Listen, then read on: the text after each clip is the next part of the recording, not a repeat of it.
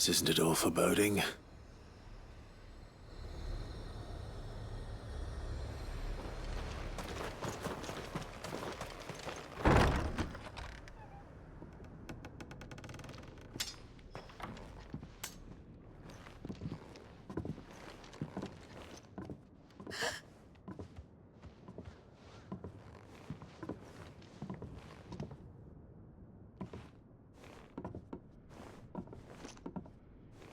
Please. Please. Please, no. Miss.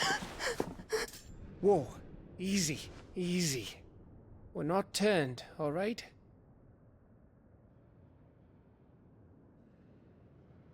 Who?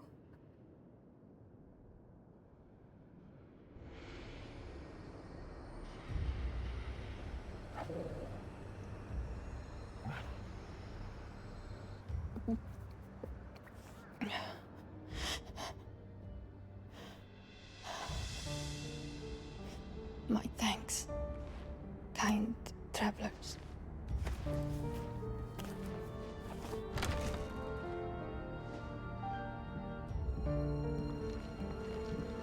Edda, forgive me for asking, but what went on here?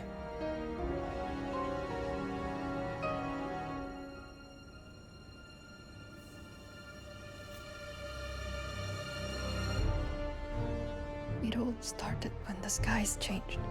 The elders said it was the Arche. One by one, people went mad. Minds taken by the ether. Till only I remained. By then, I was too far along to run. And then the nights came. And I didn't know what to do.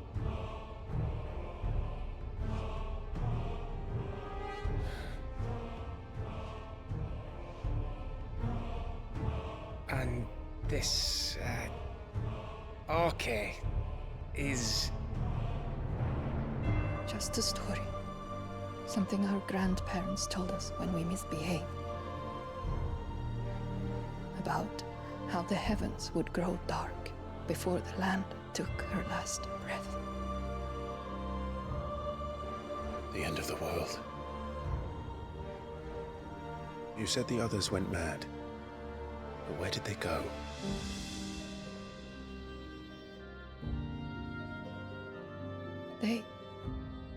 They all left. Drawn east to the tower, to Reverie. The elders, the healer, the blacksmith, my husband.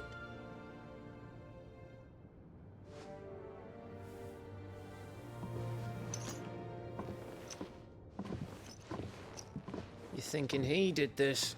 Of course. Who else could it be? You were in Canva. You saw what he did to the people. But then what about her? How come her nut hasn't cracked? The baby, perhaps? Could be protecting her from the ether. I can't think of any other explanation. You mean... it's a bearer? It won't matter what it is once Ultima's magic takes hold. Time's running out.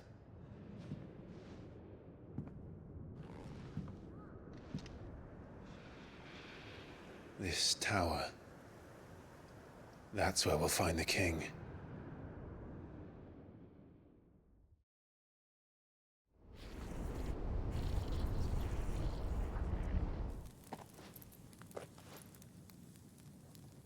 I knew it.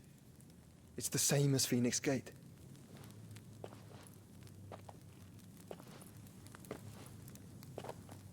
Which means at the end of these stairs should be...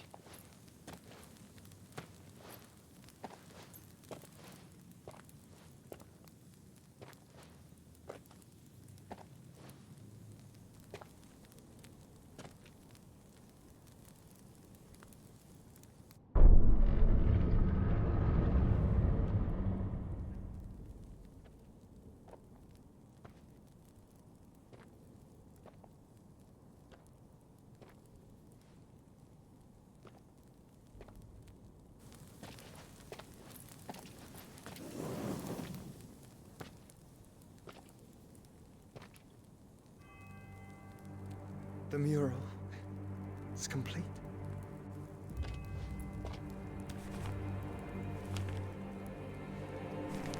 Ultima and his vessel, Ifrit.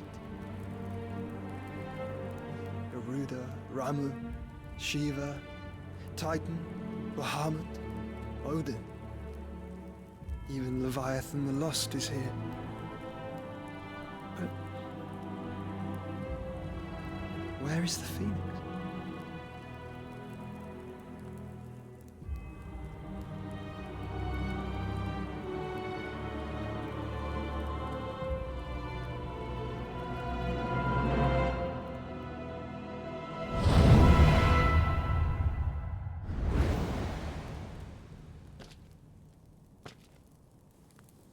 By the Founder.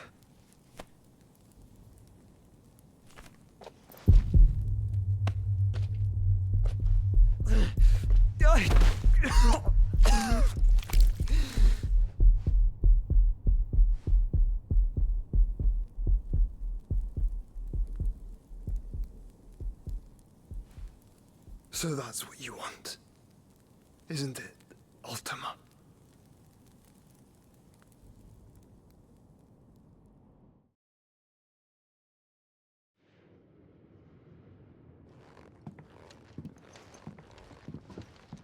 So that's how it's gonna be then? I'm not asking, Gav. I need you to stay with Edda. What? I must do this alone. If I don't return, you're to find Joshua and make for the Enterprise.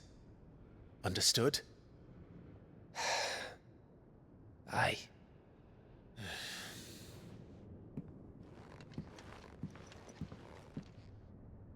Just don't you go dying on me. Sid's name suits your miserable mug better than mine. Don't worry. I haven't finished with it yet.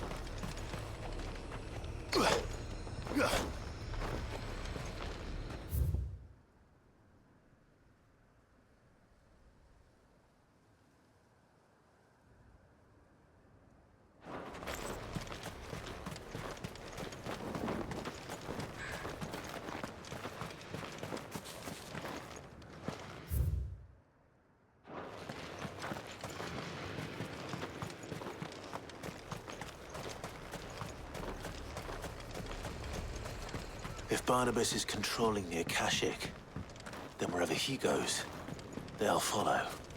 And so will I.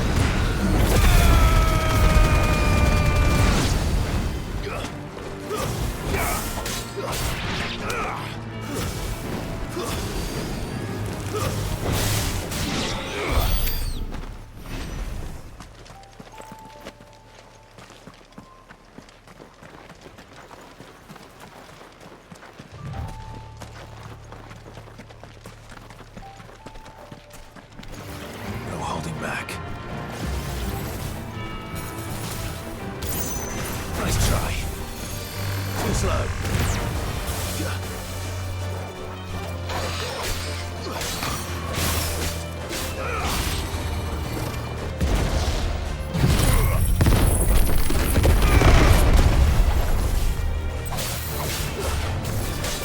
Nice try.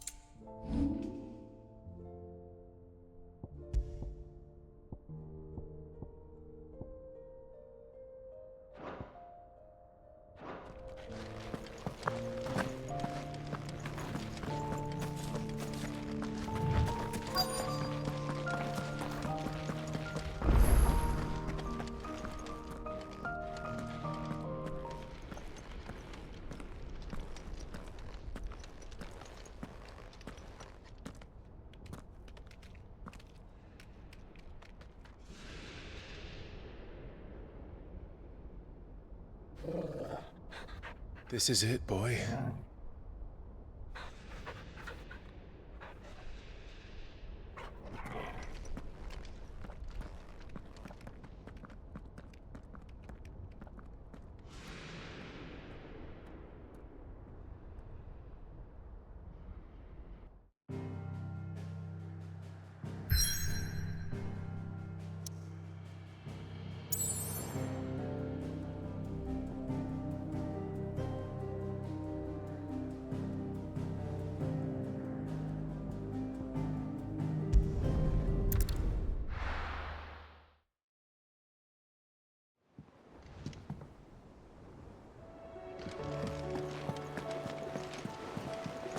Covered in nicks and lumps, the lot of them. It's a wonder they can still walk.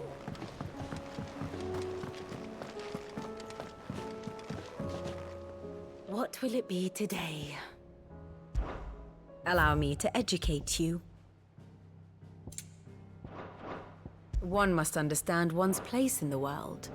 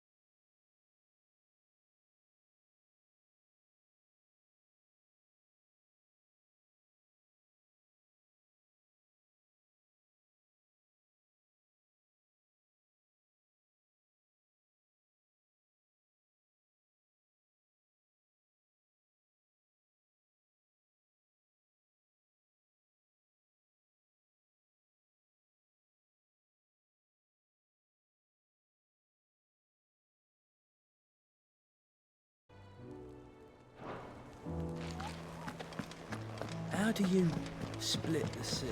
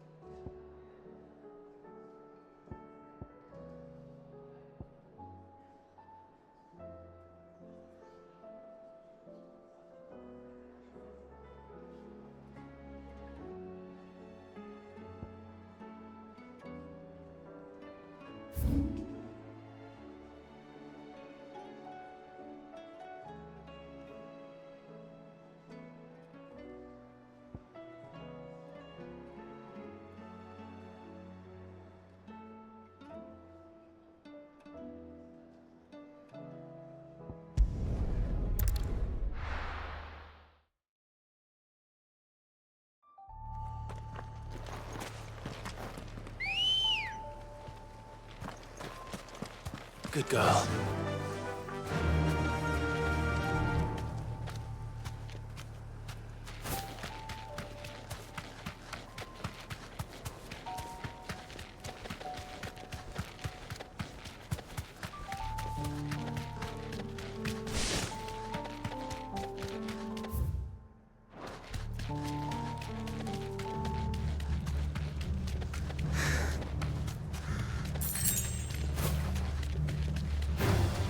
Time to fight.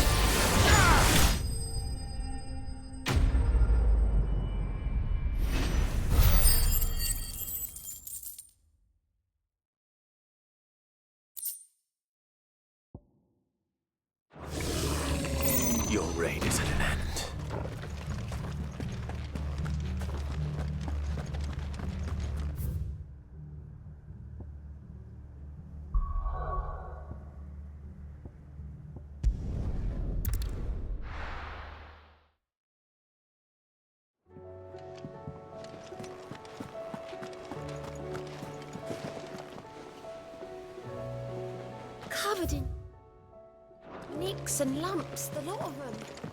It's a wonder they can still walk.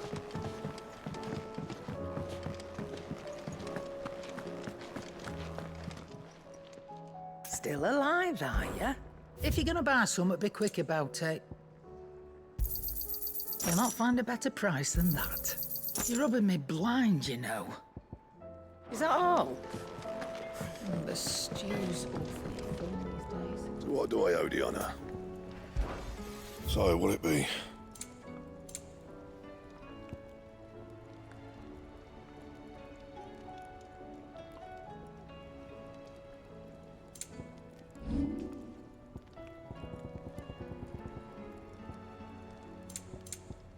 And?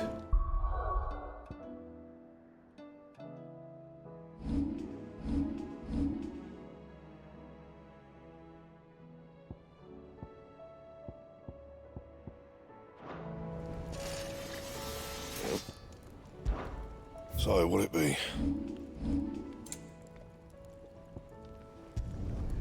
Not bad, if I do say so myself.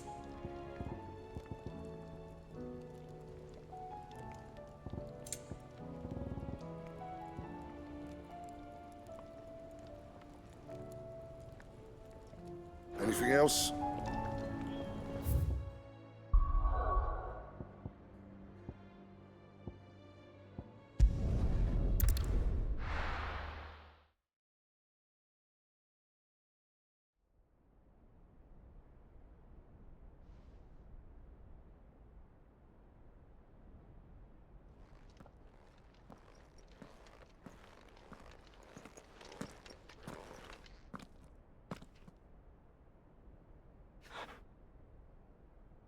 I've come for you, Barnabas.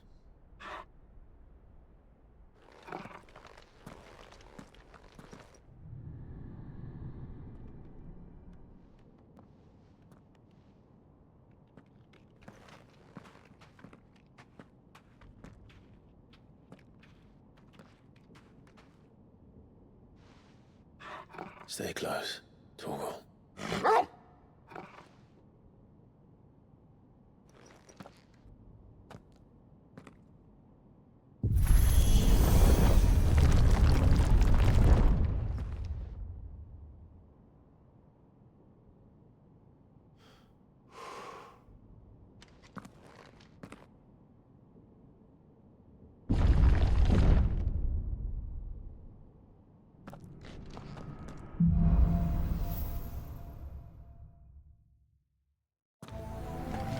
The tower.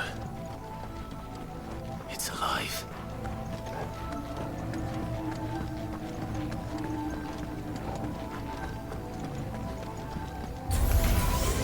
More echoes of the fallen. They seem to feed on ether. There shouldn't be any here.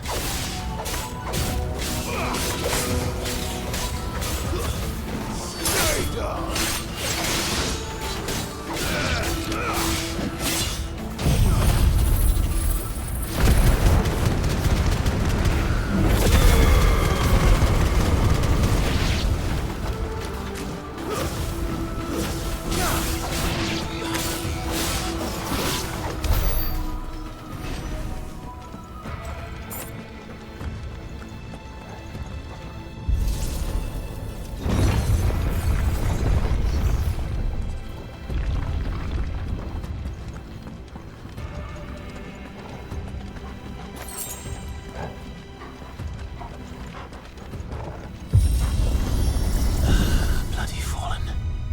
Why do all their flaws seem to have a mind of their own?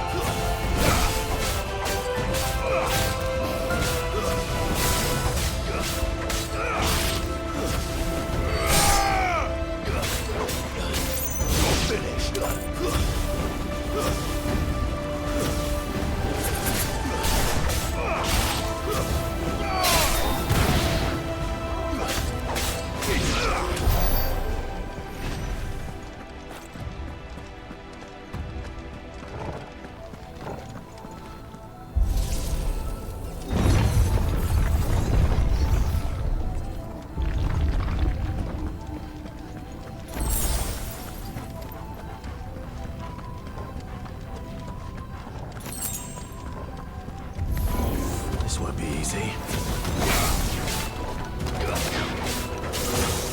Let's try.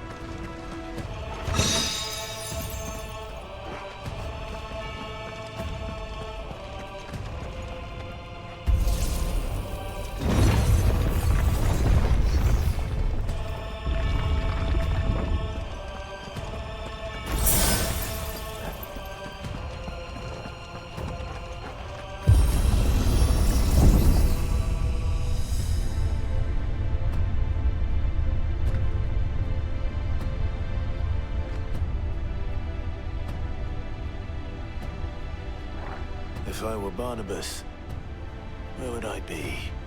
The top. So I could look down on the world.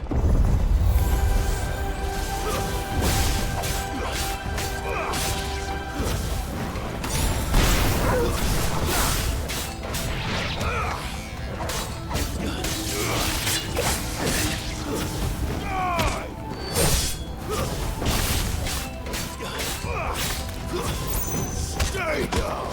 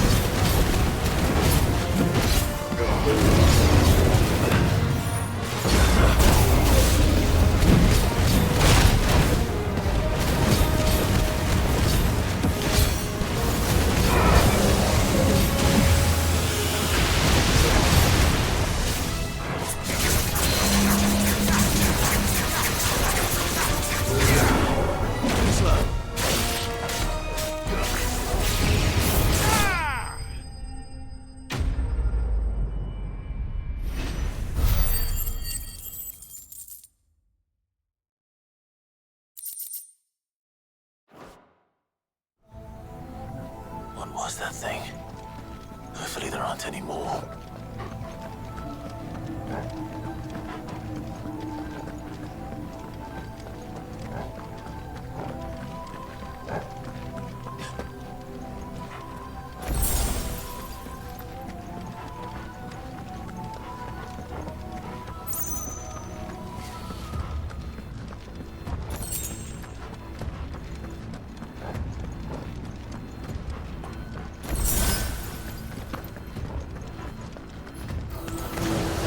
You know what to do.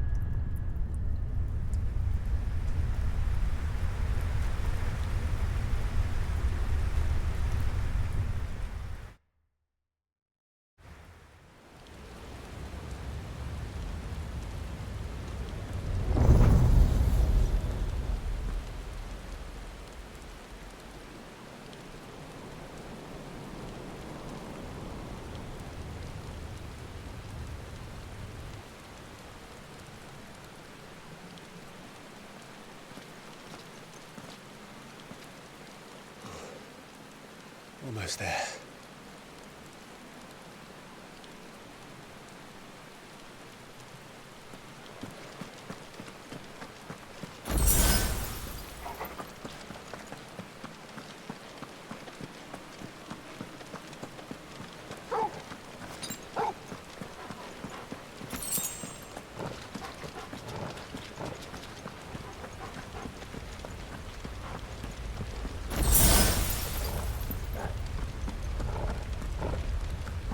He's here.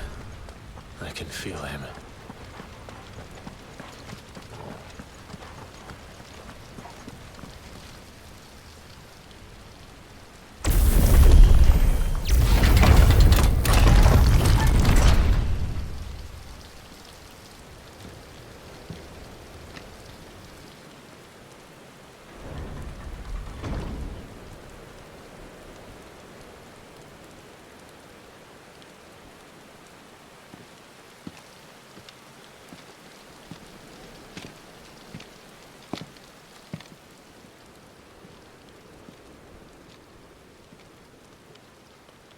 Why? The blade must ever feed if her edge is to remain keen. Butcher. What care you for these worthless creatures? They are nothing. Weak from the moment of their conception, ever longing for power not theirs to command, they turn unfailingly upon themselves. Like sheep, they roam in filthy flocks, eager to trample those few gifted a fleece of gold. Or that they might feel contentment with their pitiful existence. Prejudice and persecution, severance and strife, every earthly wrong springs from the malice in men's hearts. Malice born of the pain and suffering that is free will. Its corruption is gnawed at your being from the very moment of your birth. You're wrong. It is no corruption. It is who I am. Every choice I make, right or wrong, gives me reason to carry on. And carry on I shall. Not as a puppet, but as a man. Which are you? There was a time I too thought those the only choices. What? Long ago, God granted man the gift of magic. And with that gift did he build great civilizations. Yet over time, man lost sight of the gift's true meaning, stepping from the path of shared prosperity to one of avarice. He abandoned his creator for sword and flame, and through his folly, beckoned the blight. Yet, there were those few who refused to turn their eyes from the heavens, and they prayed to God that he might lead them back to righteousness. And the Lord, he did answer. Before the worthy shall the gates of paradise open. And so did I spread my arms to the ether, and cast my soul upon its gentle waters. I gave myself unto him.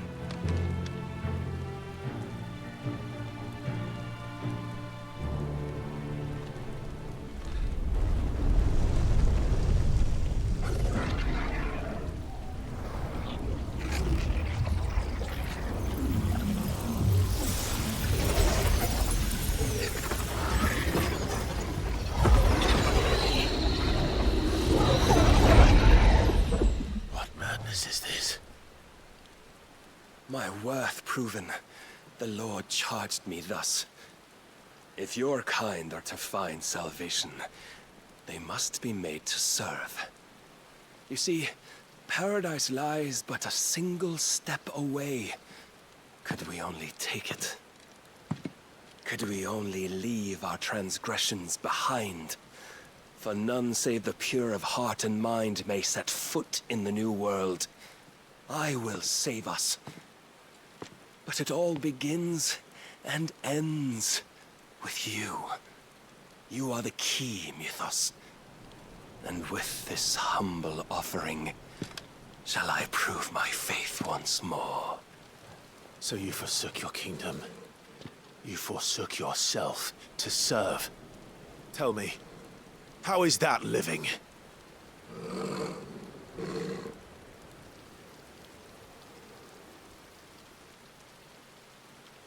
What you seek to provide is not salvation. It's anything but. Life is about always having a choice. Take that away, and we might as well be dead.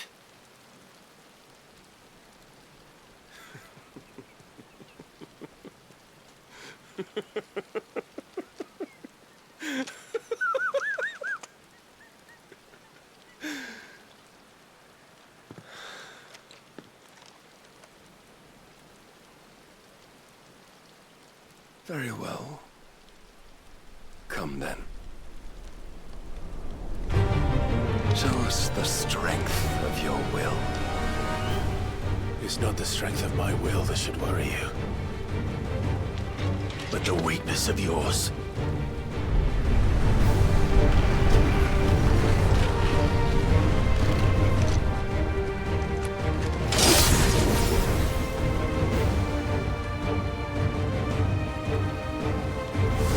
If you think your will the stronger, prove it.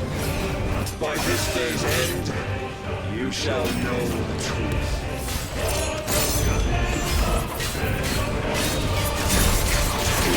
Show me more!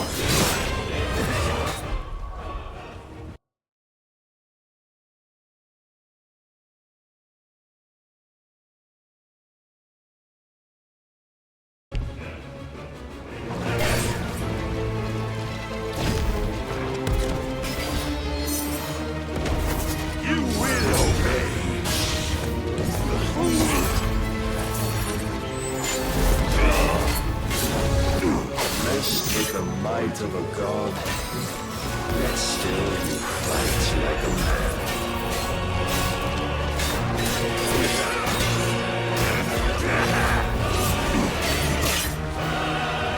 I tire of us.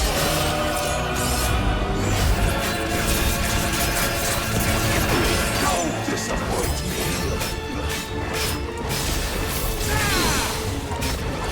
Must I show you?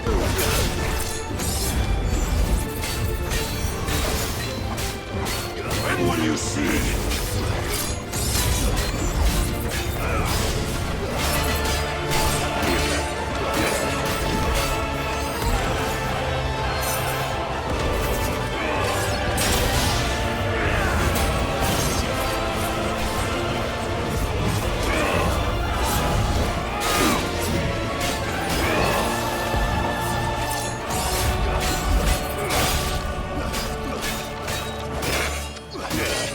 To me!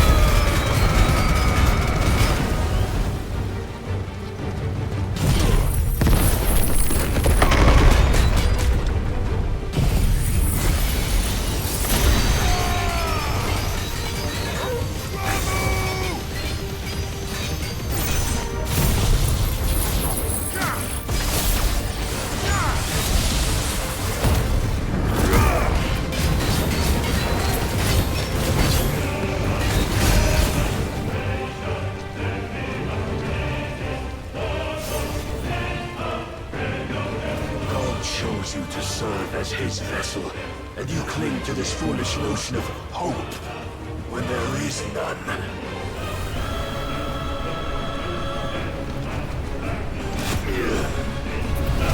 Fuck!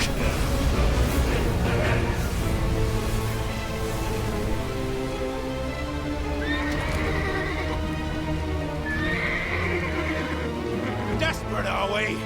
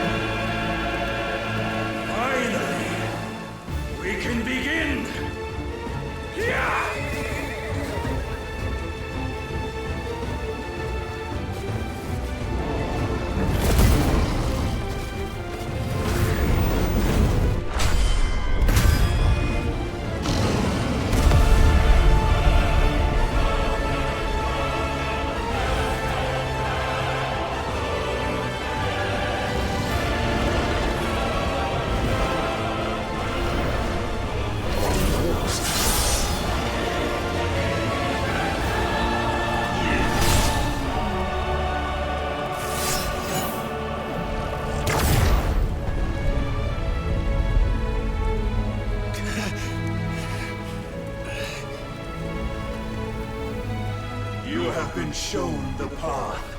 Now you must follow it. Free yourself, Mythos.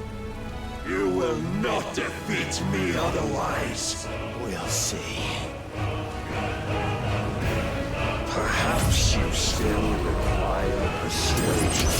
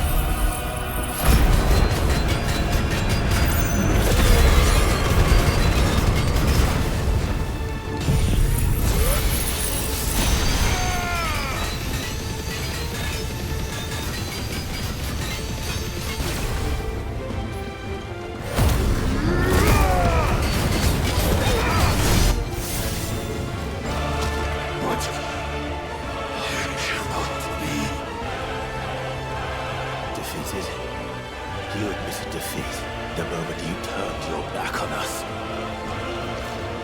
When you turned your back on the truth, Barnabas. We are not as weak as your god believes.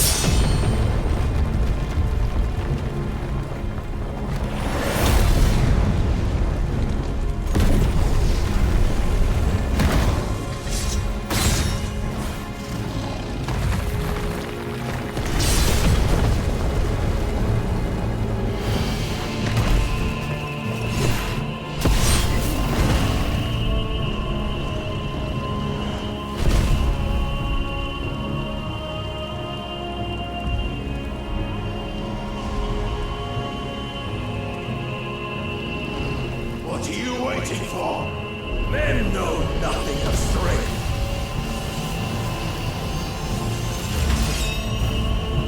But you will.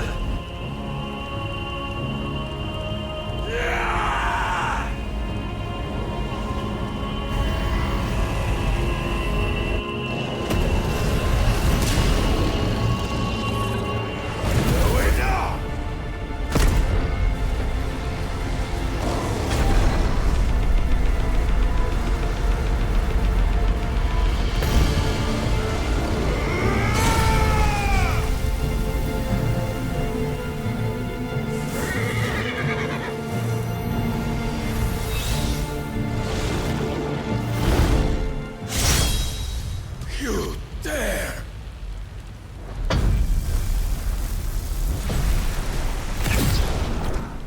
Could it be you have made a weapon of your weakness? My apologies.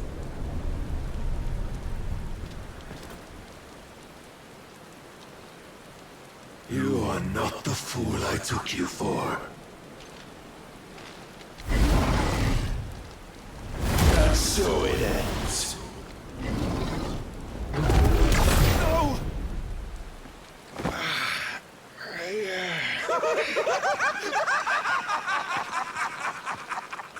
Don't tell me you are tired, Mythos!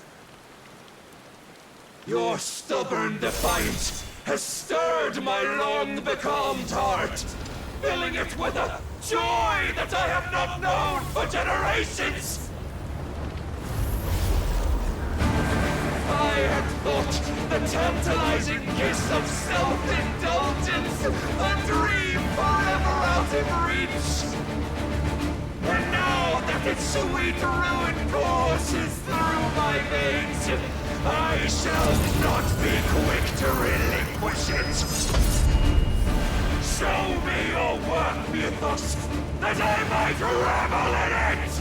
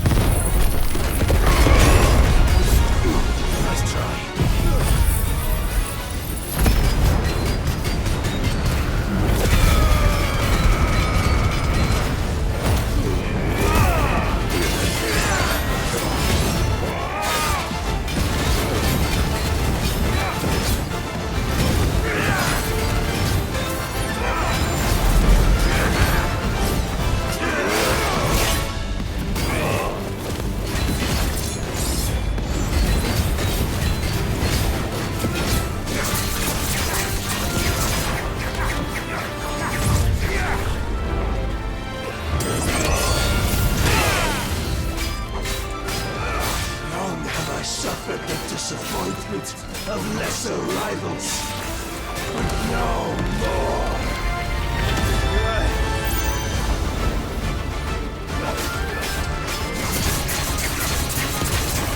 My constant congregation, salvation is come. Rejoice as our souls are granted peace unending. How do you know this day will come? What proof have you? Your mere existence is proof of the Lord's grand design. I'll never serve your God!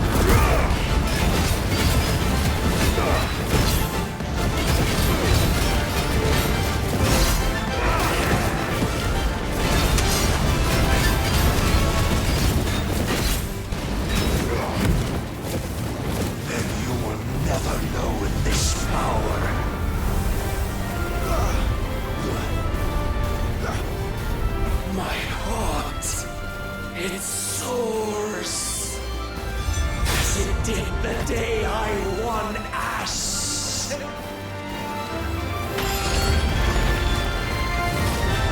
Since then, many have sought my crown, Ethos, but none could wrest it from my head.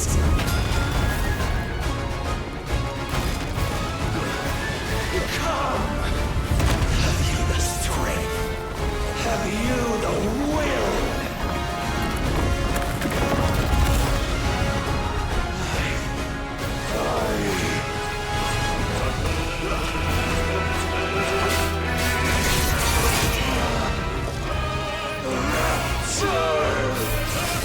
I am yours, Nikos.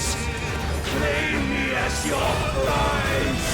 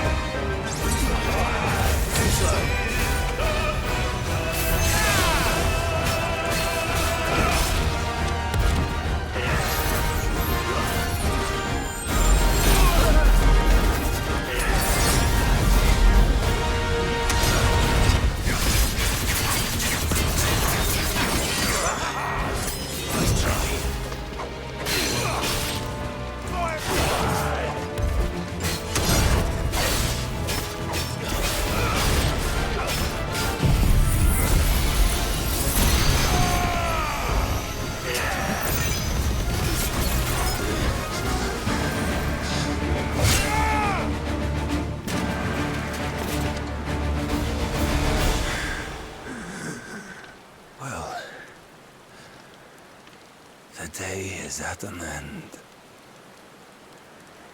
And we both know the truth. It is I who stand victorious. My will that prevailed. Your will? No. It was his. Clive Rossfield.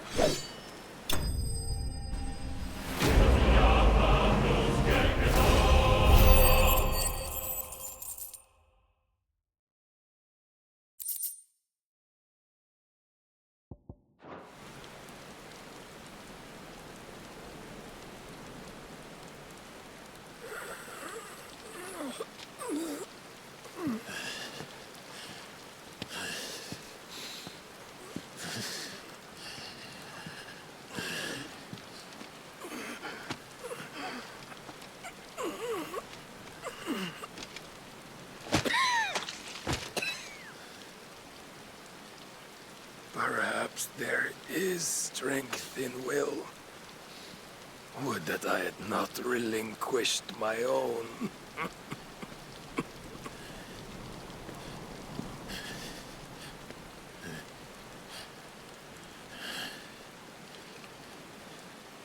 You relinquished nothing. What was it, if not will, that made you strive for a new world? Strive to win your master's approval?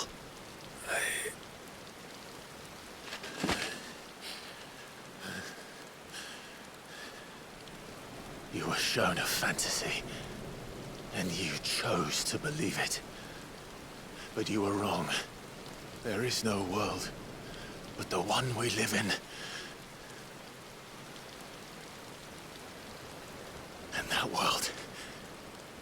that world is worth saving, even if it means killing a god.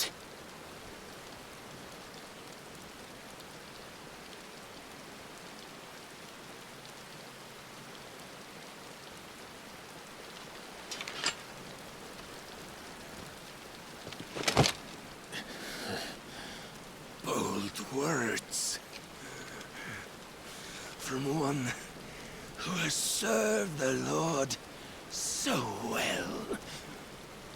This is pointless.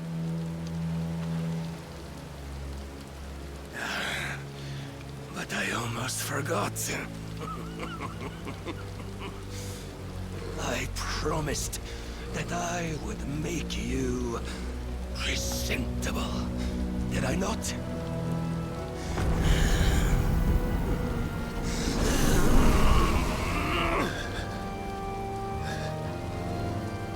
We shall fulfill our destinies, just as the Lord's Mother Crystals have fulfilled theirs.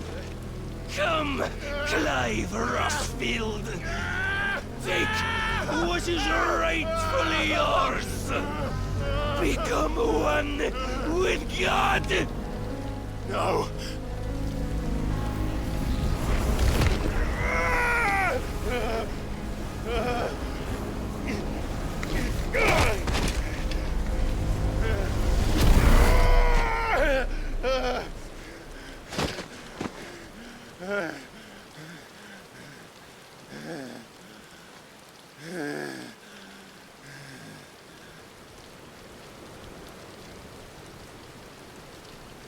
At long last, salvation.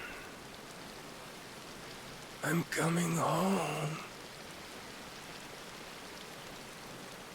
Mother.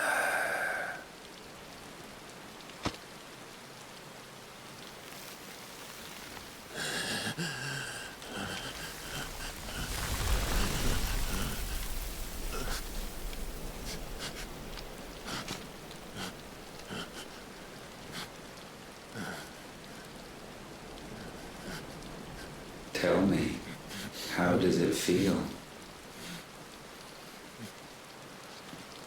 Show yourself! Face me! How does it feel to consume your rival's strength, to gorge yourself on their being, to edge step by trembling step ever closer to the divine? With or without a will, you are still but a vessel, our vessel. Behold, how your body shudders in anticipation of its fate.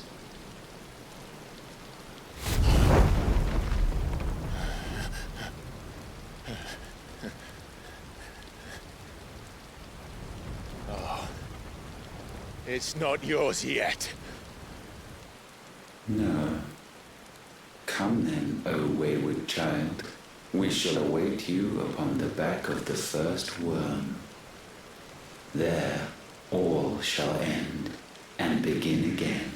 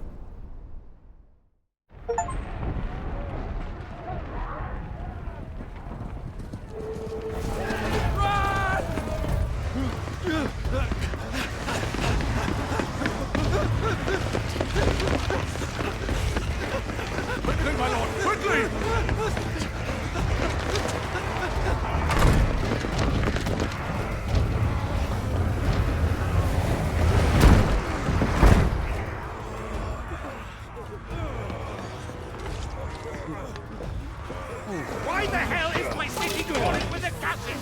Don't ask me, ask them! Since when was Eugen Hamel one to hide when there was a fight to be had? Since they stripped me of my rank and banished me from the battlefield. Now I'm stuck wiping the backsides of this lot while the city burns and my wife tails off with a man half my age! And then you turn up! What the hell are you doing here anyway?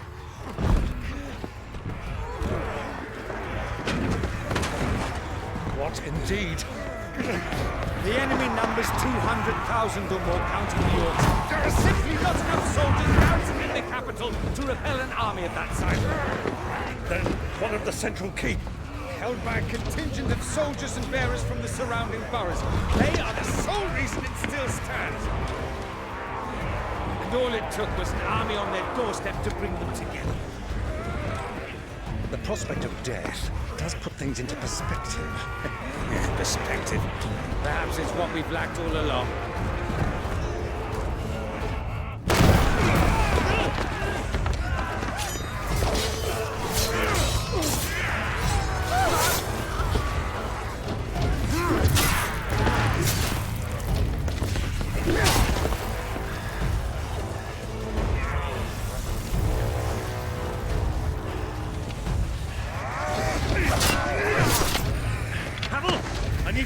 Some of your best men, preferably all of them.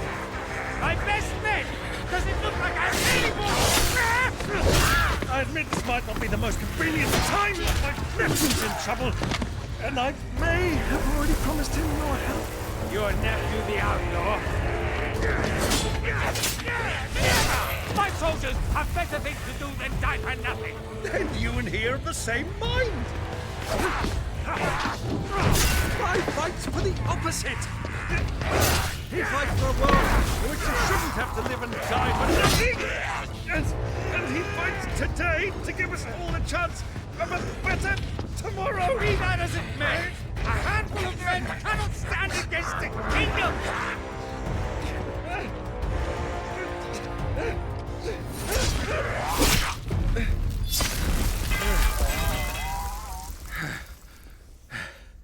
Then mayhap they are the wrong men. Well, I'll be damned. Our numbers are few, but I shall rally as many of my dragoons as I'm able. You, apprise the Lord Strategist of the state of the city's defenses. Yes, Your Radiance. And you would fight alongside us? I owe the Phoenix a debt.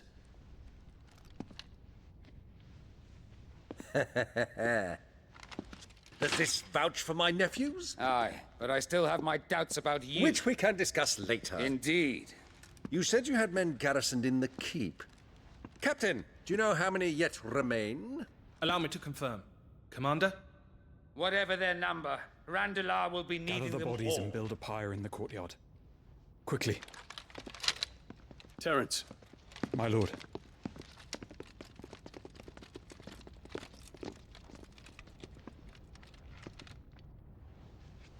You will find a girl there. A girl?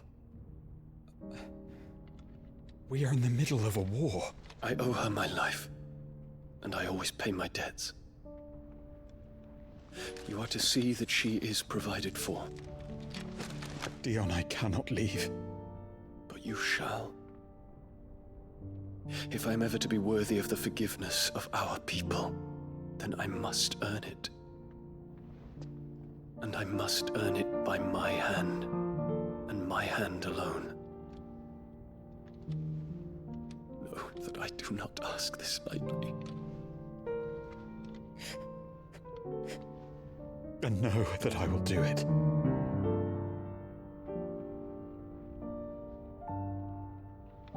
Farewell, Terence.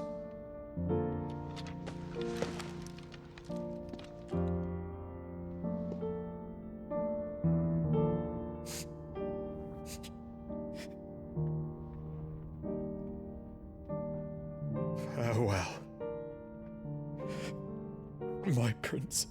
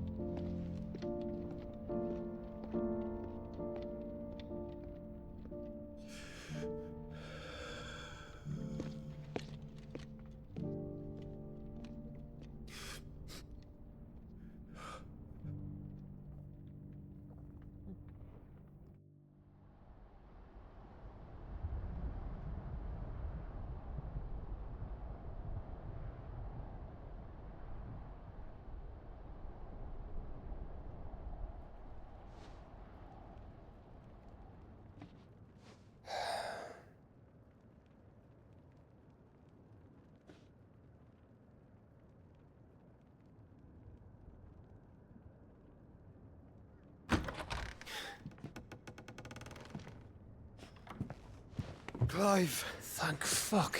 You alright? I am. But I'm a damn sight better for seeing you, Joshua. And Barnabas. The king is dead.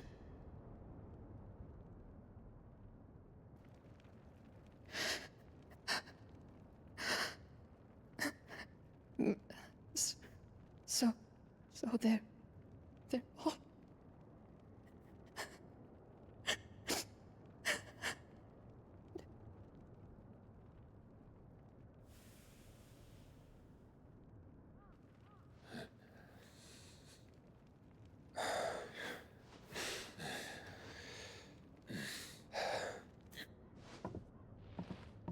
They are, but so is their killer.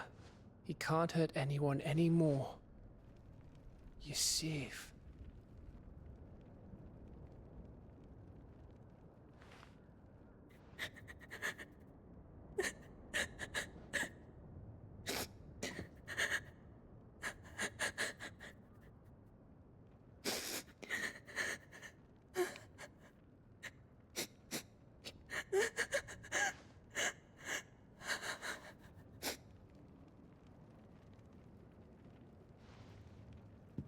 Gav, we need to talk.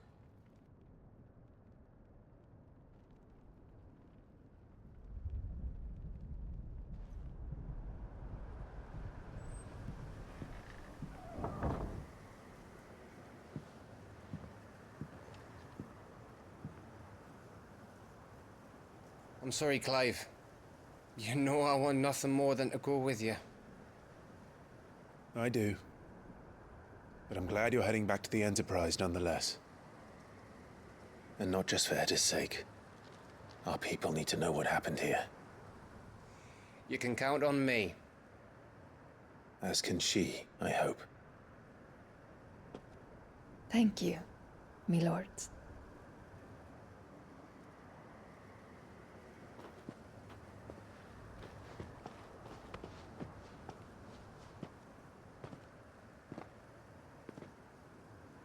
Do you think that was wise? Wiser than leaving a woman with child alone in the Deadlands. They'll be safer at the hideaway. For now, at least.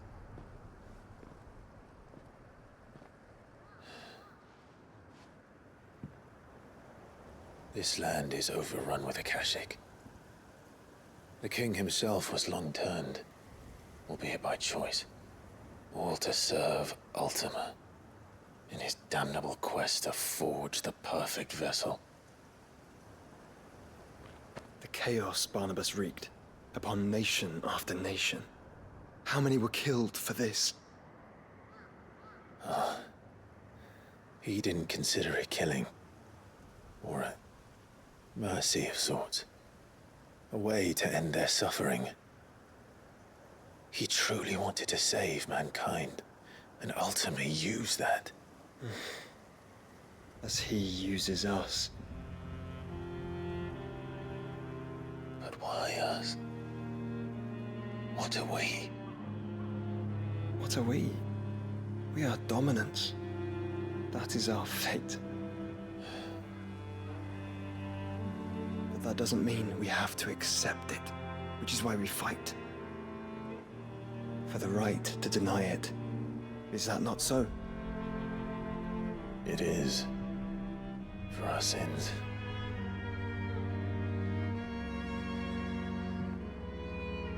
Barnabas said something else. That the Mother Crystals were Ultimas. Ultimas? Are you certain? We know that the Mother Crystals have been leading the land of Ether. And we also know that it's this which hastens the spread of the Blight. But what I cannot fathom is what Ultima stands to gain from that. What did you find at the Stronghold? The truth about Ultima's prize. For so long, I believed it to be you, and you alone. Yet, it is not merely Efreet that he desires, but Efreet and Phoenix both. That which we became in the skies over Twinside. Only when the twin flames are joined shall his vessel be complete. Quite why he needs a vessel is another question. Unless there is something he cannot achieve without one. Something his immaterial form precludes. Something requiring an unthinkable amount of ether and a body resilient enough to channel it. If I did not know better, brother, I would think that he meant to cast a spell. A spell 1,000 years in the making. A spell to end all spells. And he cannot do it without us. Or without the Mother Crystals. But if we destroy them all, we will stop not only the Blight, but Ultima as well.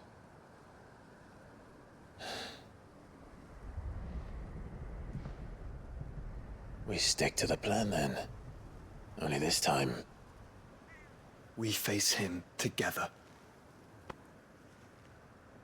Well, it's a long walk to Stone here. Let's not keep Ultima waiting.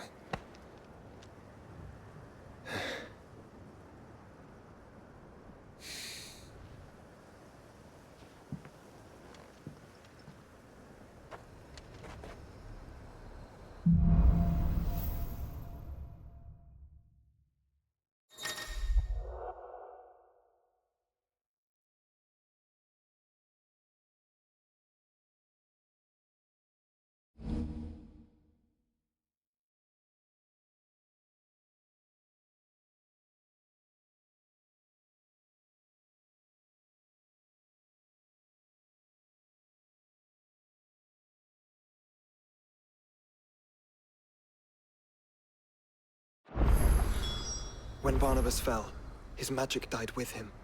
The road to Stone here is barred to us no longer.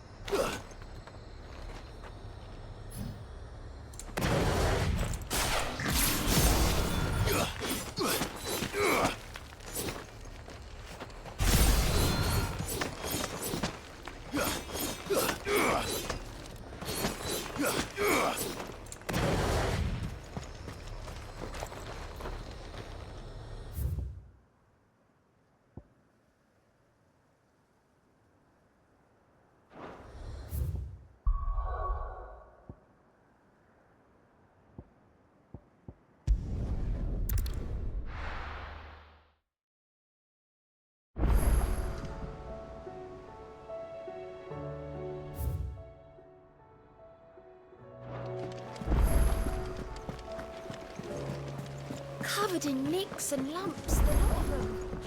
It's a wonder they can still walk. Clive. How may I help you today? Here you are.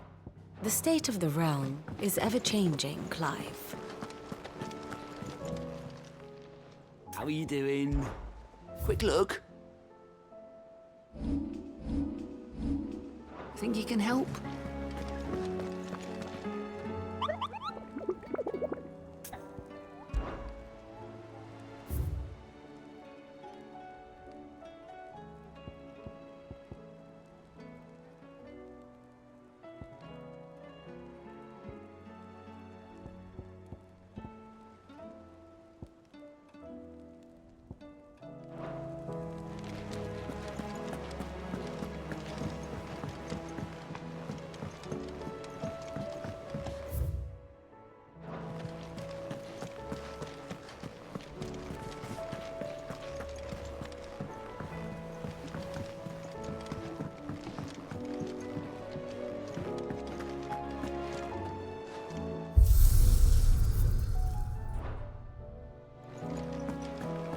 The stew's awfully thin these days. Clive. Coin purse weighing you down? Come again. Or don't. I'm not much bothered either way. So what do I owe the honour? So, what'll it be?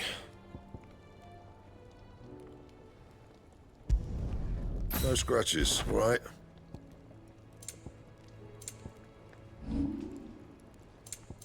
Anything else?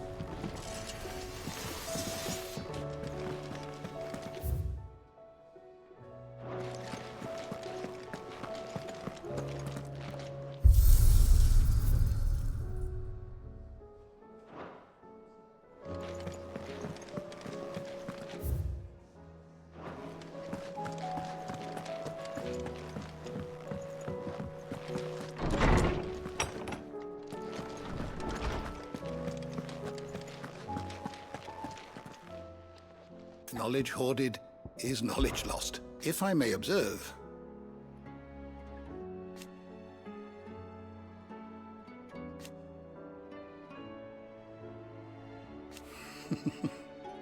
History can wait. I don't believe you've read this particular chapter before.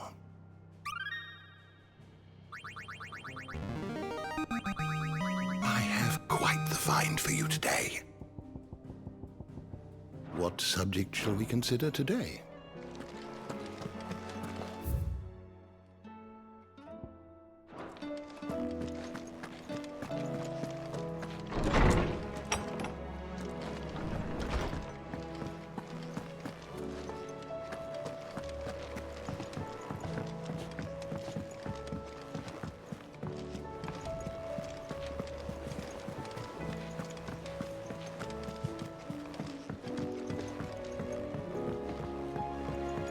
How do you split the sea?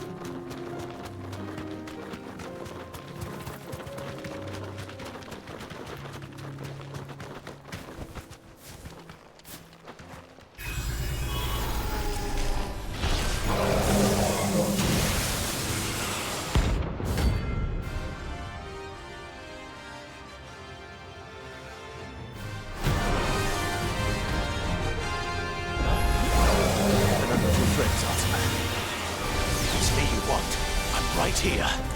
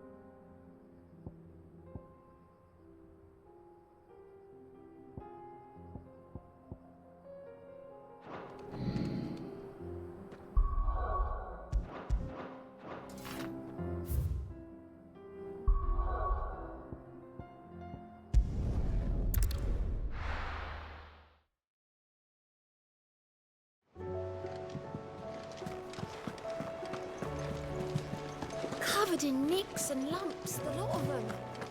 It's a wonder they can still walk.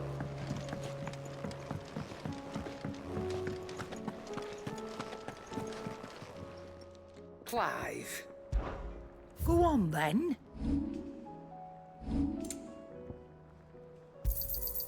You're rubbing me blind, you know. It'd better all be here.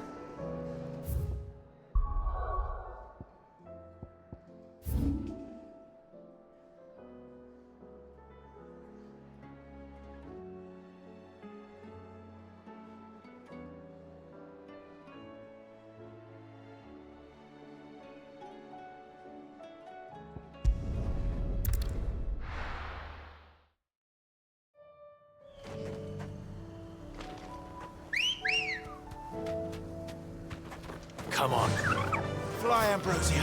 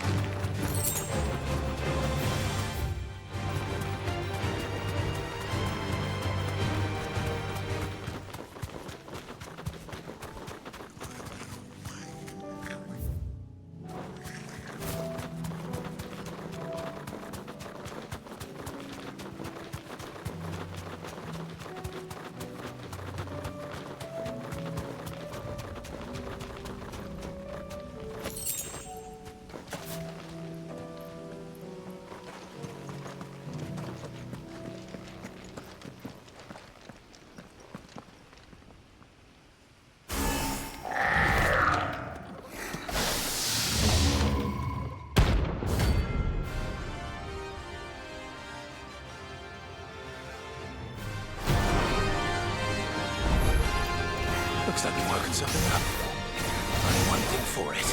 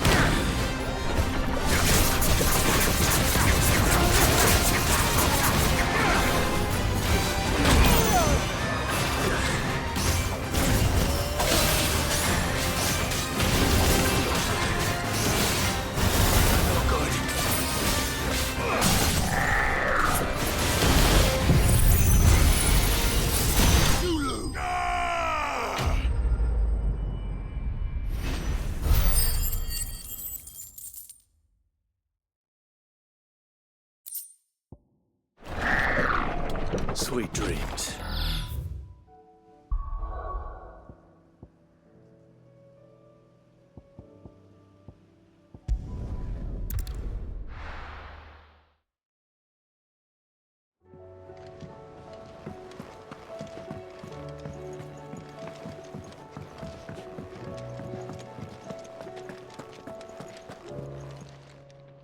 Clive.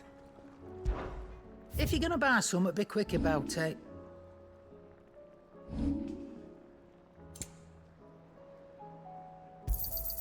You'll not find a better price than that. The stew's awfully thin. Trouble with your gear, or so will it be?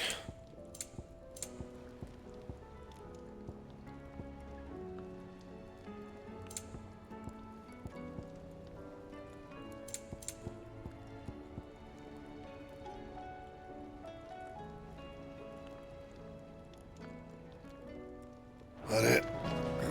Fine.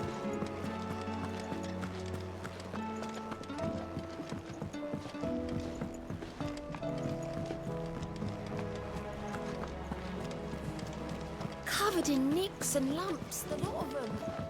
It's a wonder they can still walk.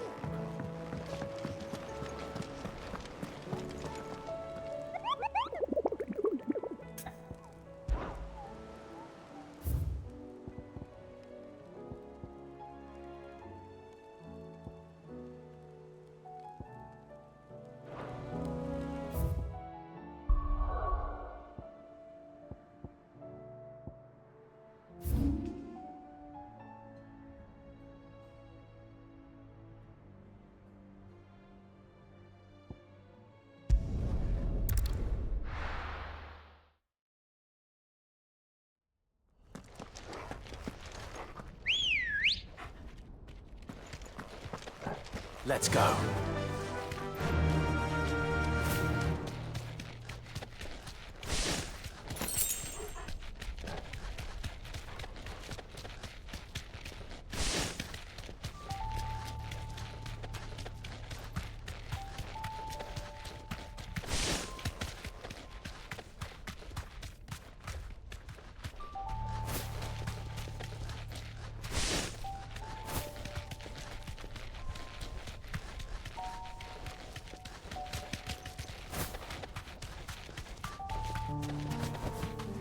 Be safe.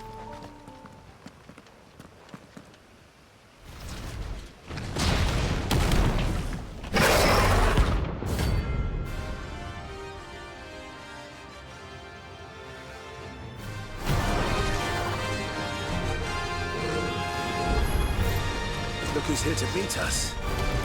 Pity they don't seem fond of visitors. Nice try.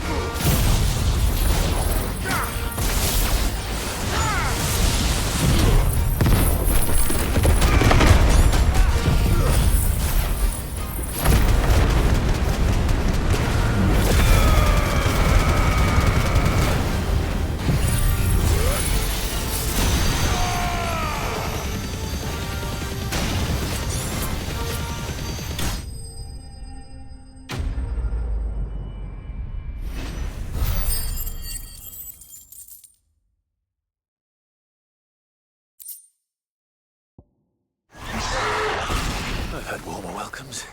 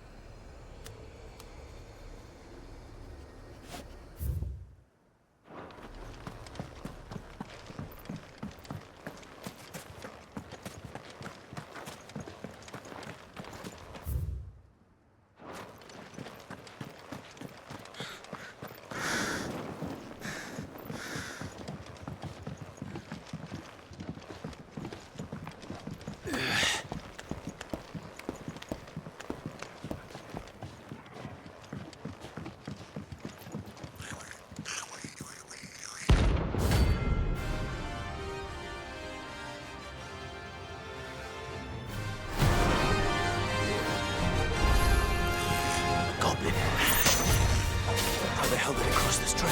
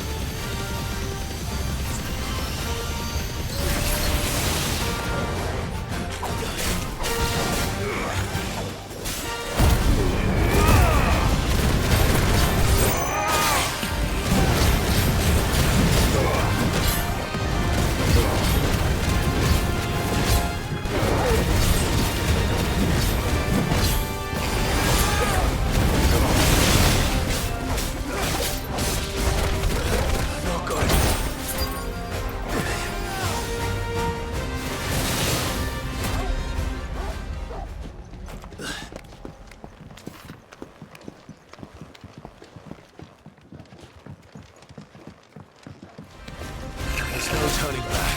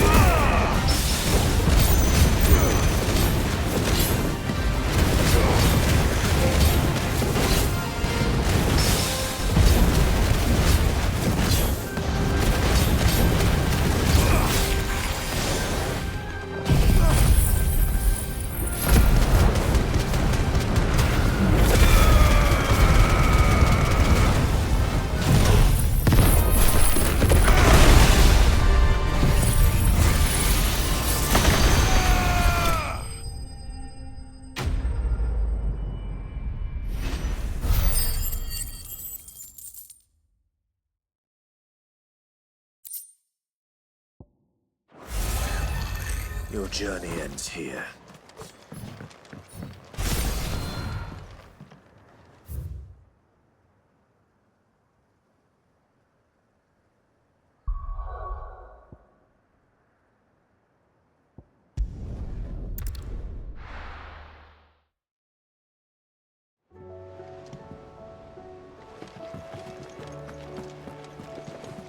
Covered in nicks and lumps, the lot of them. It's a wonder they can still walk.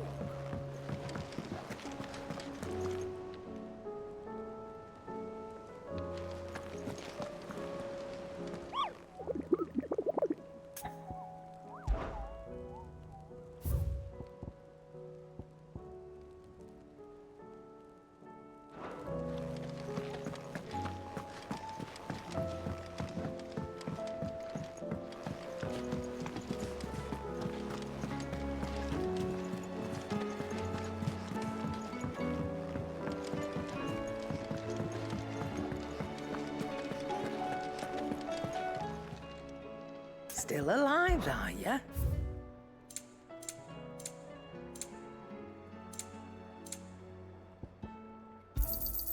It'd better all be here.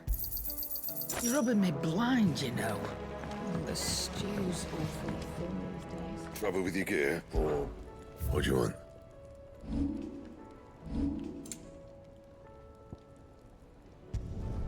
Should last you a good while.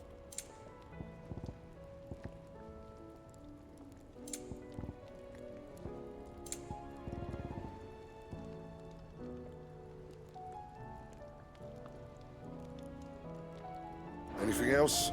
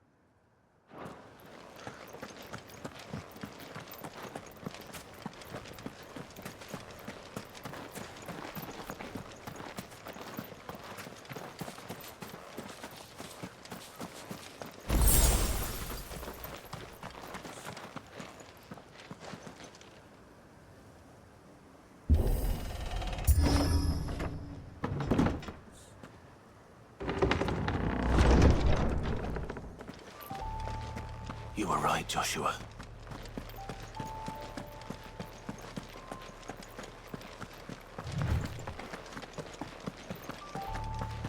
Bodies up ahead.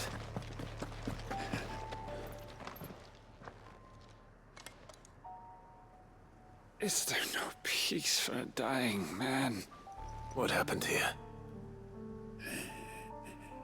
The Ether Floods made savage beasts of my companions. And those faithless orcs, I knew they weren't to be trusted.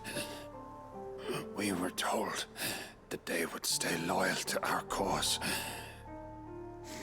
Something commanded their loyalty, but it was not us. It's a wonder they stayed faithful for so long. Perhaps they sensed our downfall. The king is gone, our nation in ruins.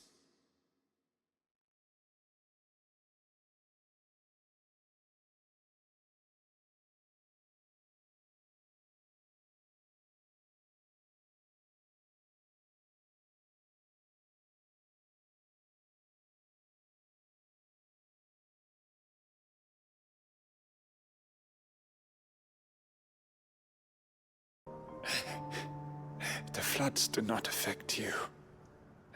You are a bearer, albeit one who's lost his brand. Pray, hear me, brother. Will you grant this pawn his final wish?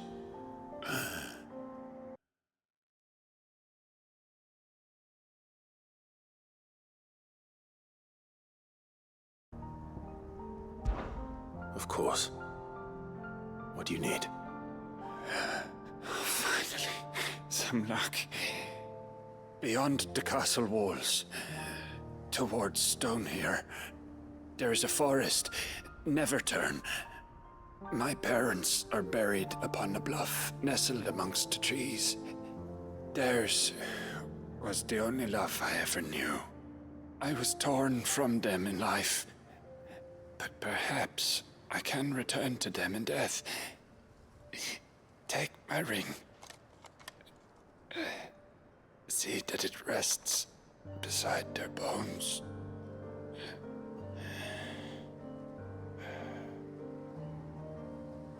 May you find peace at last.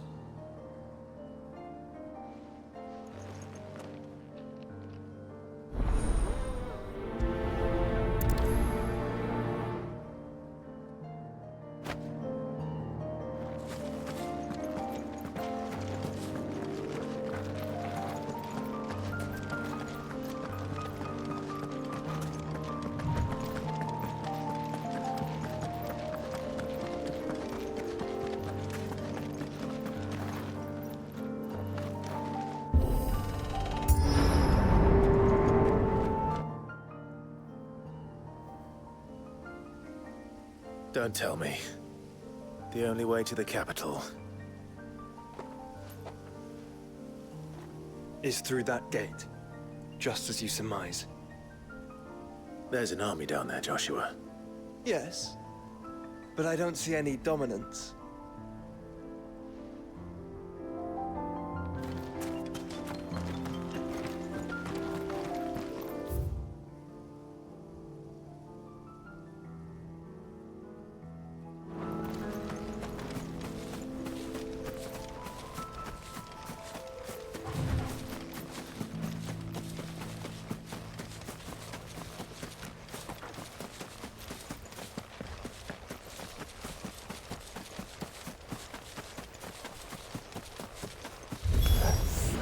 Not an unturned soldier in sight. Then we end their suffering.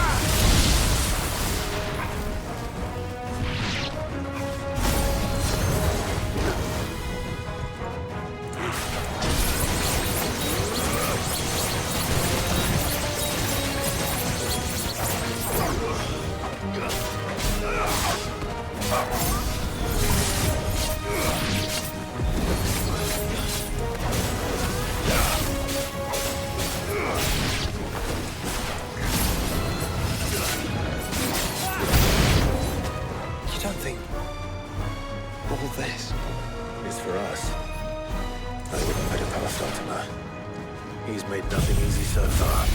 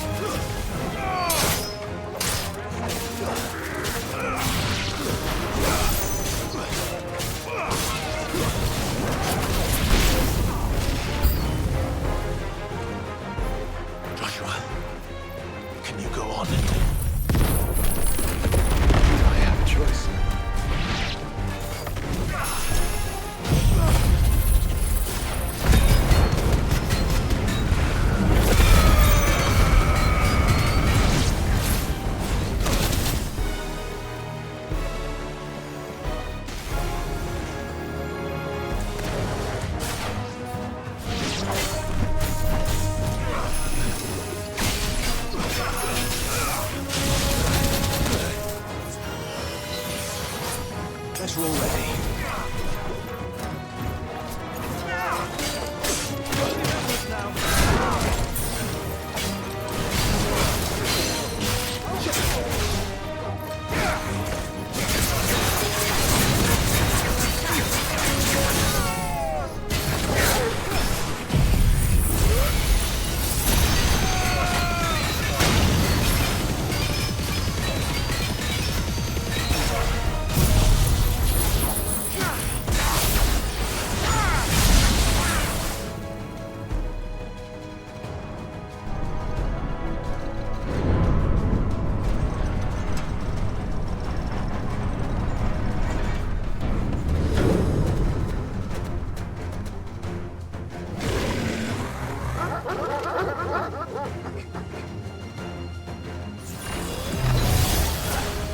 Joshua, this one's bigger than the others.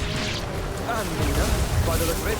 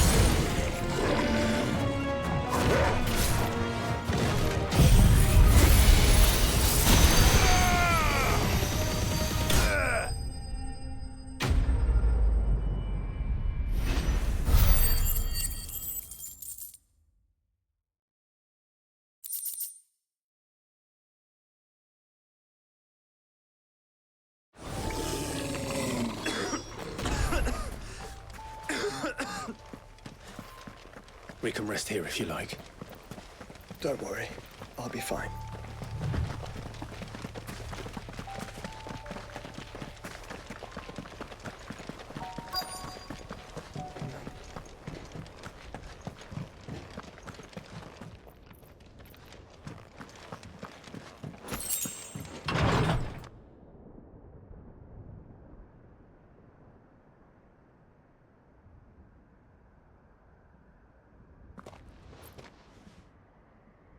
Look, Clive.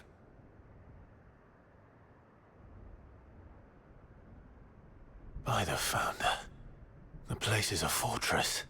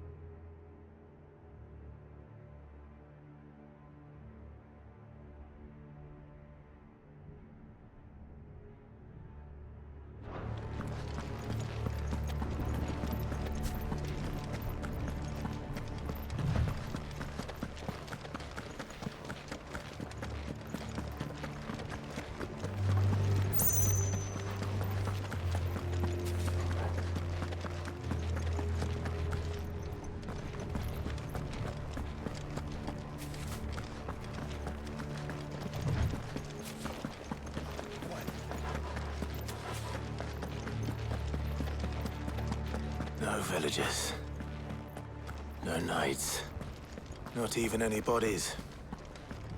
One could almost believe the whole kingdom had turned to Kashyyyk.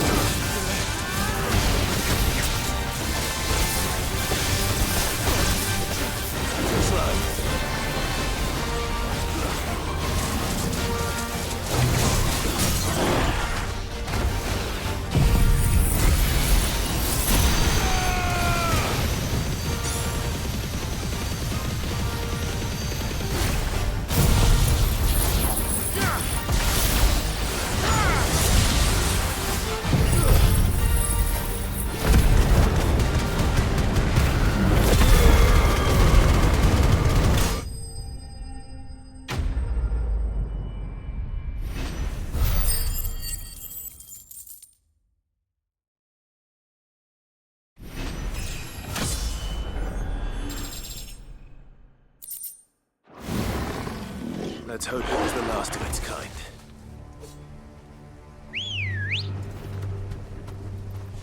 Let's go. Run like the wind.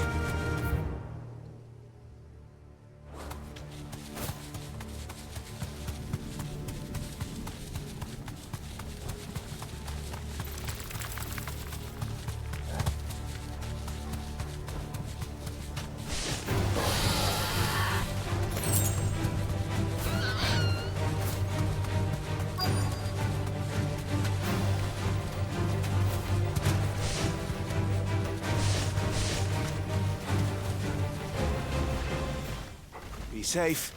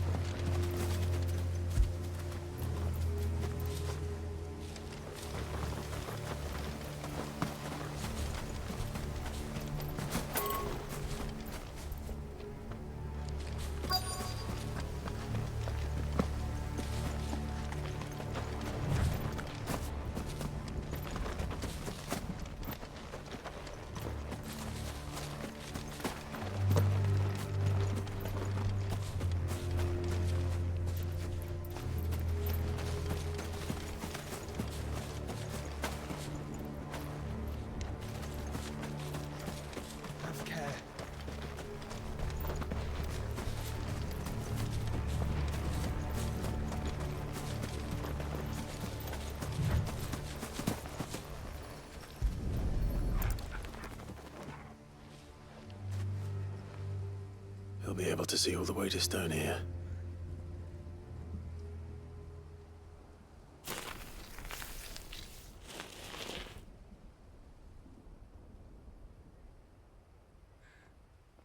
As fine a resting place as any man could hope for. Reunited with those he loves at last.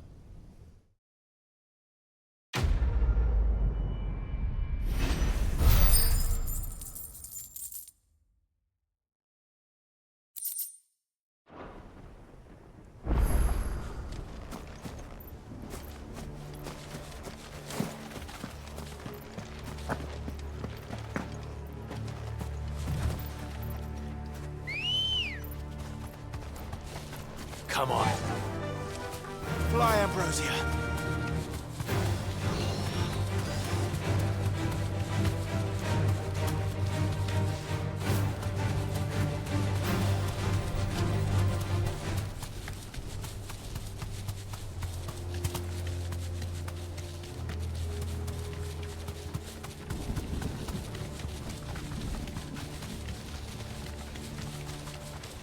Does it bother you that we haven't heard a single human sound? Everything about this place bothers me. Caution.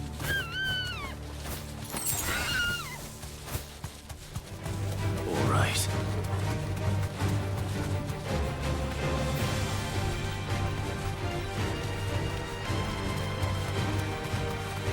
Have care.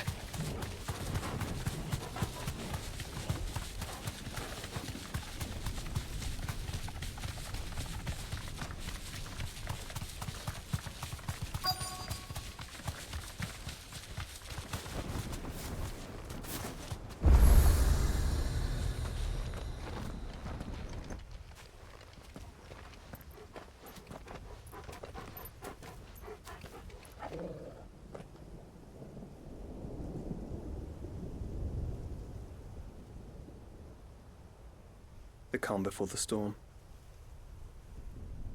There's only one way into that city. Across the bridge. Through the main gate.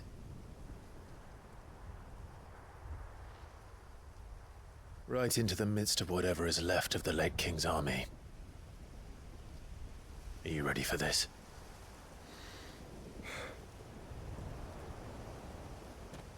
As ready as I'll ever be.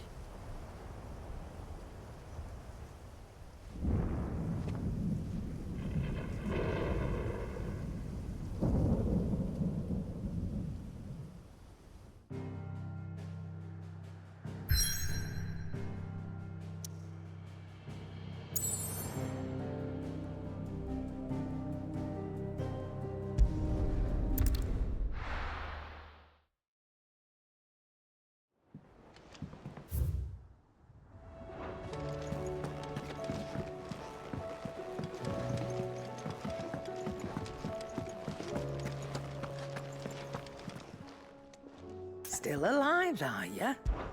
If you're gonna buy something, be quick about it. It'd better all be here. You'll not find a better price than that. The stew's awfully thin. So, what'll it be?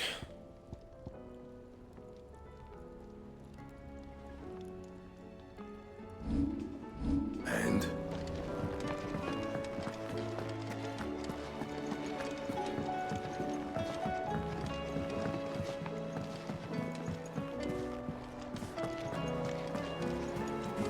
Covered in nicks and lumps, the lot of them. It's a wonder they can still walk.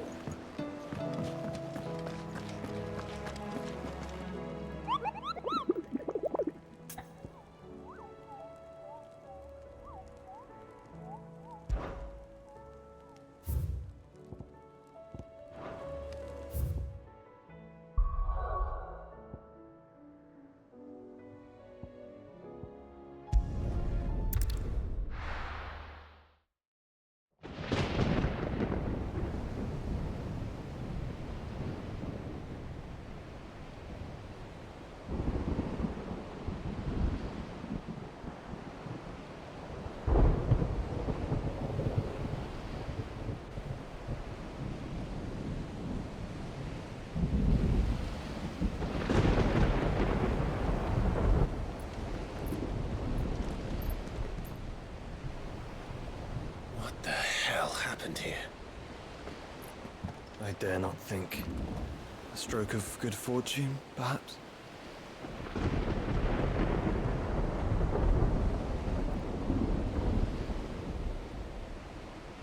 I hope you're right.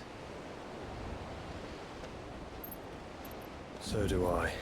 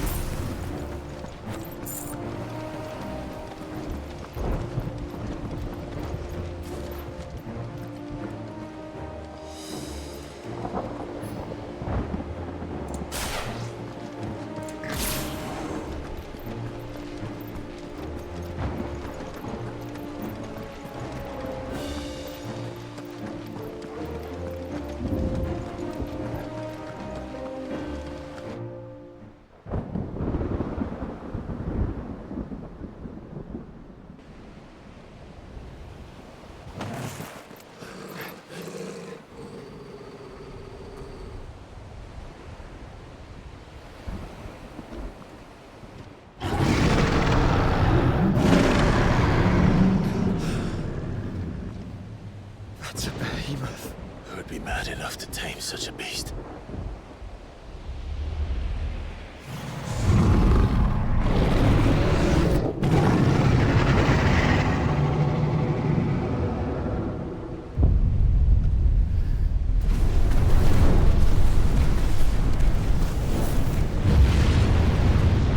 Stand back.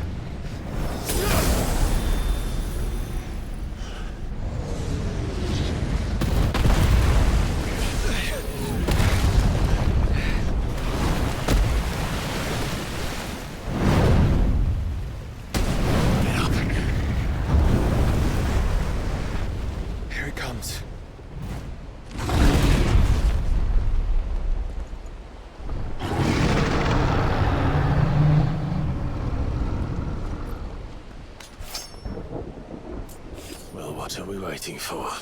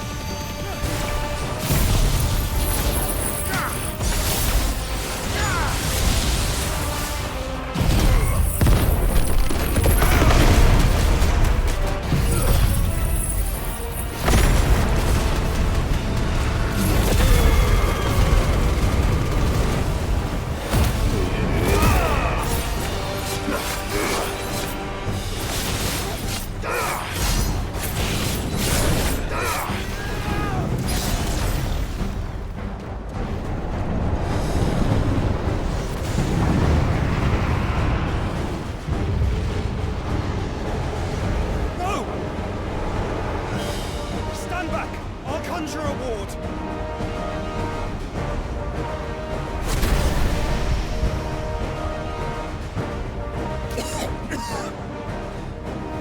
Joshua!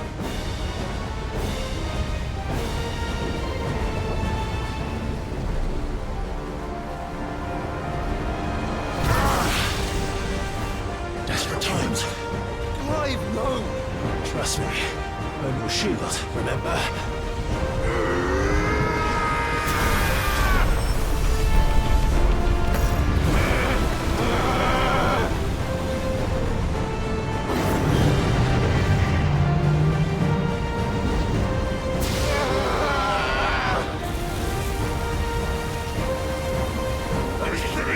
This won't be a job for Ifrit! Why would you turn to him, brother?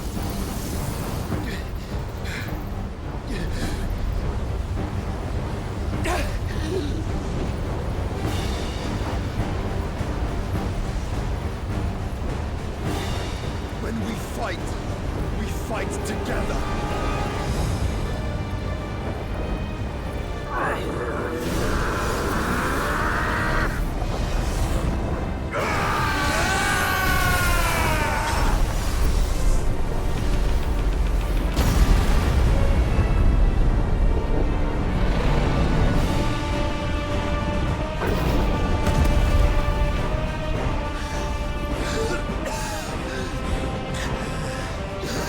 That wasn't too bad.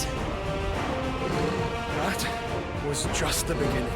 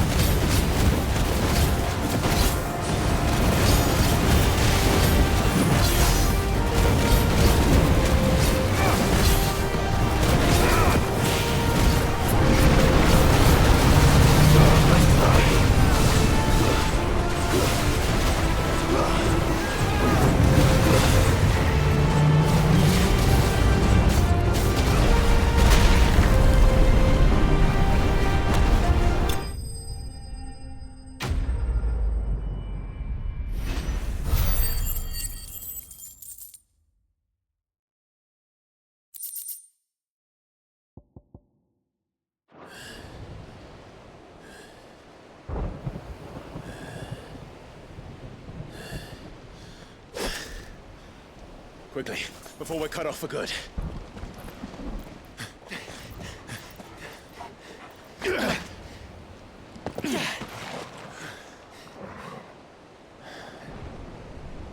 If it is like the others, the entrance to the inner sanctum will be at the foot of the crystal. We're almost there.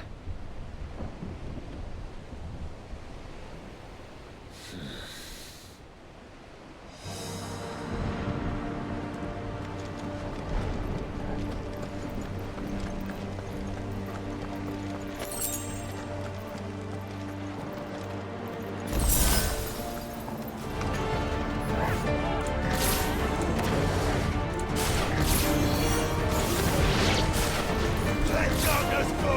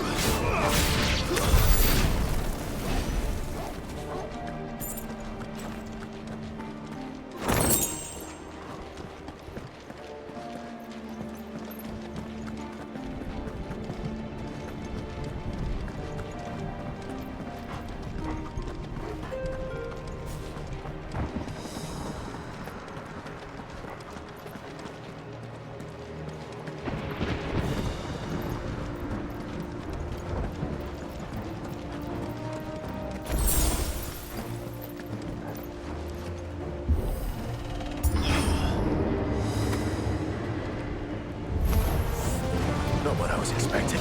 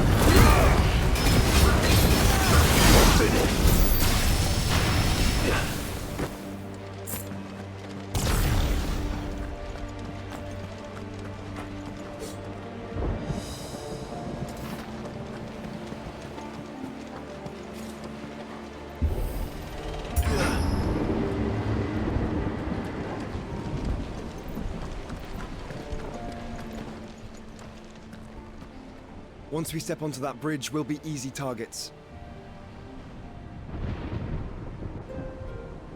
Then we better move quickly.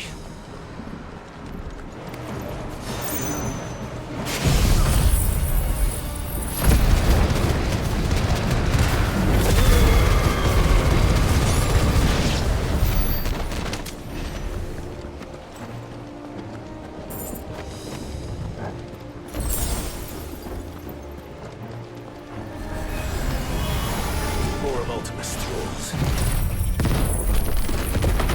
Come on then. What are you waiting for?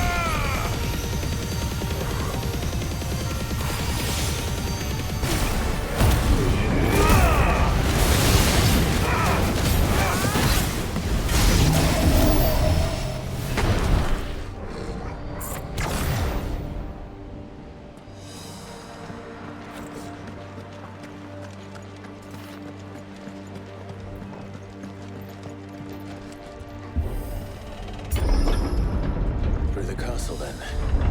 I don't see any other way.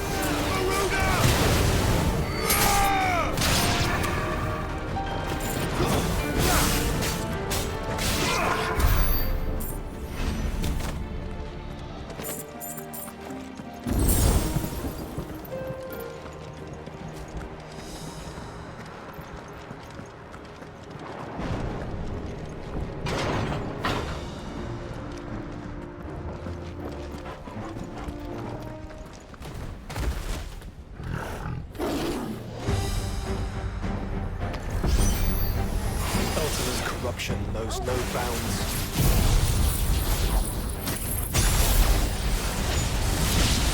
We cannot allow it to spread any further. And we won't.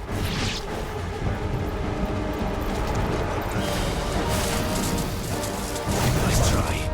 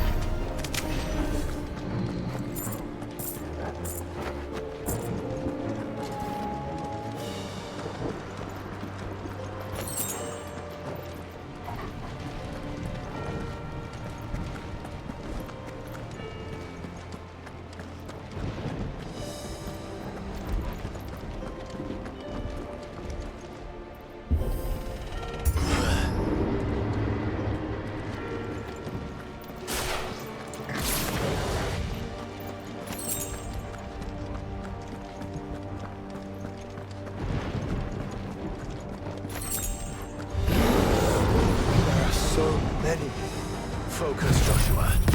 We're not done yet.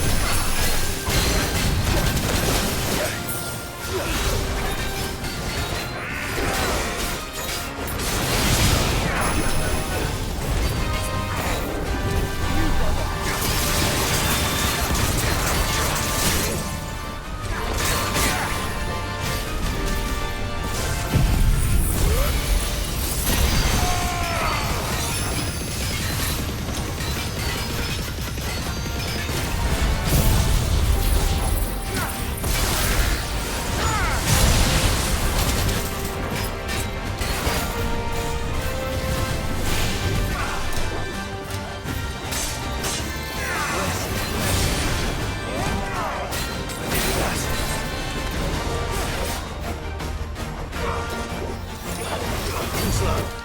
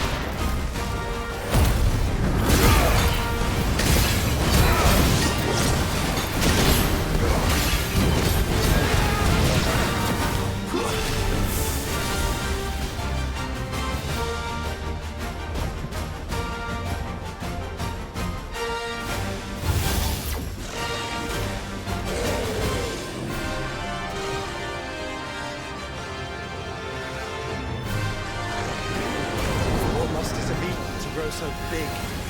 You don't want to know.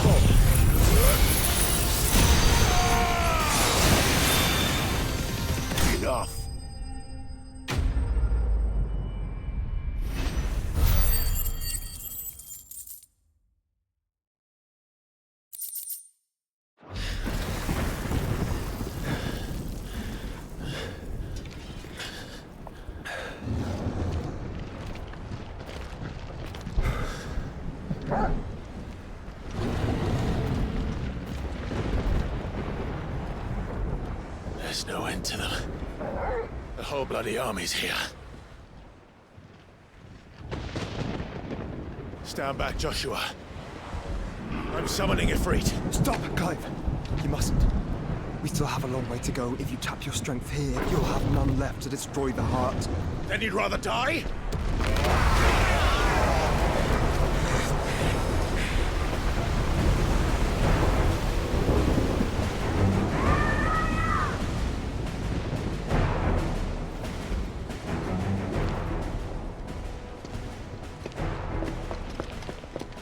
Jill!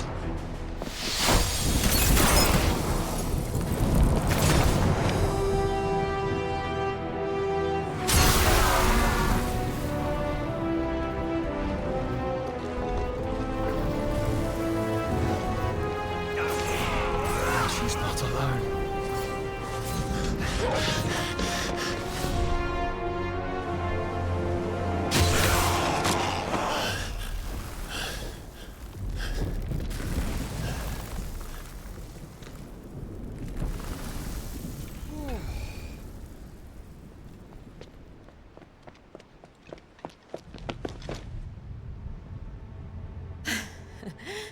Surprised to see us. How did you? Gav. He told us exactly where you'd be. Even sniffed out a crack in the castle wall. And when we saw the heavens come crashing down, we had no choice but to believe him.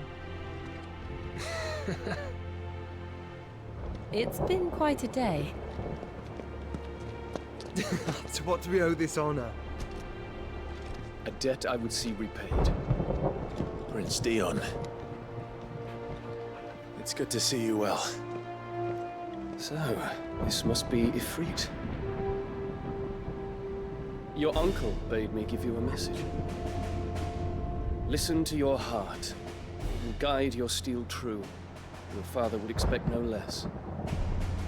That is all. Thank you. For everything, Your Highness. Dion, please. You do realize the only thing we've freed so far is this wall from its foundations, right? Now, if your lord and ladyship's quite finished... Well said, Gav. We have work to do.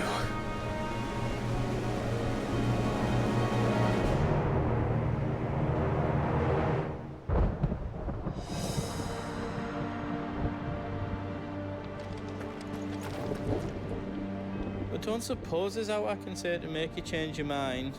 So I'll just tell you to stay safe. Nan won't take kindly to losing her best customer, especially after letting us carry all this stuff all the way to Ash. And we wouldn't want to anger old Nan. You mean, you'll buy some off us? Welcome to Goots's Toll. You've got everything you need then. Righto, here you go.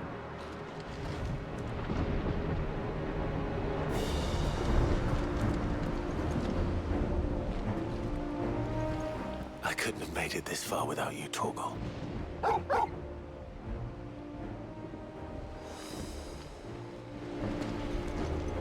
Each parting brings the hope of reunion. I missed you, Clive. I missed you too.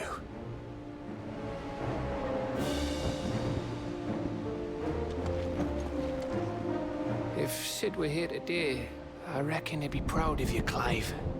He'd be proud of us all.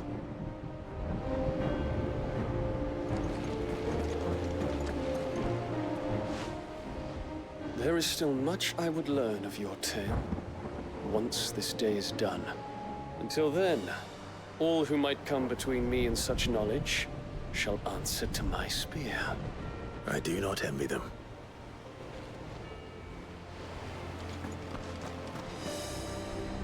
You see, Clive, we're not alone. If we are to win the day, we must all play our part. And ours. Ours lies beyond those doors.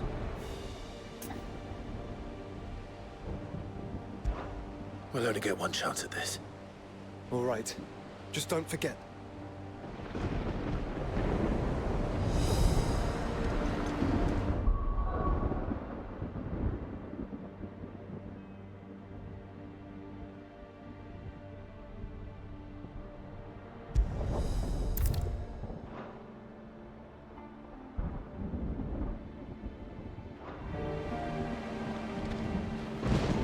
see, Clive, and We fought long and hard for this moment. Sid's dream, our dream, is within our grasp. we need only endure this final trial, and we shall. Together.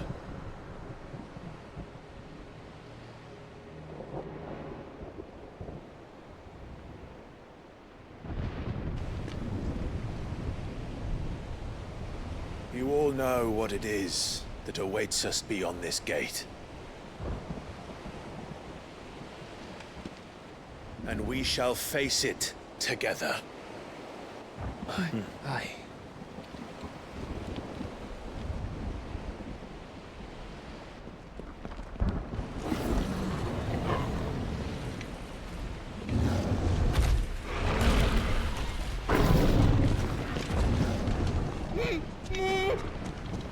It seems our hosts would rather we remain.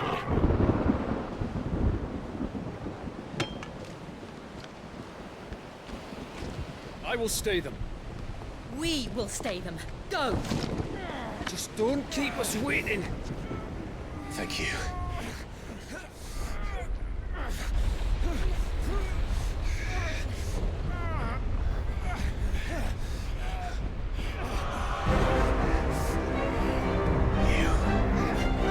Welcome, sons of fire.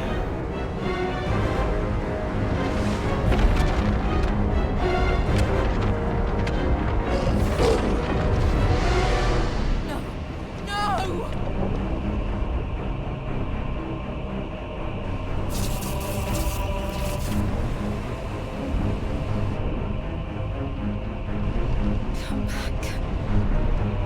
What?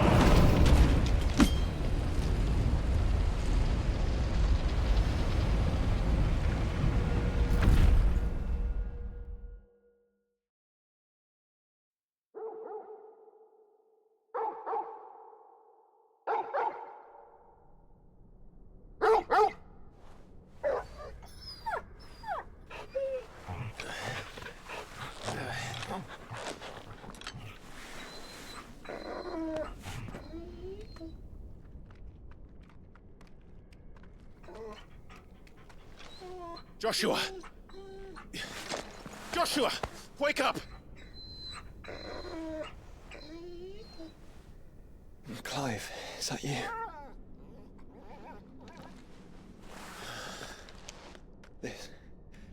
This isn't stone here.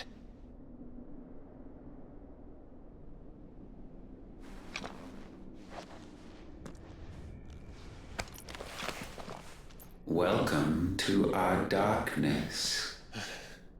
A rift between worlds wherein your kind might reflect. Show yourself! Grave and many are the sins of man. And we would have you know them. All of them. As fate has seen fit to deliver you home,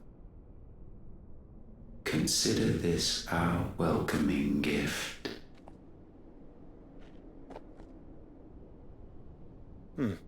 It would seem we are trapped. And the only way out is through Ultima. We find him, and we leave.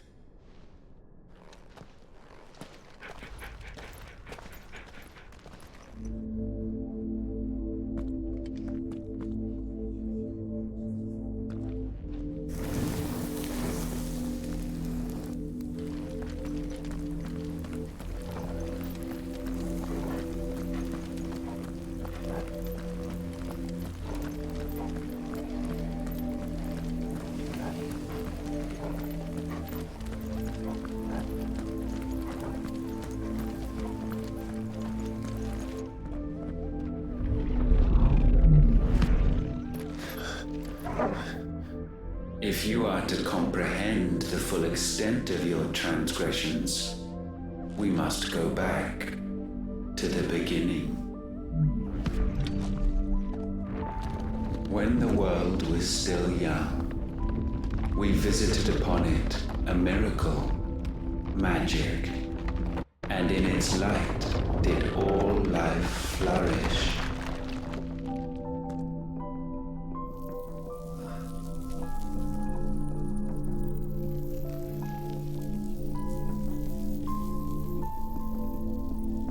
Yet the price for this boon would prove heavy. A pall descended upon the land, painting the horizon black as night. Though we labored to forestall its spread, in this one endeavor, we stood powerless. And so we fled, that we might endure, that we might discover a means of salvation.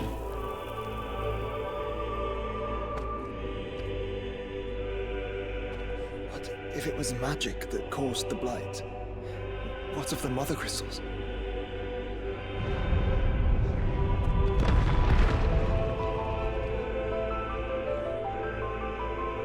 I expect he'll tell us soon enough.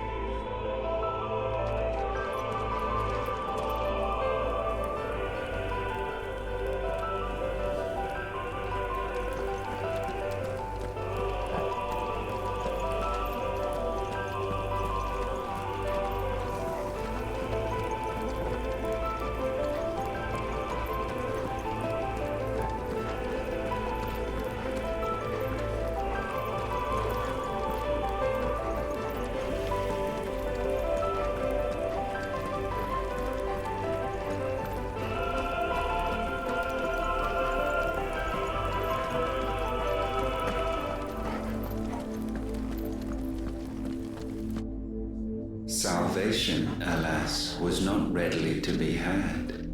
First, we would require a land unvisited by the stain of corruption. An unprecedented journey lay before us, one beyond the limits of our fleshly bodies. And so we cast them off. Thus, stripped to our very spirit, did we find our new paradise. A land as pure as driven snow, Valisthea. There would the true work begin, for the black crept yet behind us. And soon did we arrive at a solution. The illness having spread to every organ, there was but one escape from this fate: to start afresh. With a new world. The one for which Barnabas labored. A paradise free from the blight where his God awaits. And where, if we only forfeit our wills and abandon everything we hold dear, humanity can join him. So, Ultima would have us follow in the footsteps of the king. And follow we shall. For now.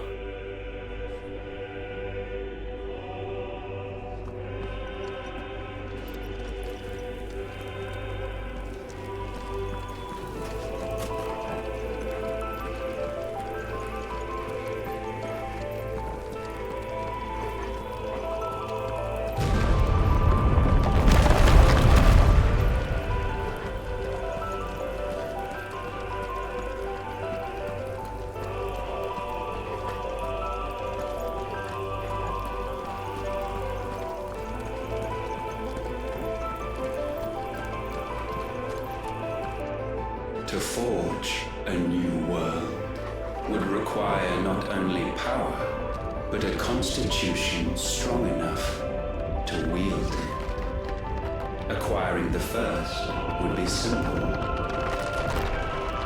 Untouched by the blight, Valisthea was replete with ether, and we had only to place jewels in her crown to claim it. Acquiring the second, however, demanded creativity. And so I cast forth the seeds of humanity. You created us. Is that not what gods do? We sowed the seeds for you, Muthos, all that you might one day blossom. And our future thus secured, we thought to slumber, though that would prove a grave mistake. For it was as we slept that man committed his greatest sin. He awoke. Alone in a world bereft of his god's radiance, he stumbled blindly, desperate for guidance. Finding no light, he sought to kindle his own. And from that single errant impulse was his will born. Having discovered himself at last, man turned his eyes inward and found he desired evermore that which only magic might afford. So wars were waged and brothers slain for custody over that dwindling resource, and the land, she wept tears of black.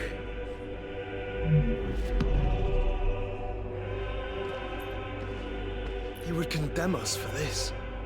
Surely he cannot be so blind to his own hypocrisy. Not blind, just unwilling to admit the truth. But we're one and the same.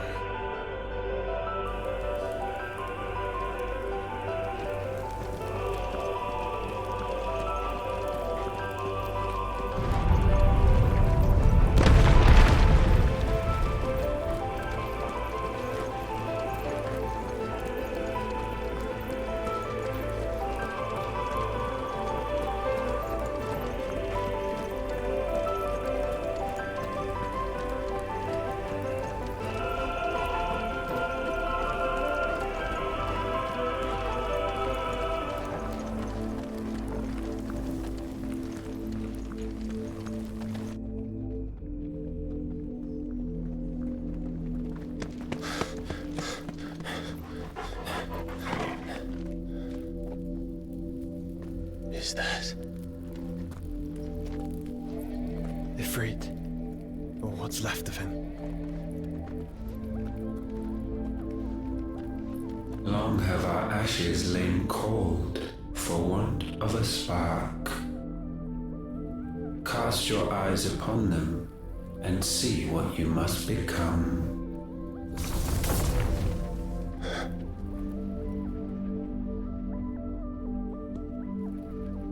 Valisthea cannot endure a second claim upon her being.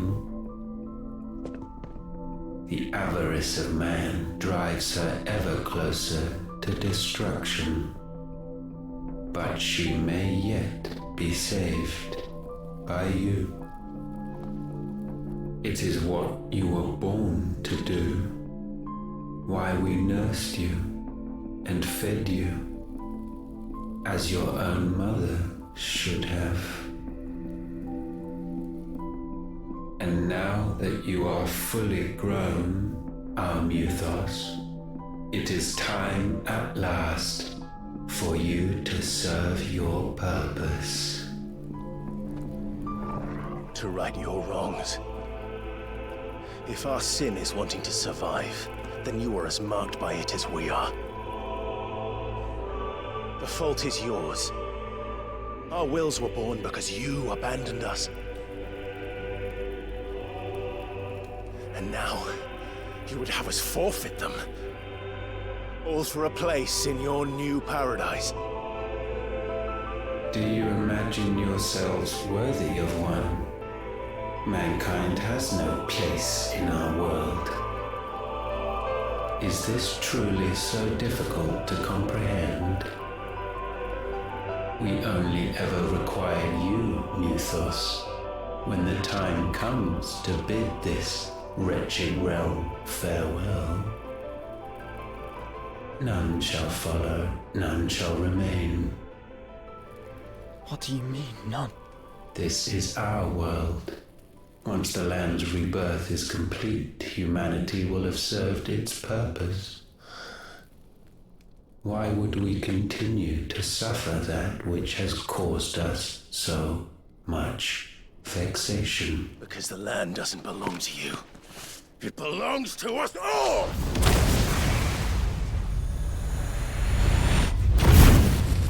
What? That is where you are mistaken. You own nothing but your precious will.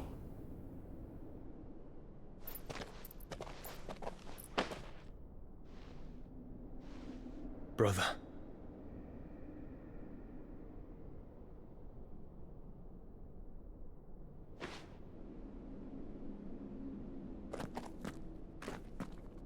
I can't do this alone. And you don't have to. I grow weary of your dissent.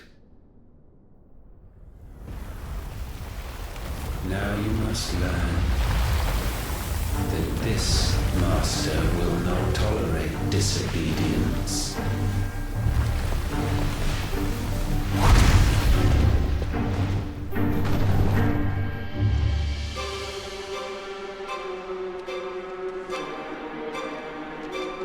My friends, my family.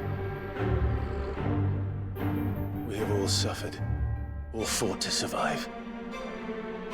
This world may be flawed. It may be broken. But it's all we have. And if we can't share it, I see only one other choice. You have to go. You may have created us, Ultima. But it's time we lived on our own terms. This isn't your world anymore.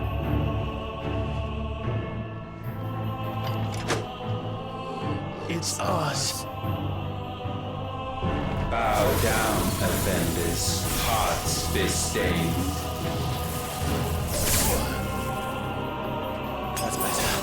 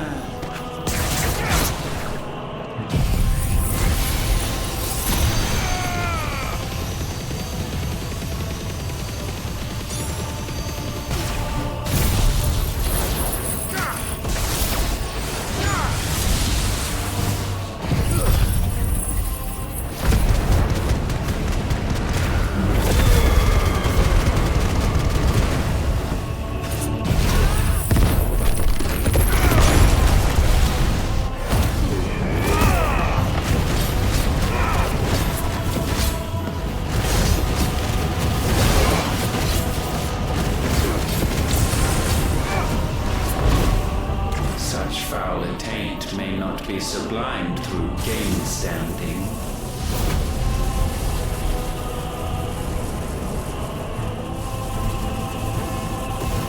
Only with heads hung low is penance paid.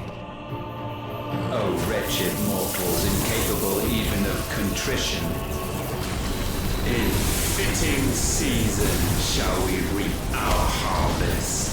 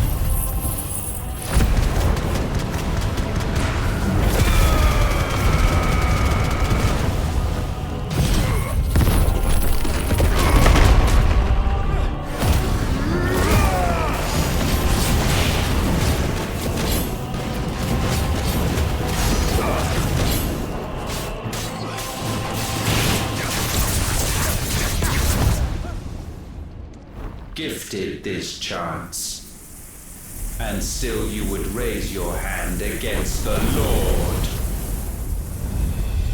What now? The darkness bends.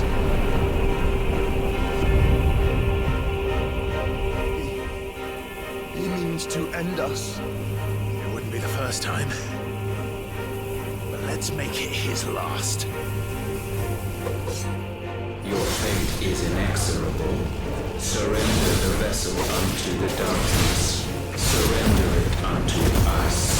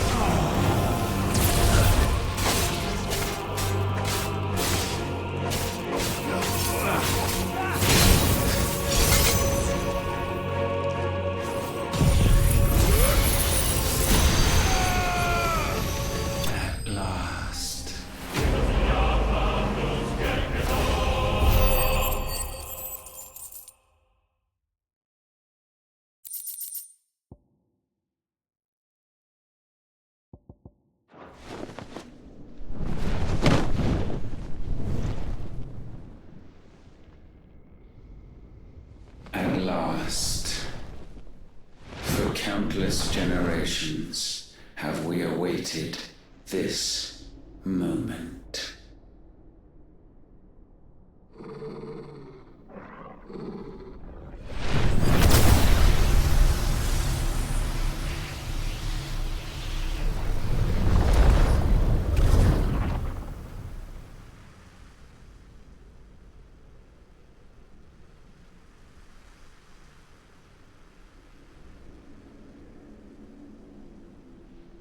Your struggles have made you strong, yet your soul remains heavy with sin.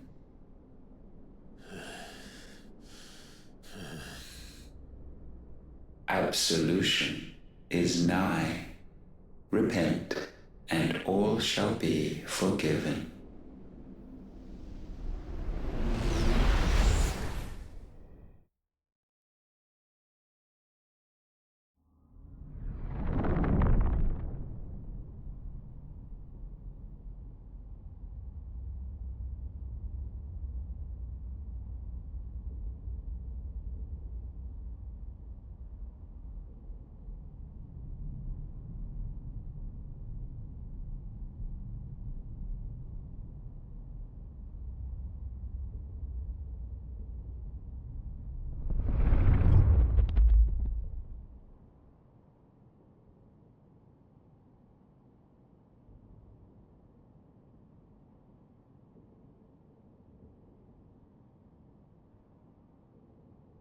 Tell me, Clive, how many lives have you saved since taking my name?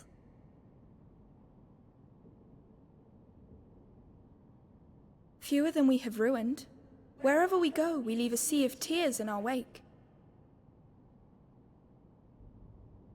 These are the wages of your will, son. What good are our choices when all they ever bring, all they will ever bring, is death? There's no atoning, Clive. No matter how hard you try.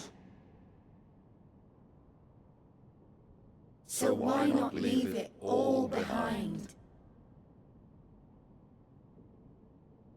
Leave it all behind.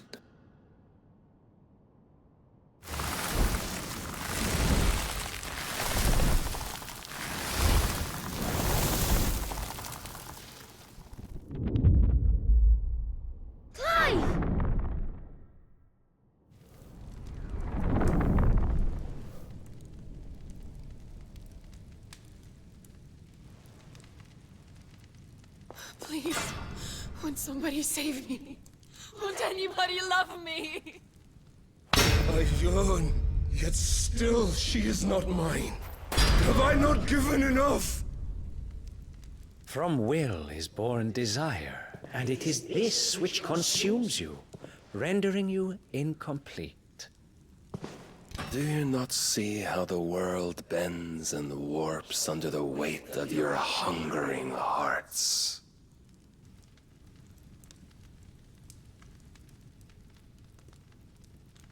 What if it could all just go away?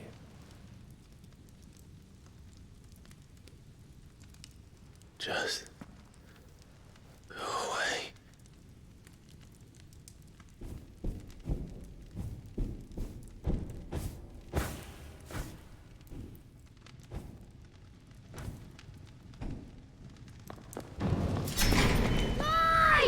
Clive!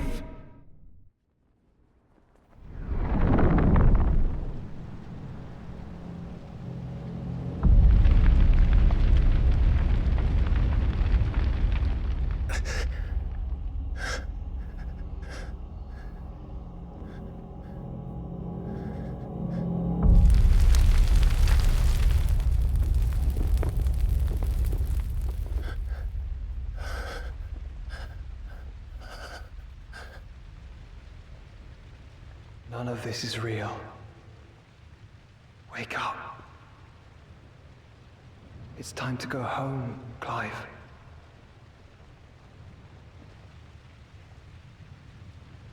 Clive.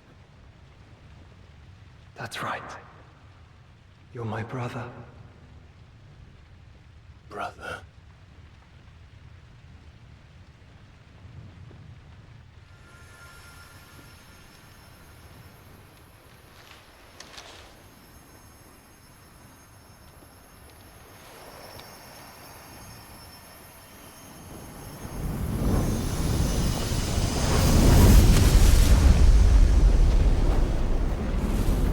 Come.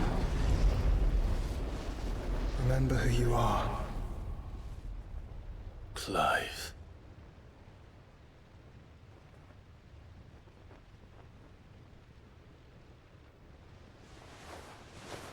Once more, lest you forget.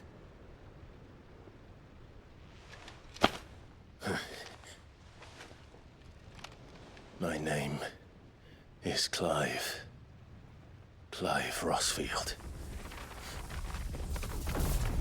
Look. Ultima.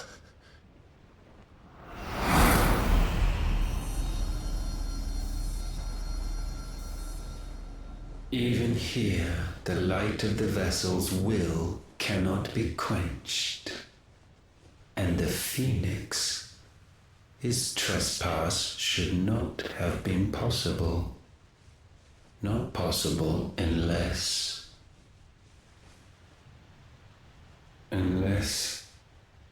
he has been with Mythos all along.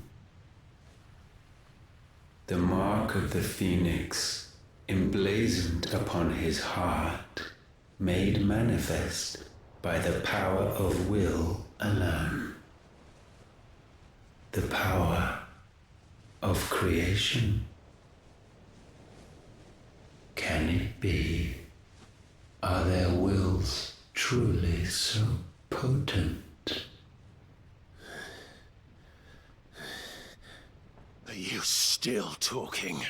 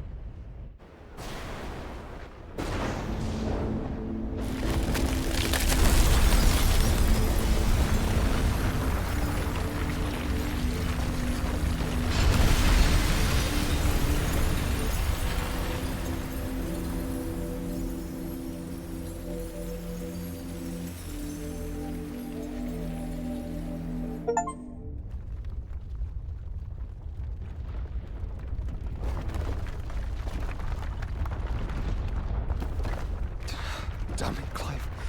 Wake up.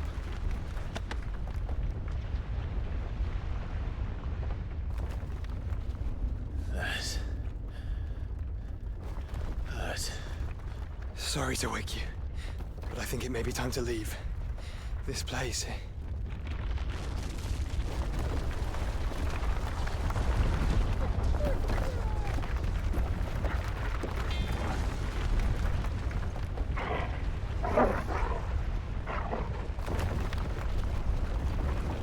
And once again does my creation stray from the path laid before it. Steeped in conceit, you fancy yourself a god. You embrace Logos. But we will put an end to this hubris. What are you talking about?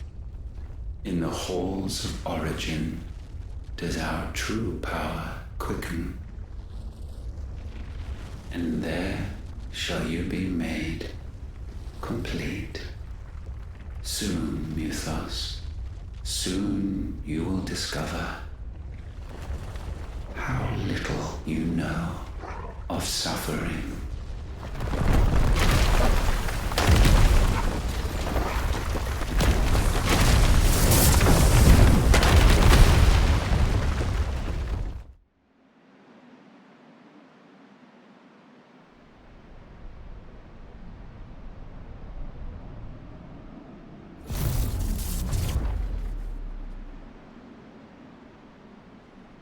And so the crystals are no more.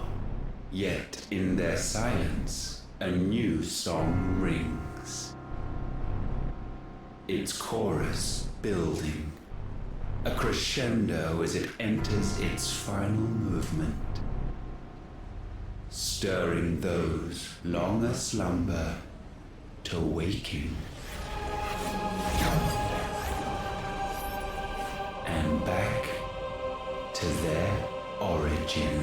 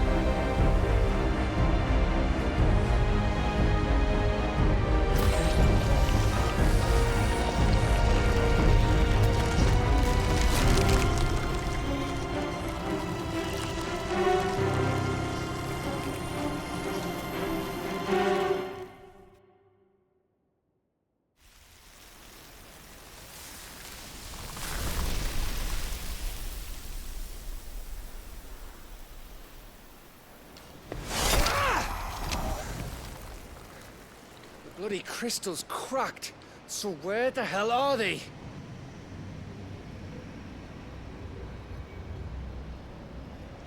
Oh, fuck me.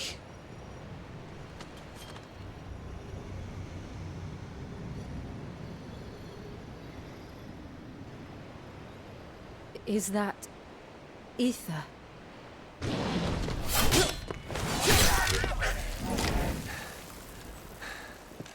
What in good Grieger's name is going on?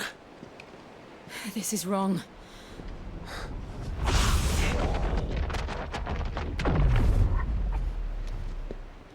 Are we back? Clive! Joshua! Jill!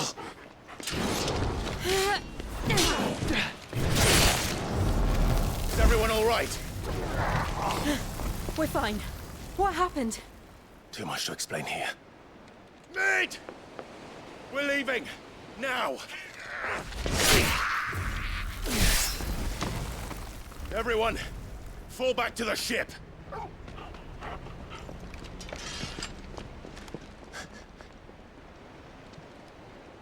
I will be with you anon. Thank you.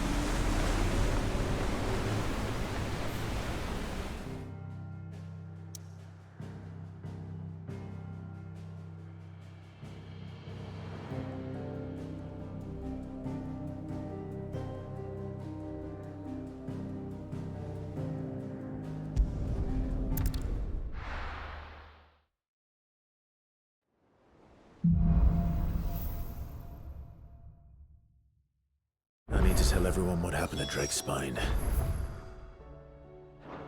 And I'm going to need Otto's help.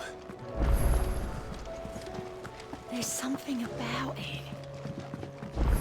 Like it's...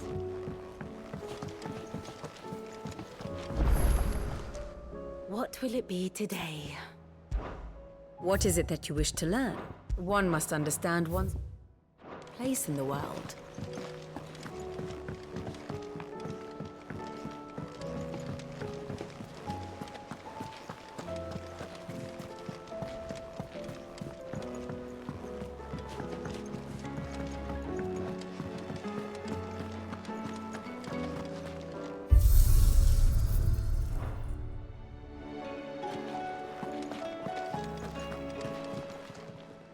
Clive. Going purse weighing you down?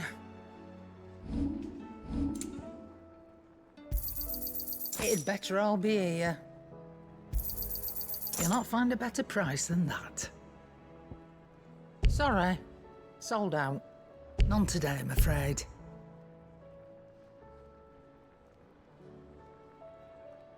Maybe next time, eh? Finished, are you? So what do I owe the honour? So, will it be?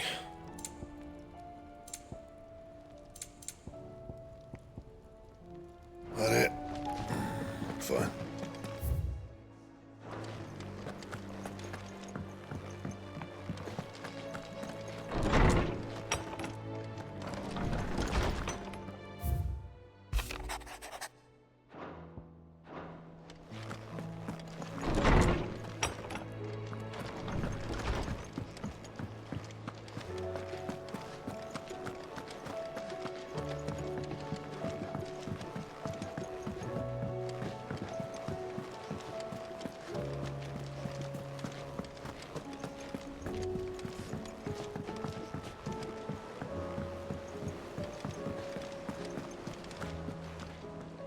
Still alive, I see. Something tells me that eyesore on the horizon is your doing. How'd you manage that? It's a long story. One that I'd rather only tell once. Right. All hands on deck, then.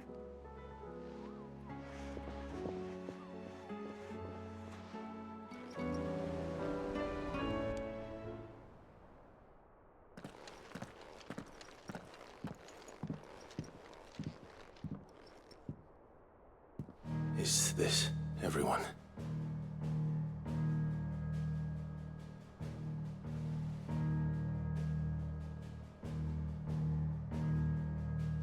As I'm sure you've all guessed, the crystal which now commands the eastern skies was summoned by Ultima.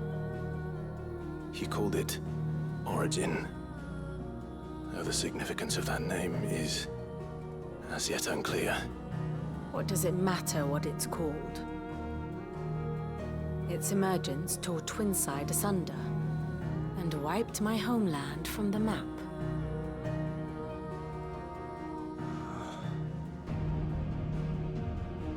Mention of the Dominion spires can be found in the oldest of Valisthian records.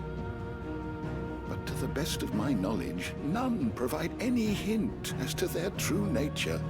That they would prove the horns of some slumbering demon. Well, the Dominion's demise was at least quick. Elsewhere, the Republican army cannot hope to contain the chaos engulfing Randalar. Canva is in flames, and the Empire. Our allies are crying out for answers. I've sent the Cursebreakers to give them what assurances we can, but right now that amounts to fuck all. They wouldn't be able to stop what the skies have started in any case. People here and across the realm grow sicker with every passing day. Could it be that this new Mother Crystal is like the others? That it draws upon the land's ether? It certainly looked that way from stone here. If that were true, it would explain the hastening spread of the Blight since the crystal's appearance. Would it not? And as the land's ether slowly rises to the surface, it pools, corrupting all who cannot channel its energies. Archay above, ether floods below, and in the middle, here we languish, hopelessly entrapped.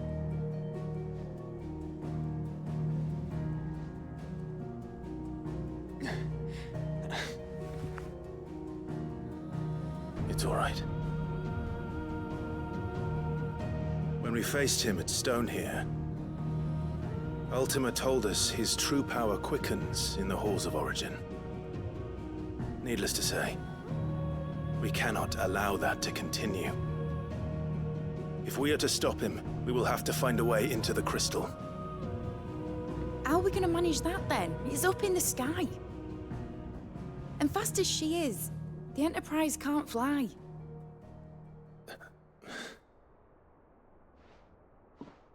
It's a lot to take in, and I reckon we'd all benefit from some time to clear our heads.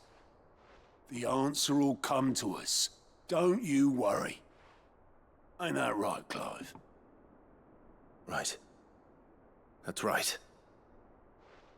Well, go on then. Bugger off.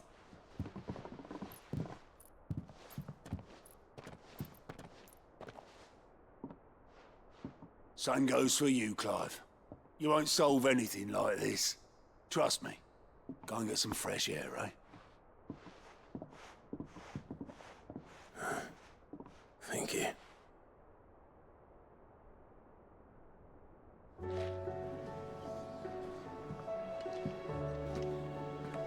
Joshua seemed upset.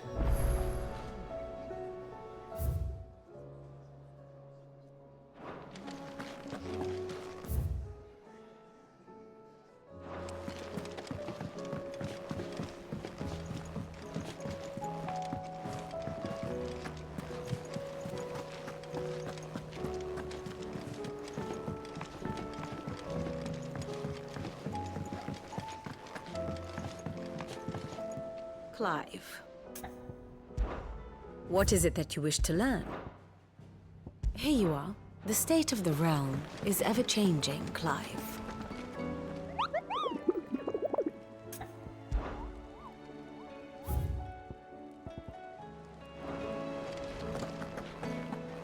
Twinside's hundreds of leagues away. The main crystals.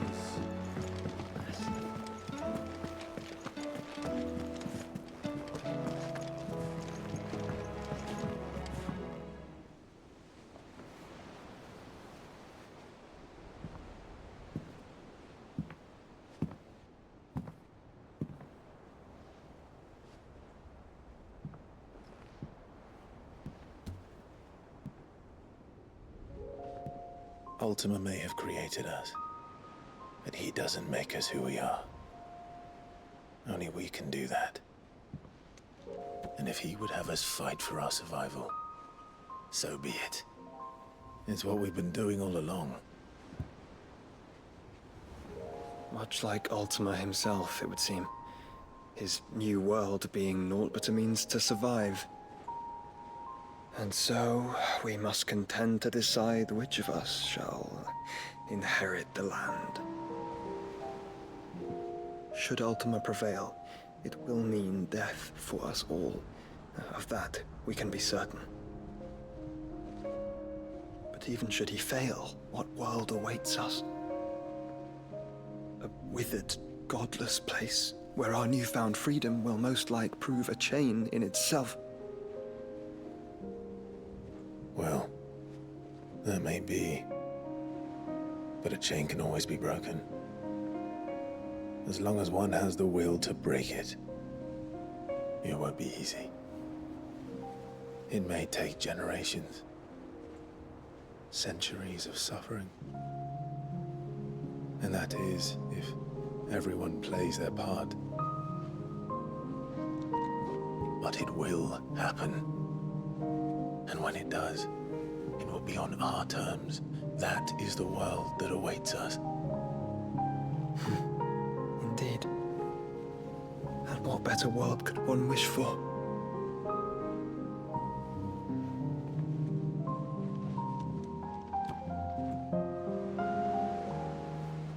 But first, we have to reach that crystal. Then it's a good thing I have wings. You can barely stand, let alone fly. And only the Founder knows what horrors await in those skies. You certain about this? Am I certain? I am the Phoenix. I will do what I must. This is our fight. Remember?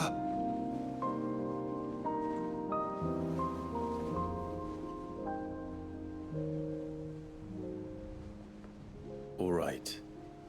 I yield. But only what you must, yes? I'm still your sworn shield. That you are. And what of my wings? Lest you forget, you go to stand against a god. I would not have you succumb to fatigue before the fight begins. Ifrit, your brother mentioned that some few of the dominants who had lost their power to you were still able to prime. Is that true? It is. But their icons no longer submitted to their will.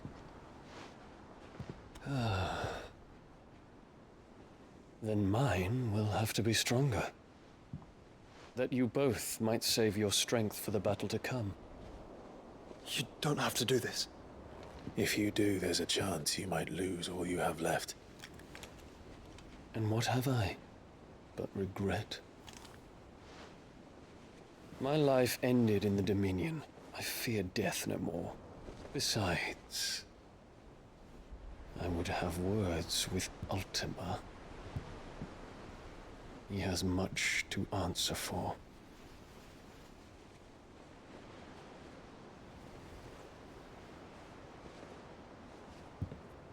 We are in your debt, Dion.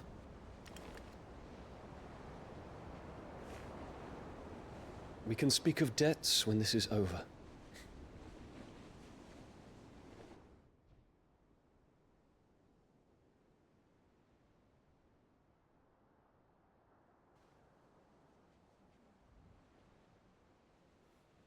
He speaks like a man who knows he's not coming back. And has come to terms with that. That doesn't mean that we have to, does it, Clive? Time to talk to Jill. I only hope she understands.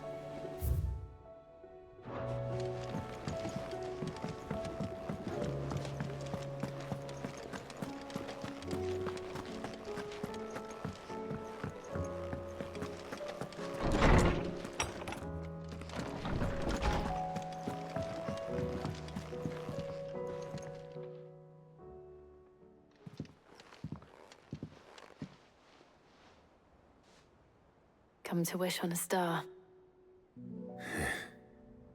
That might not be such a bad idea.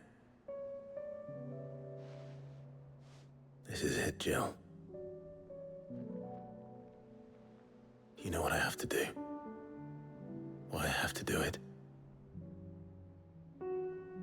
There's no turning back now. This is where our journey was leading us. Where it will end, for better or worse. I could pray to Metia for you. But you'll be all right, won't you, Clive? You always are. I did promise we'd watch the moon together. I'll be waiting.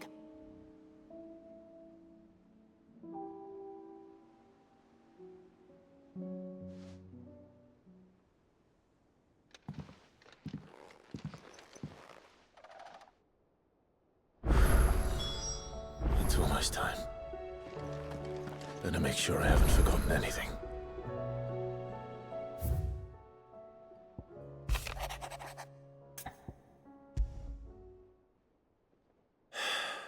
What is it this time, Torgal?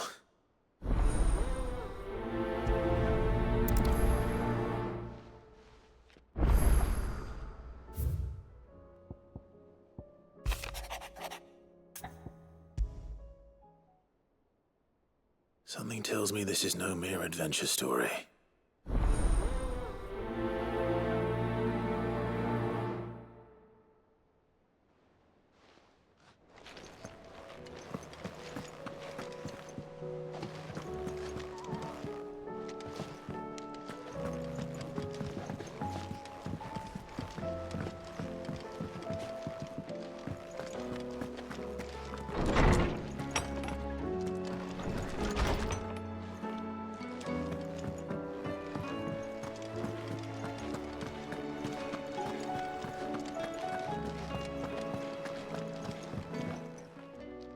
Hmm?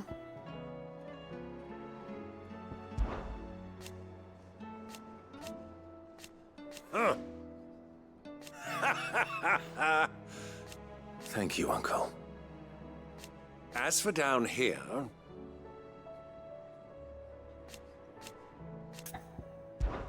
Clive, my boy! Rutherford informs me that we owe you our thanks. Hadn't intended for you to get involved, but such are the times we live in, huh? I would have done the same for anyone else. You're far too modest, Clive.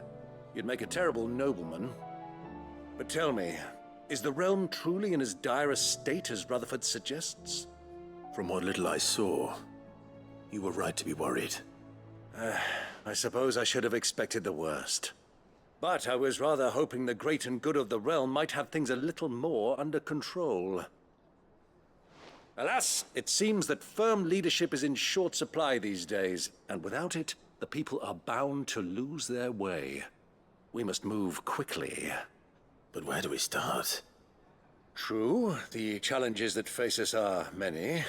But in my estimation, there are two key areas to be addressed before any other. The realm's armies and her larders. As you've seen firsthand, it's every man and woman for themselves out there. Certain cities have banded together to try and maintain some semblance of order, yes? But such cases are few and far between. And yet, the only remedy for the chaos that faces us is unity. A unity that transcends even the borders laid down by our ancestors. In short, if Storm does not stand together, she will fall apart. But how would one even begin to unite the realm? The armies, my boy. As I told you already, we begin by restoring order among the ranks of those sworn to maintain it. Sadly, I doubt I could convince even the lowliest gaggle of privates to dig a latrine together. But I do know someone the High Commanders have been known to listen to on occasion. Field Marshal Eugen Havel. I thought he was retired. He was, until an Akashic army tore through Randalar and killed most of the rank and file. There is no man alive more capable. Literally. And as luck would have it, I've already spoken with him on the matter. Of course you have. And he's agreed to help. On one condition. That he first speaks with you personally. Havel has always been a man of frustratingly rigid principle, and he has certain qualms about clasping arms with, well, with an outlaw. I extolled your many virtues as best I could, of course, but the old goat was adamant that he be allowed to appraise you in person. You don't mind, do you, my boy? Of course not. As long as chaos reigns, we will never build a better world. I'll do whatever it takes. And if the Field Marshal wishes to speak with me in person, then so be it. That's the spirit. I'll leave for Randalar at once. Would you send a Stolas? Of course. Rutherford is already in the Dhalmekian capital. I'll have him tell Havel to expect you forthwith. Excellent. Thank you, Uncle. No. Thank you, Clive.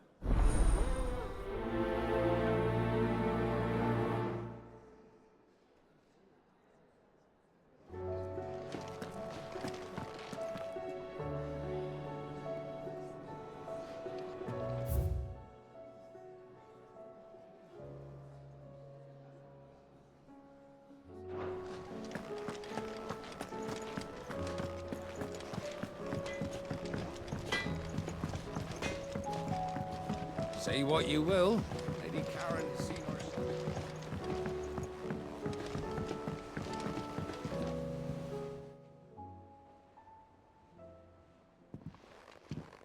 Pining for something, boy? What is it? What do you see out there?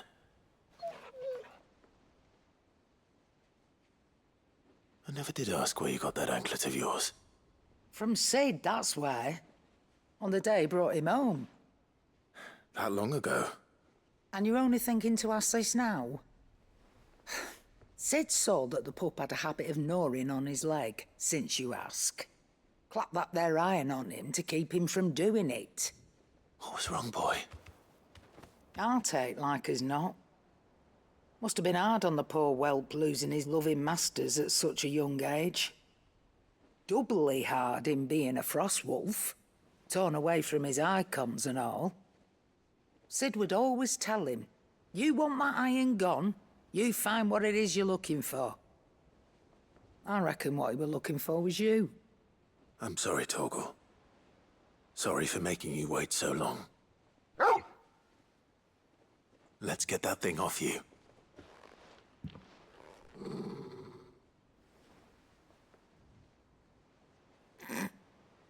Doesn't sound like he wants it off. Indeed. You miss Sid as much as the rest of us, don't you?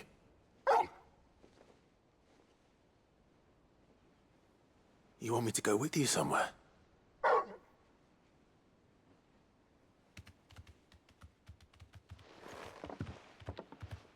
Quick, aren't you? Glad you've been paying attention. Not nearly as much as you have, Lady Karen. Aye, good thing and all. It's not like Gav would have kept him in nuts and rubbed his belly these past 10 summers. Your kindness is appreciated. You've been a good friend to him. Only because he doesn't talk back like the rest of you. Go on now.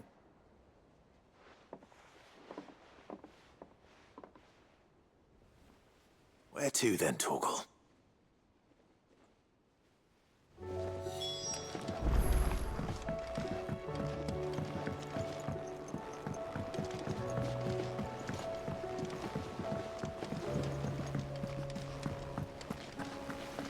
What do you think happened to Miss Midadol?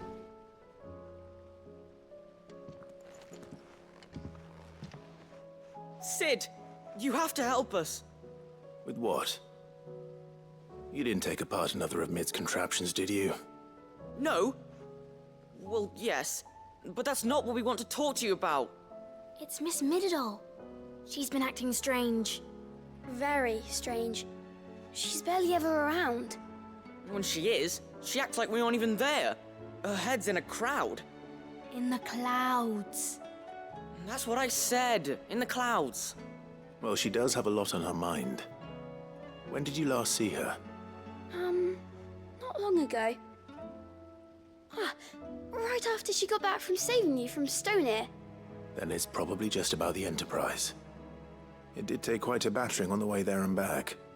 You didn't break it, did you, Sid? You really should be more careful around Miss Midadol's inventions. Don't listen to her. Even if you did break the Enterprise, you could put it back together, couldn't you? But who's gonna put Miss Midadol back together? She seems really sad. Why don't I go and see if I can cheer her up? You do that? For us? She's in her dungeon. Don't scare him. It's not a real dungeon. Thanks for the warning.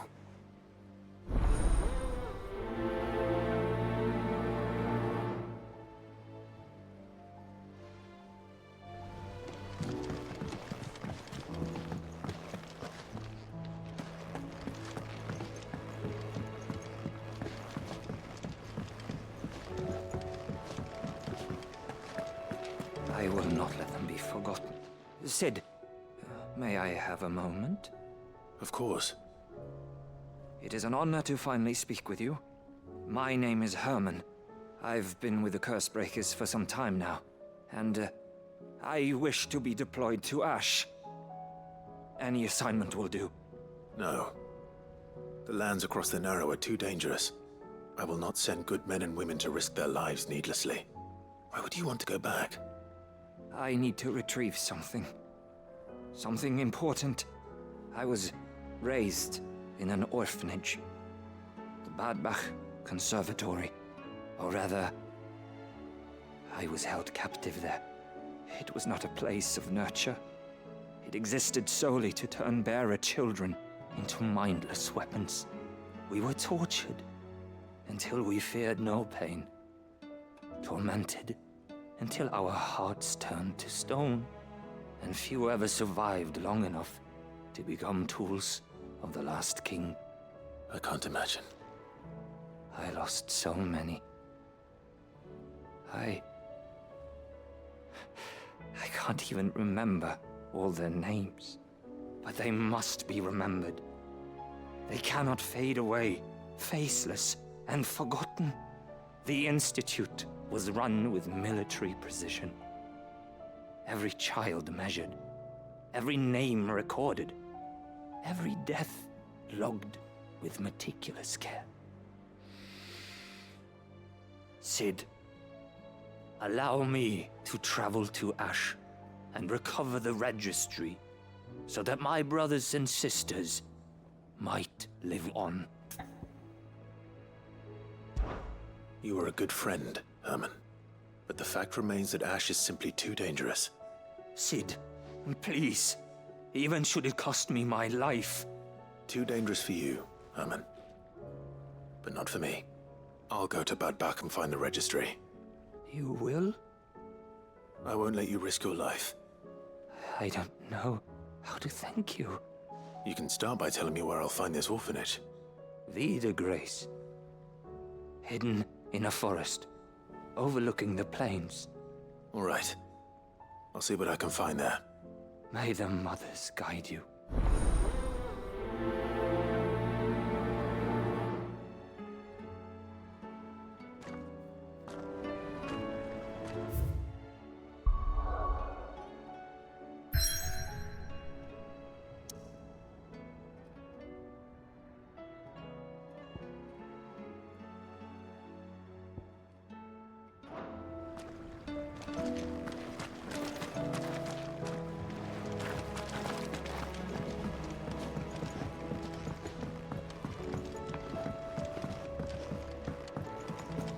Has Midadol mentioned a new project yet?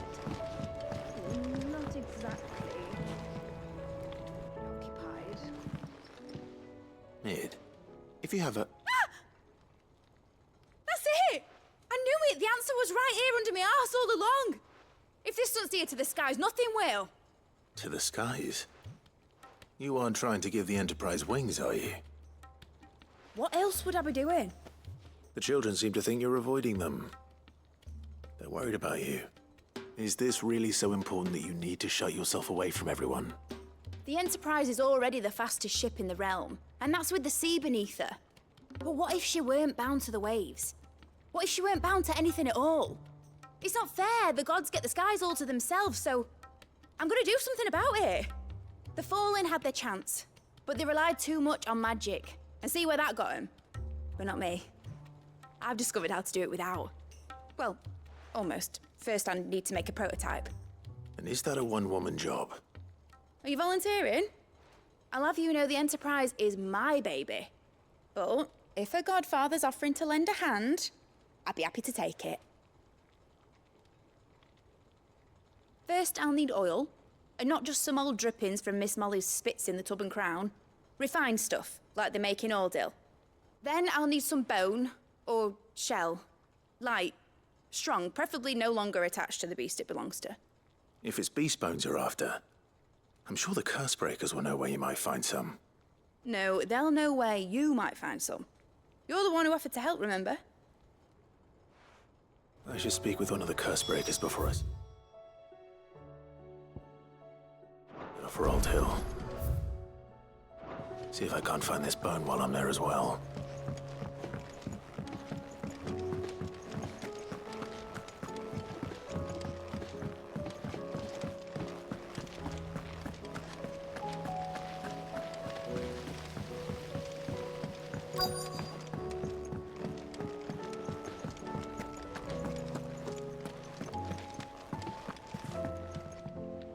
Vivian, I read your note, and I'd be happy to help you find the book you're looking for. Thank you, Clive. But tracking it down will not be easy. Are you sure? Please. You have always granted me your wisdom and insight whenever I asked. It's only right that I return the favor. Or at least attempt to. You are too kind. Alas, what I ask of you is rather more trying than delivering the odd lecture. I spoke with Harpocrates to see if he had any inkling as to where another copy might be found, but perhaps it is best that you hear the details from him. If you say so. Forgive me, Clive, for asking this of you. But this book, it set me on the path to becoming who I am today. Its importance cannot be overstated.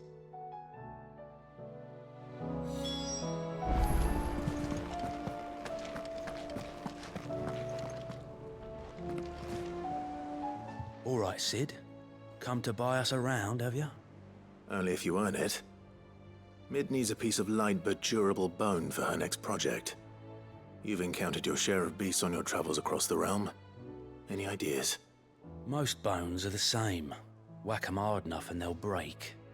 If it's durability you're looking for, shell will serve you better. You know what an adamantus is? I do. And I know to give them a wide berth. Will any old adamantus do? Well, with shells, the older the harder. There's a rumour of an ancient adamantus down in Karava, near Old Bidza. Or what's left of the village anyway. But don't expect to make quick work of the bastard. There's a reason it's lived as long as it has. I'll keep that in mind. Thank you.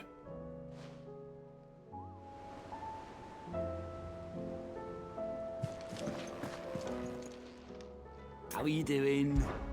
Quick look.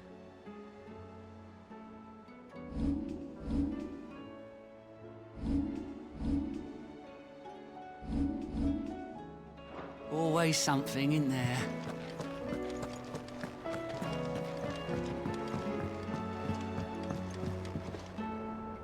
Cid, I was wondering if you could help me. It depends what with. A bearer, but recently freed from his bonds, is keen to join the Curse Breakers. As you know, the work we do is not easy, which is why we test every volunteer's suitability. I was hoping you could oversee this one's evaluation. I don't mind, but why this one? Because he wants to be a scout. Our ranks are filled with men and women capable of breaking chains and putting slavers to the sword. But scouting, we're few with the nose for that, which is why we still rely so heavily on Gav. And since he accompanies you on so many of your missions, I thought you might be better placed to recognize the traits in him that we should look for in those who'd fill his boots. Sounds reasonable. So you're happy to oversee the boys' test, then? One can never have too many scouts. Truer words, Cid. I'll let the initiate know that you'll be attending his trial, and that he is to proceed directly to Northreach in readiness. No time like the present, eh? No time like the present. I'll await you there.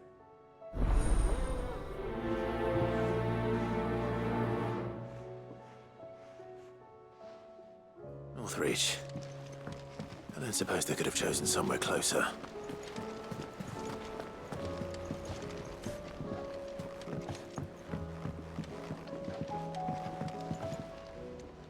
Ah, Clive.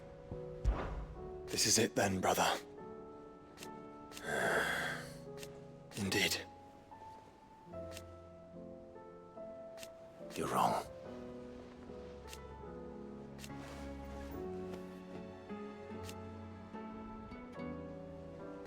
Of course. Joshua, what's wrong? And don't say nothing. It's not nothing. I've received word from Cyril. The Undying have found Father's will, or something akin to it. His will? How and where? In the crypt beneath Rosalith Castle. After Kupka was kind enough to drive out the Imperials, the Undying took the opportunity to recover what relics of the Duchy yet remained. And in the process of doing so, they found a letter from Father. I'm surprised anything survived down there. Cyril asked that I join him in Tabor at my convenience. I have been meaning to go, but would you join me? Of course. I want to know what's in that letter as much as you do. Very well. I am ready to leave when you are.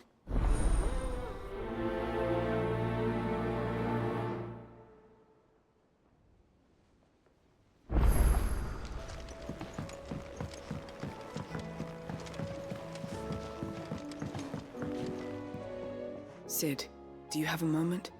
By all means. It's my old master. Seems there's no escaping her.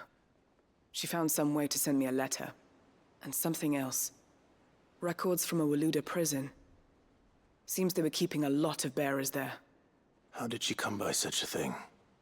Finding bearers always was her strong point. And it seems the cells of Balmung Dark are full of them. Foreign captives, the masterless. Bearers no one would miss.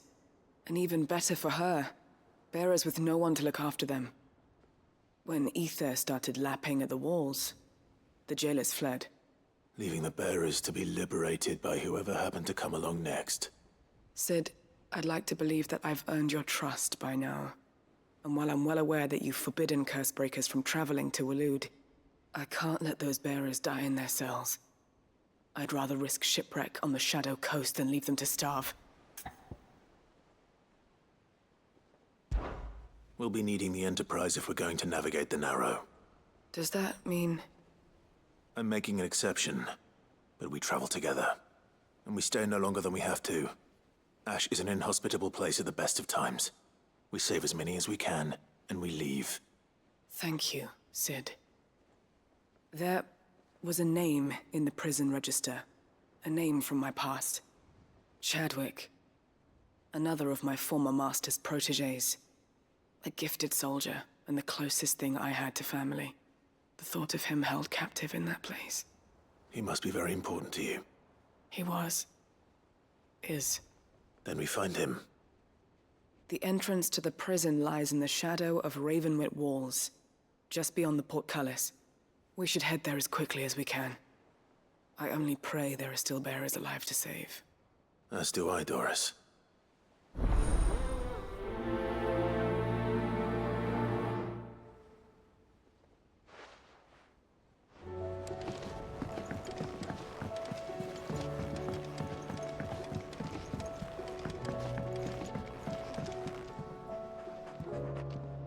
All right, Torgal. Where are you taking me? I'm going to need a little bit more than that, boy. Do you have a better hint for me? Unless... you've already given me one. Back on the rear deck, you were looking west. Toward Rosaria.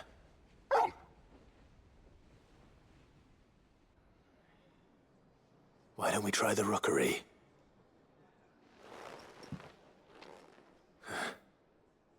I haven't been to the island in almost 20 years. To Port Isolde, then. Fingers crossed the old mooring is still there.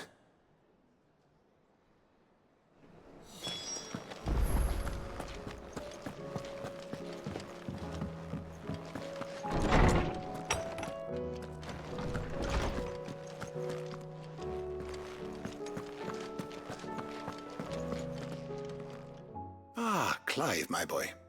What a pleasure it is to see you. Harpocrates. There's something I need to ask you. I've been charged with locating a book called From a Distance. Then you seek a rare gem indeed. One whose name I had not thought to hear from your lips. You've been talking to Vivian. Right as always. But she didn't seem keen to tell me very much. I take it she didn't like what you had to say. And yet I gather it did naught to dissuade her.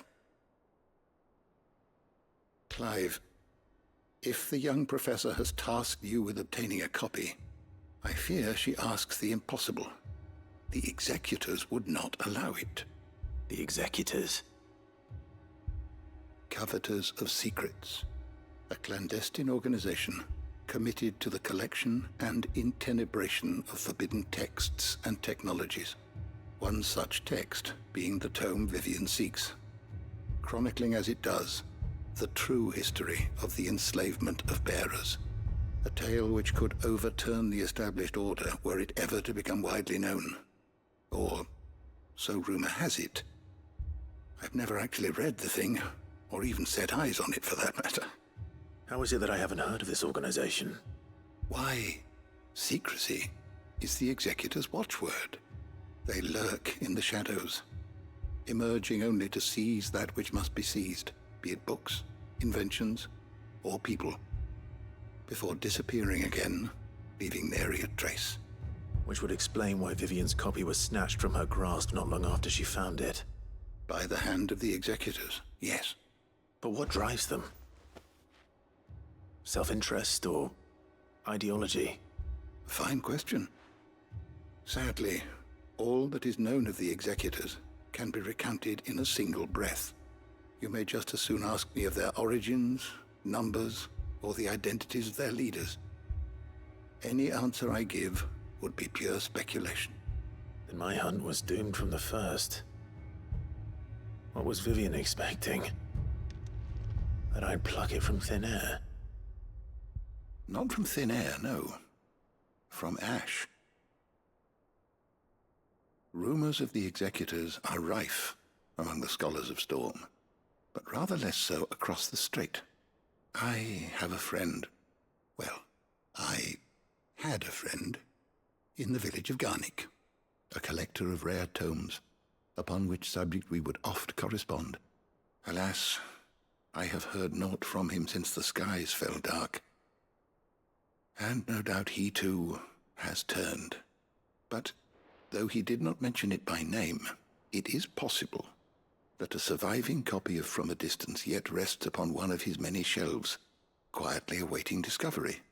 If you were, by some chance, able to save even a single book from the poor man's library, I know his soul would rest easier. Very well. When I next find myself in Waloed, I'll be sure to pay Garnik a visit.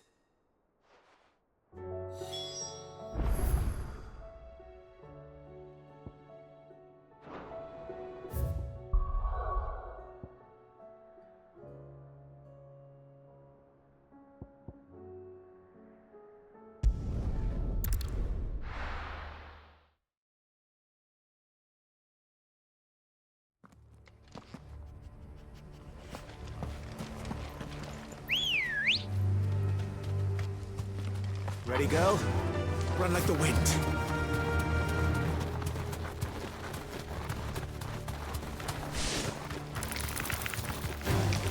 Time to fight.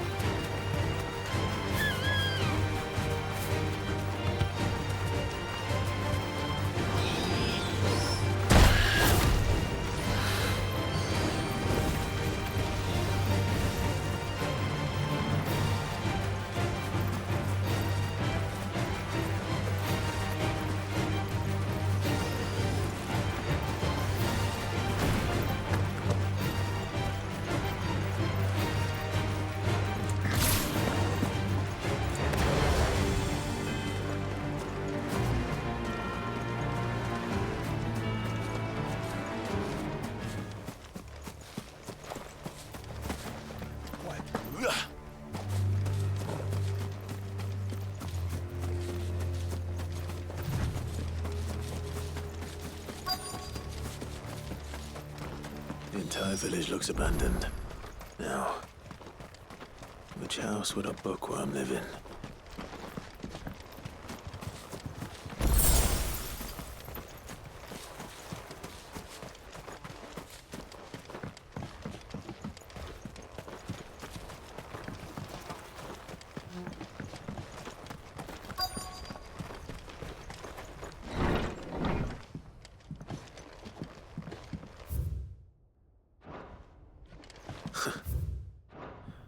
His interests were certainly varied.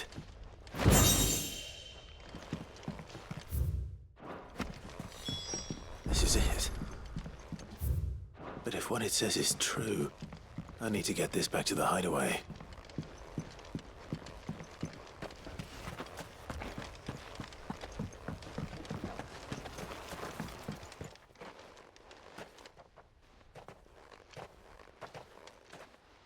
Leaving so soon, stranger? We've been watching you. From a distance, so to speak. Subtle. I know who you are. Then we need not waste time on introductions. Hand me the book. Leave it in our care and return to your life. Your care? Do you mean to burn it or bury it? That is not my decision to make. But by one means or another, its contents shall be removed from the common record. Then I'll have to politely refuse. I won't let you erase our history. Then we find ourselves at an impasse. Very well. The book can just as easily be pried from your dead hand.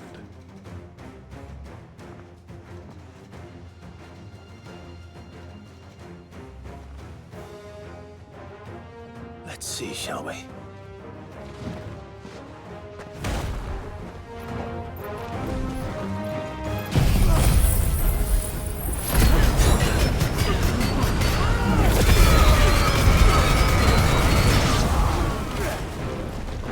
Nice try.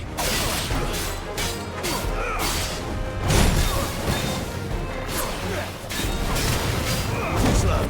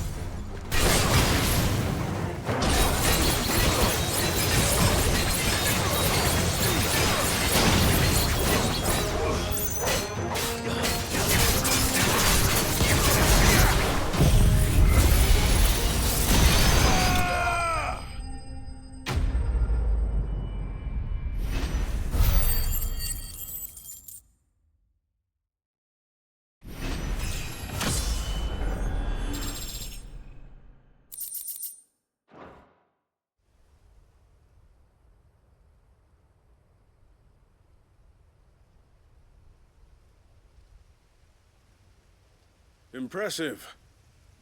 But we have other means. We shall claim the book yet.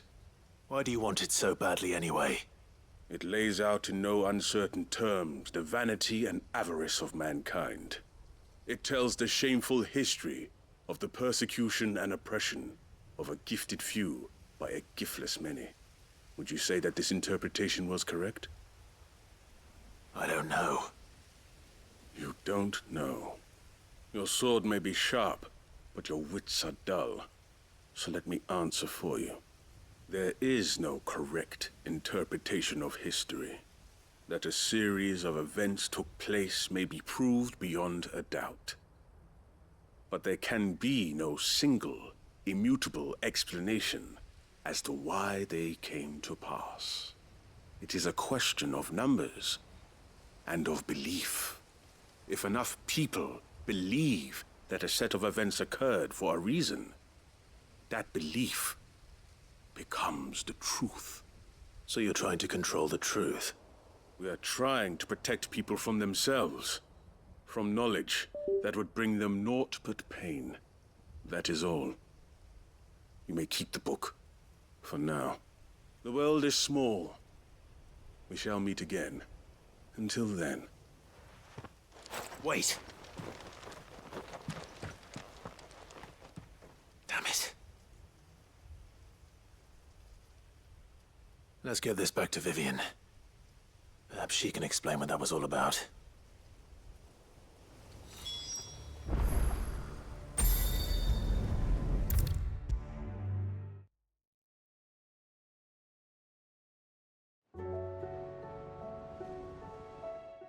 Vivian. I found it. The book you lost.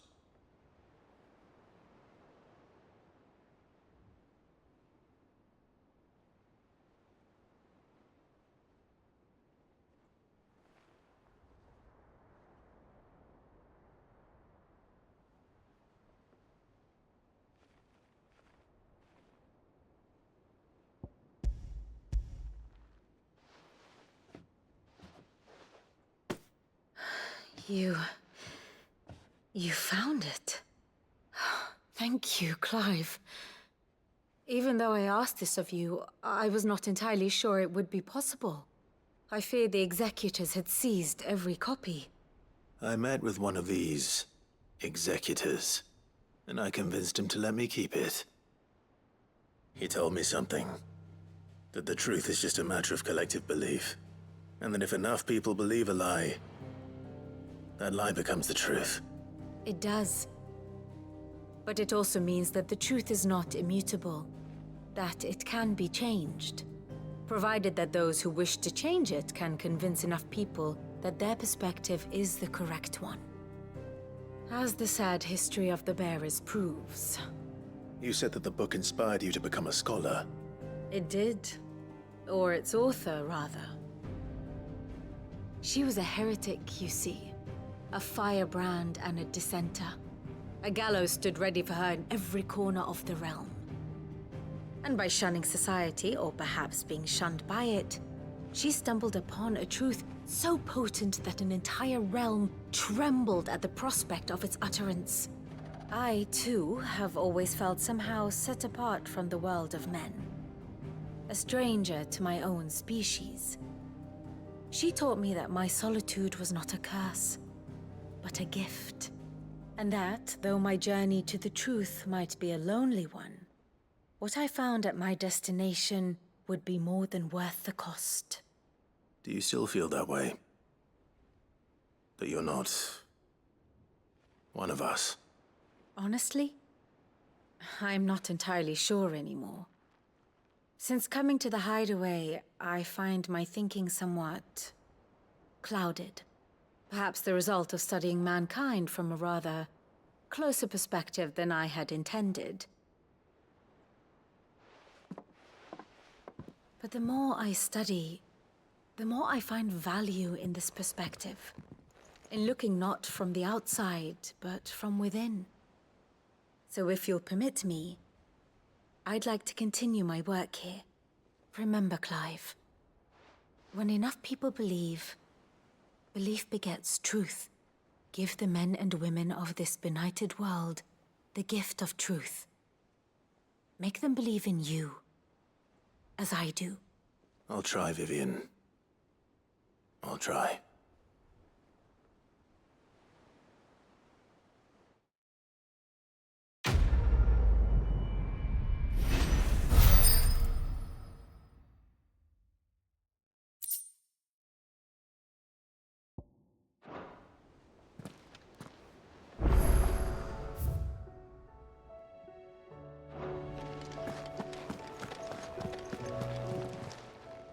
Welcome to the Patron's Whisper.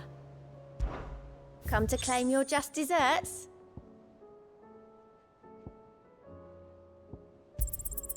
All yours. All done?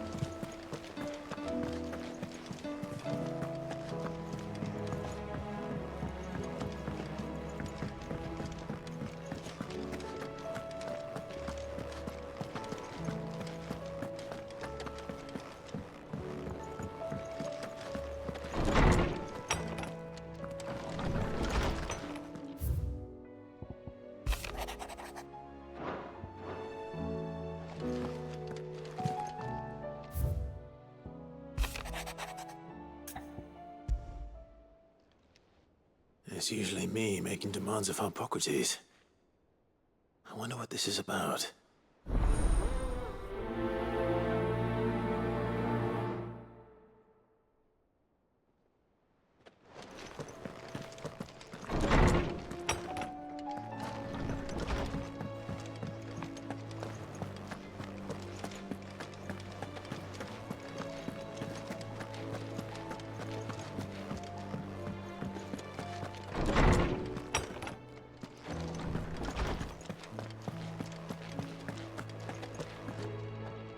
Lawsman Harpocrates. I received your note. Ah, yes. I expect you're wondering what this is all about.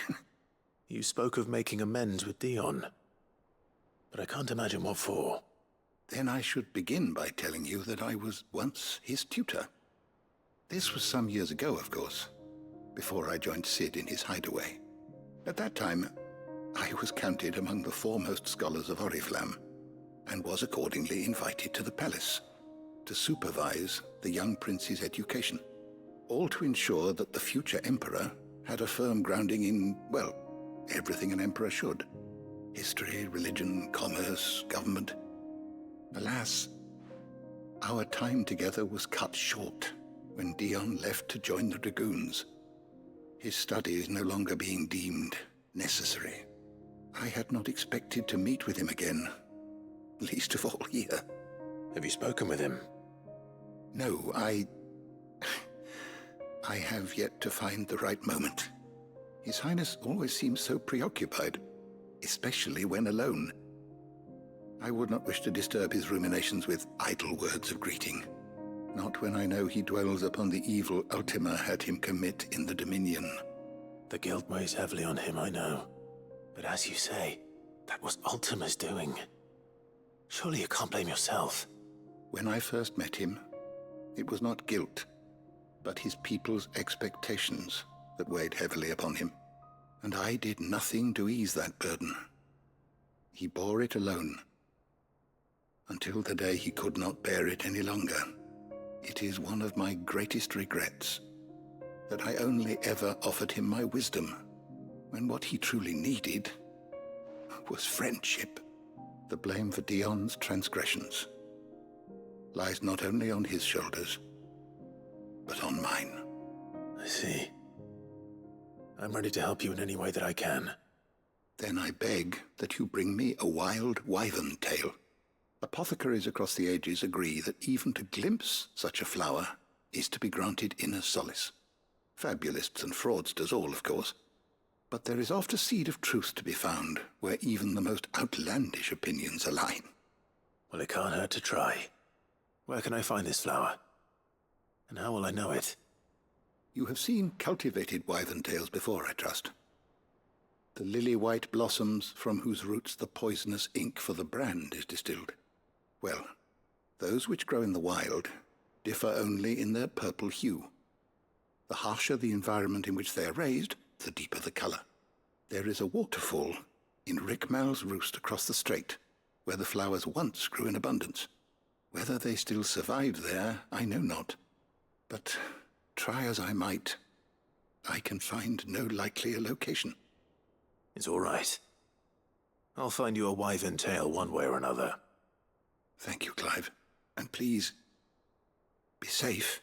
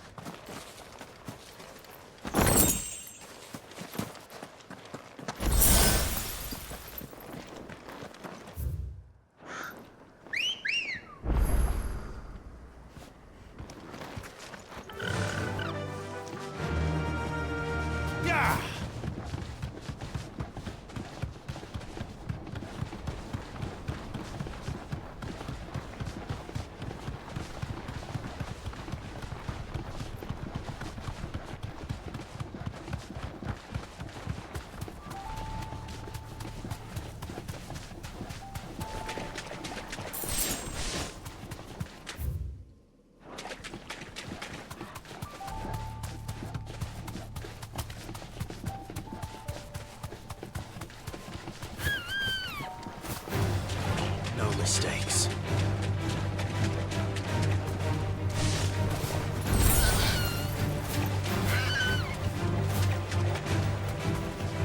Seems this place has been flooded twice over.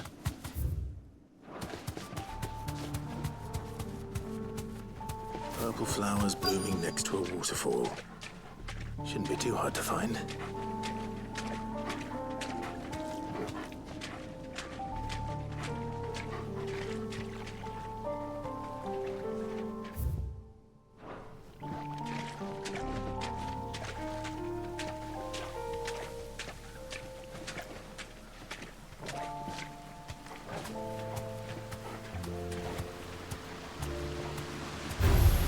This won't be easy.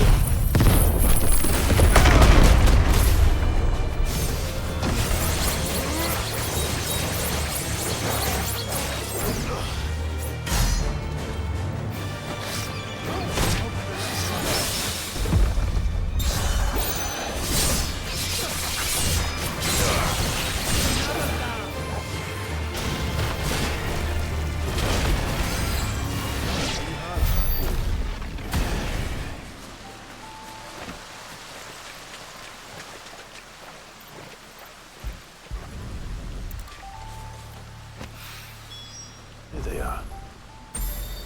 Might as well pick enough for a buck.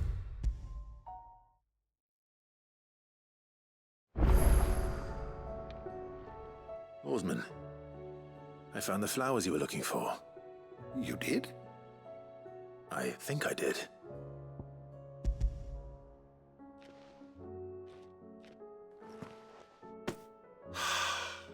You did indeed. My dear boy, thank you. You wanted to make Dion a gift of one, did you not?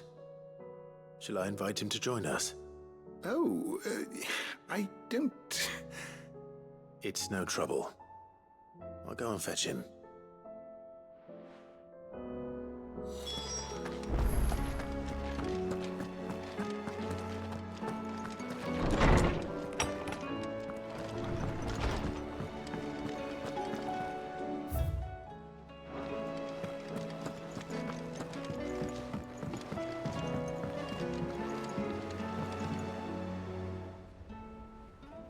Your Highness, would you do me the honor of accompanying me?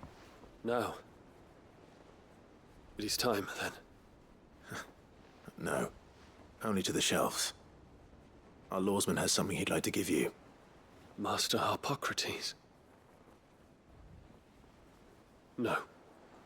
I dare not show my face before him. Not after everything I have done. I have taken countless innocent lives. And ruined countless more. All because I was weak. I have sworn to atone for my crimes or die in the attempt. But were I to meet with him again, and see in his eyes what I have become, I fear that my resolve might falter. Then that is all the more reason to do it. Test your resolve. Prove to yourself, and to him, how strong it truly is.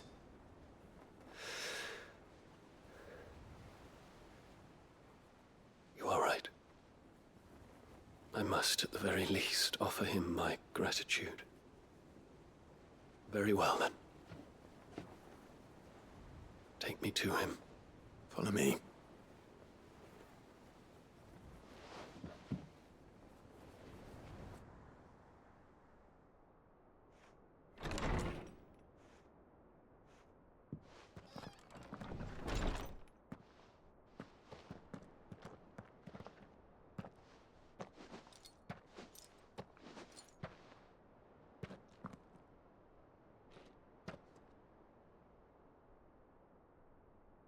Even now, I hesitate to approach him. What must he think of me? You'd be surprised.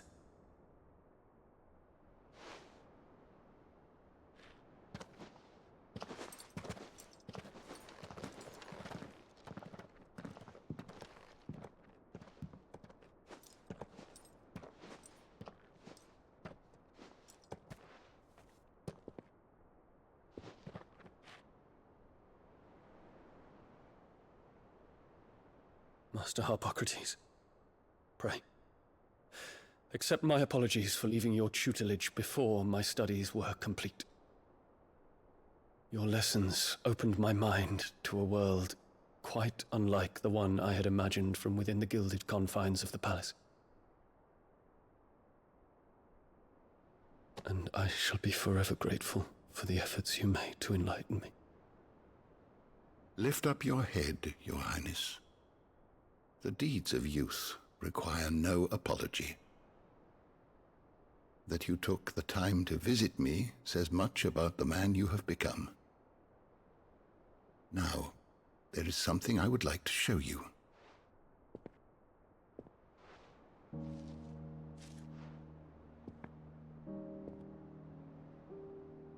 Is that a wyvern tail? The color is unfamiliar to me. Because it is unique to those found in the wild. Something in the harsh environments in which they grow lends them this striking hue. Their roots are indistinguishable from those of their hothouse cousins, but once they bloom, the difference is immediately apparent.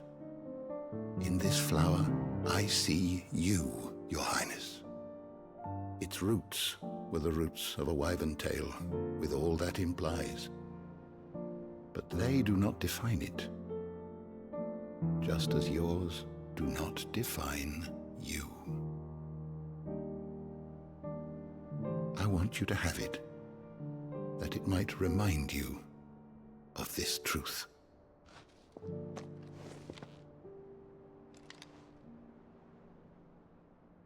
Master Harpocrates, I would ask of you a service.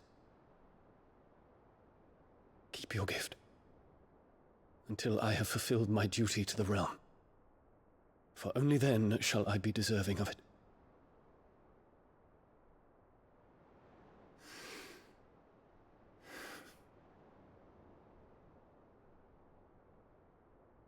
As you wish, Your Highness. I shall await your return.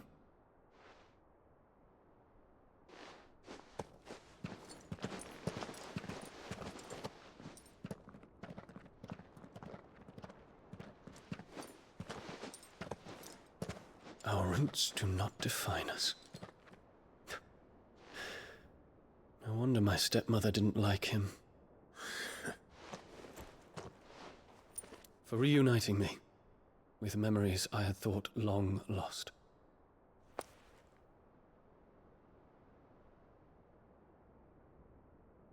I shall not forget this.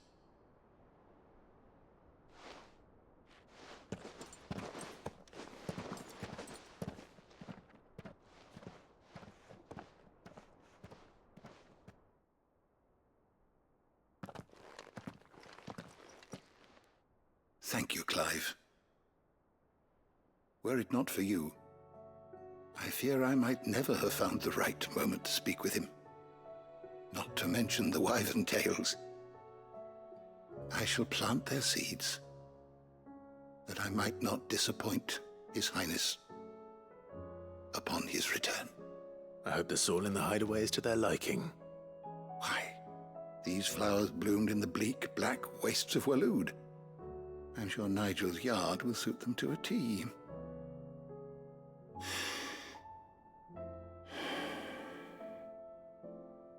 When it comes to expressing one's gratitude, I find that words are seldom sufficient. Here. What's this? A Stolas quill. Or more precisely, my Stolas quill. 'Tis said that an owl's feathers are steeped in the wishes it hears over its long lifetime. All those words just waiting to pour out onto the page. So consider this my wish for you. That one day you may put down your sword and pick up that pen. Well, when that day comes, I'll certainly have a lot to write about. Thank you, Harpocrates. It shall have pride of place in my chamber.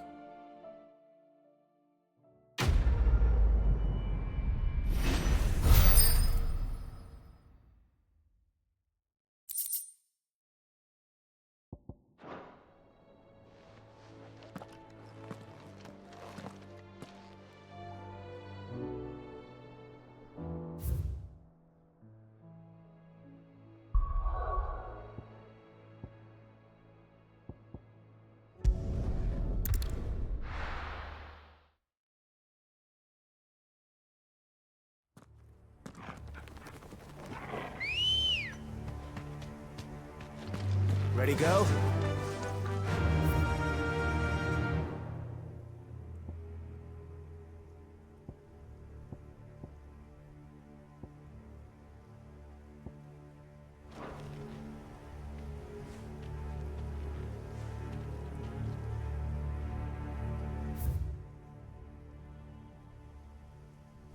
Run like the wind.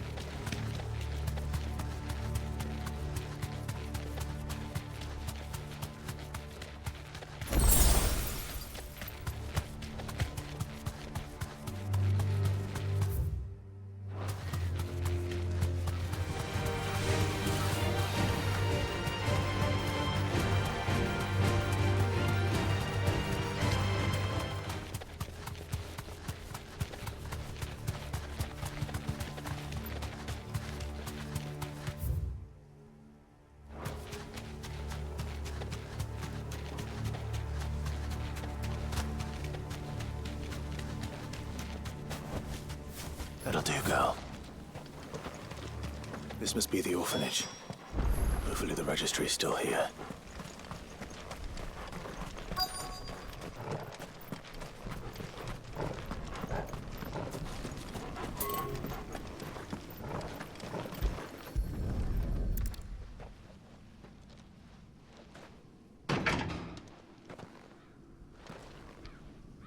It's locked. I should look around some more before I start breaking down doors.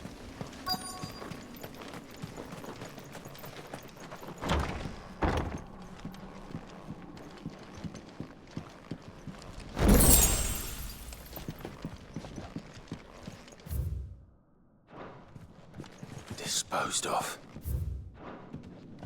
Conditioning. This is nothing short of torture.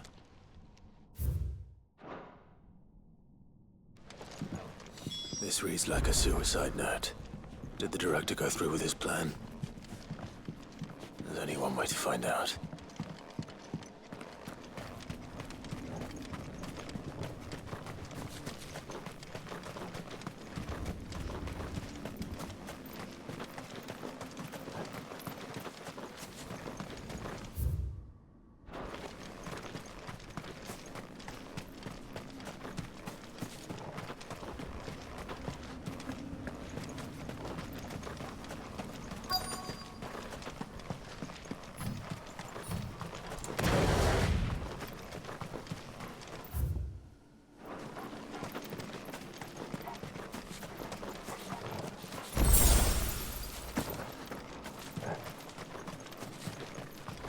forked white tree. This must be the place.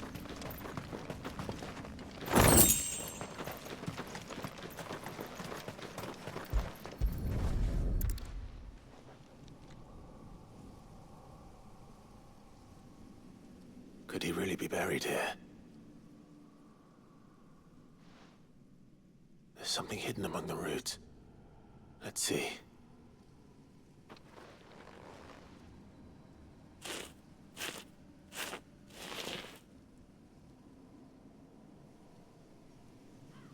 This must be the registry.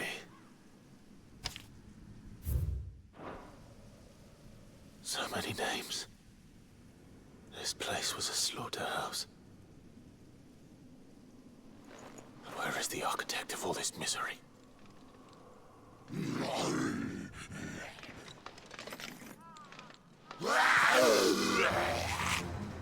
It was only a matter of time, I suppose. This place is cursed.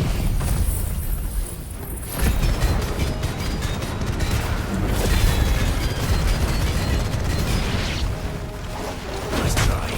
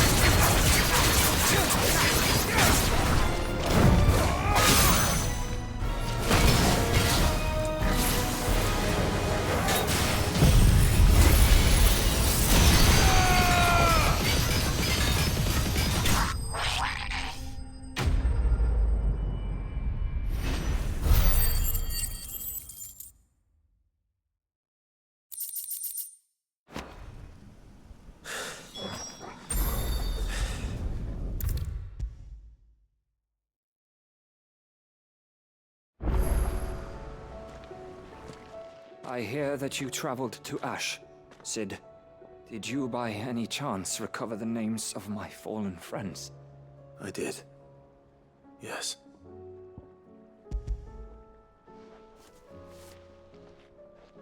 If I may? The Bearer Registry.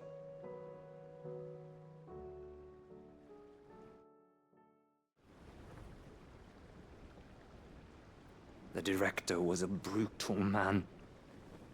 He got no worse than he deserved. The registry was all I found beneath the tree. There was no sign of a body. Or any record of what happened to the children after the orphanage closed. I pray that at least some of them survived. All their names are here. The ones we lost.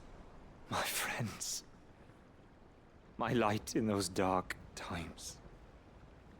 I can still remember their faces, like it was yesterday. Children who were taken from their bunks in the morning, never to return. No explanation ever offered. They'd be happy to know that you survived, Herman. But why did I make it out alive, when so many others died in that awful place? It's not your fault. And blaming yourself won't bring them back. Honor their memory. See that their names live on. That way, at least. They're never truly gone.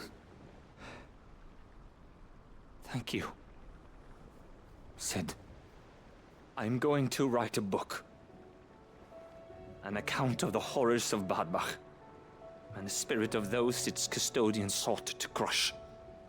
All of Valisthea will know of our suffering, and in the name of those I lost, I will not let it happen again. Neither will I. These records would have been buried for all eternity, were it not for you. Thank you.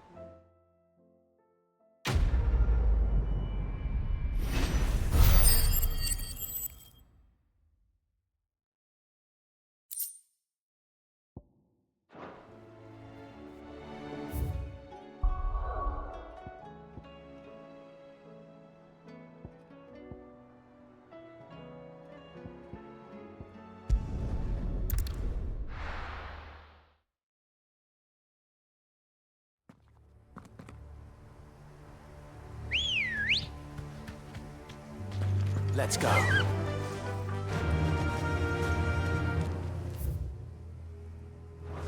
Yeah! Doris is waiting for me near Balmung Dark. The longer she's out in the open, the more likely she is to be found by Akashic. I need to hurry.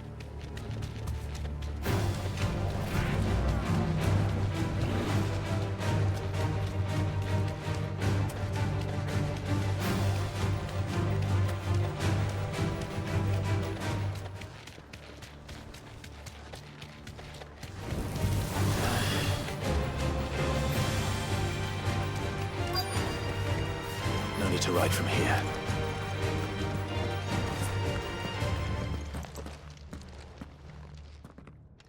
There were no guards, I take it. None manning the gates, no. It's a different story inside, though. The corridors are crawling with Akashic. Most likely guards left behind when the Wardens ran. If Chadwick was being held here, I worry that he may already be. Don't give up hope just yet, but let's move quickly. Let me check the ground floor. The ether's thickest there. Then I'll search the upper level. Good luck, Sid. Stay safe.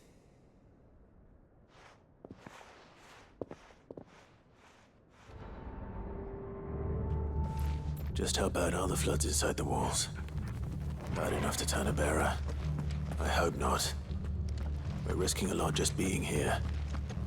Better keep my eyes open for signs of life.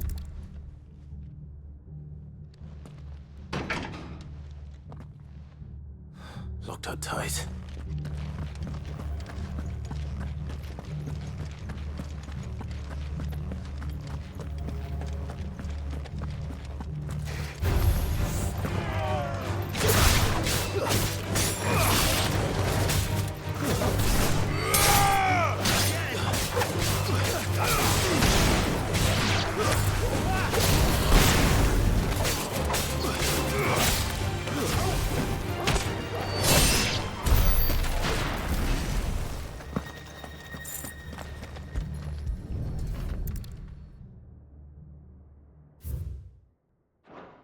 So this place was no ordinary prison. And I doubt they'll have taken the creature with them when they fled.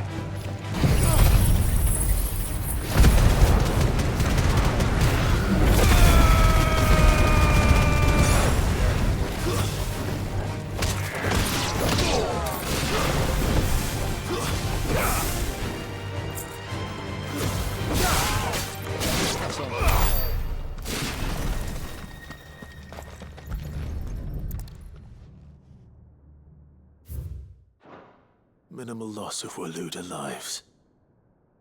And what happens when they run out of bearers? Even the Imperials take better care of their branded than that.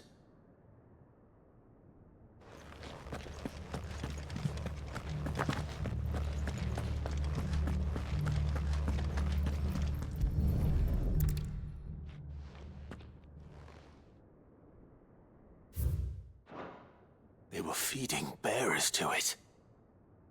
This is even worse than I'd feared. Nothing but a Kashyyyk down here. Hopefully things are looking better upstairs. I should go and see how Doris is getting on.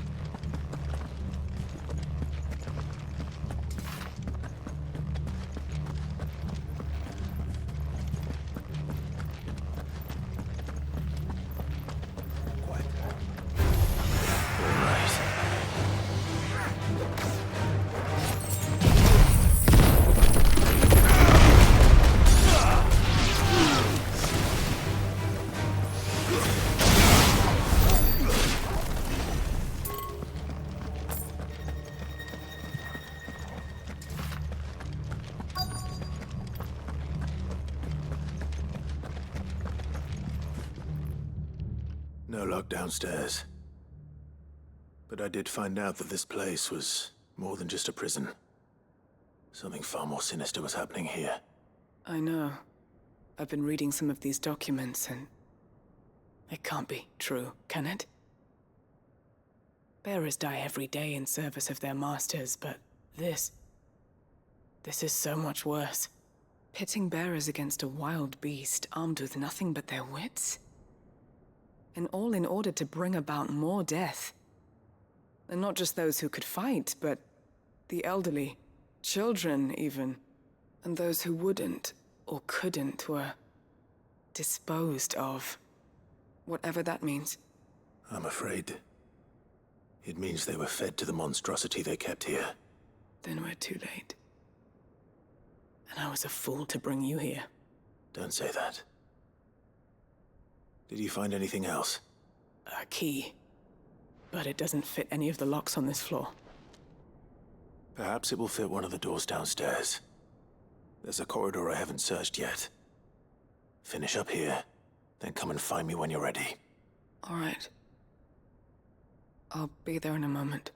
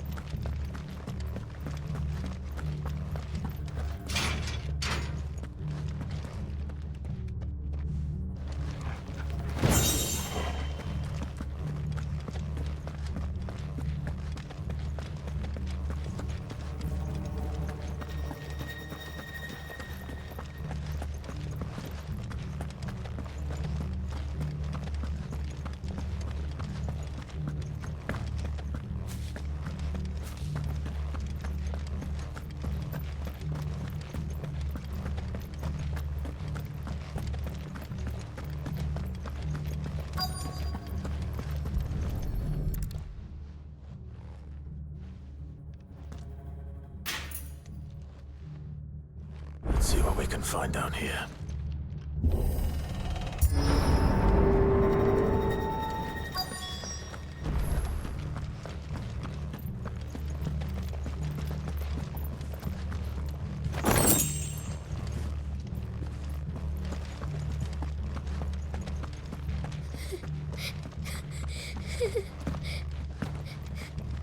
A survivor. And she sounds close.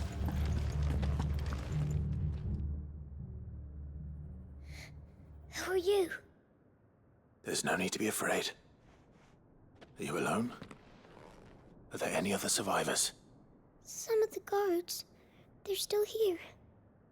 But something's wrong with them. Everyone else was eaten by the monster. Thank the Founder. It was worth our coming. But I'd rather we didn't linger. Are you ready? Ready when you are. You poor thing. He must have been terrified.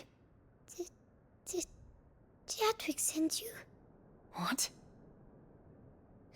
He fought the monster. Distracted it so I could run away. He must have sent you. He promised to free the others too. Where is he? He opened your cell, didn't he? He wouldn't be here otherwise. Chadwick.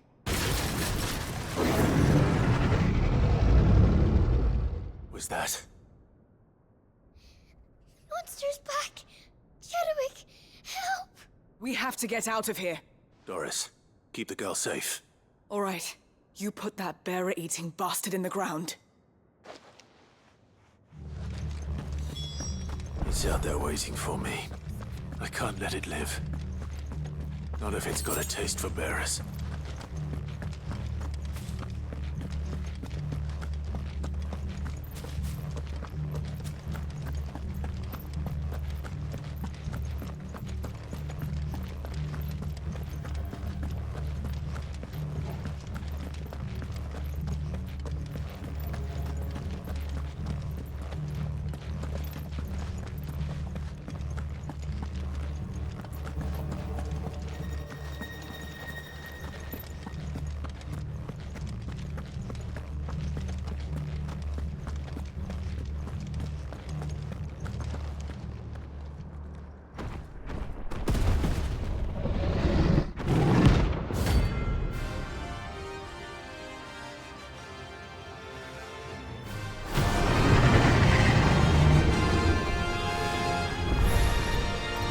Will wreak havoc if it ever leaves the prison. I can't let that happen.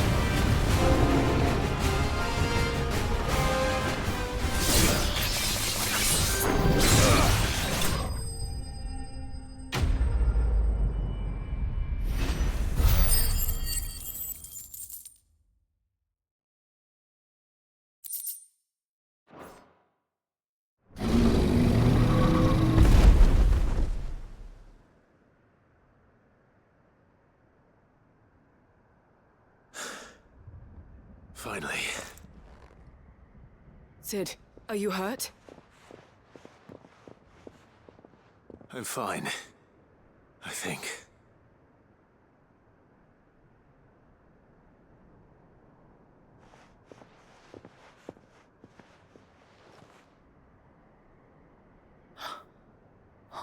No. What is it? A diary. I gave it to Chadwick before we went our separate ways. He was here. Do you think that creature? I'm sure he fought bravely to the last. The girl is safe thanks to him. Chadwick. You fool. Come on. We have to get her back to the hideaway. We don't want his sacrifice to have been in vain. No. Of course not. I'll see that she's looked after from now on. It's the least I can do.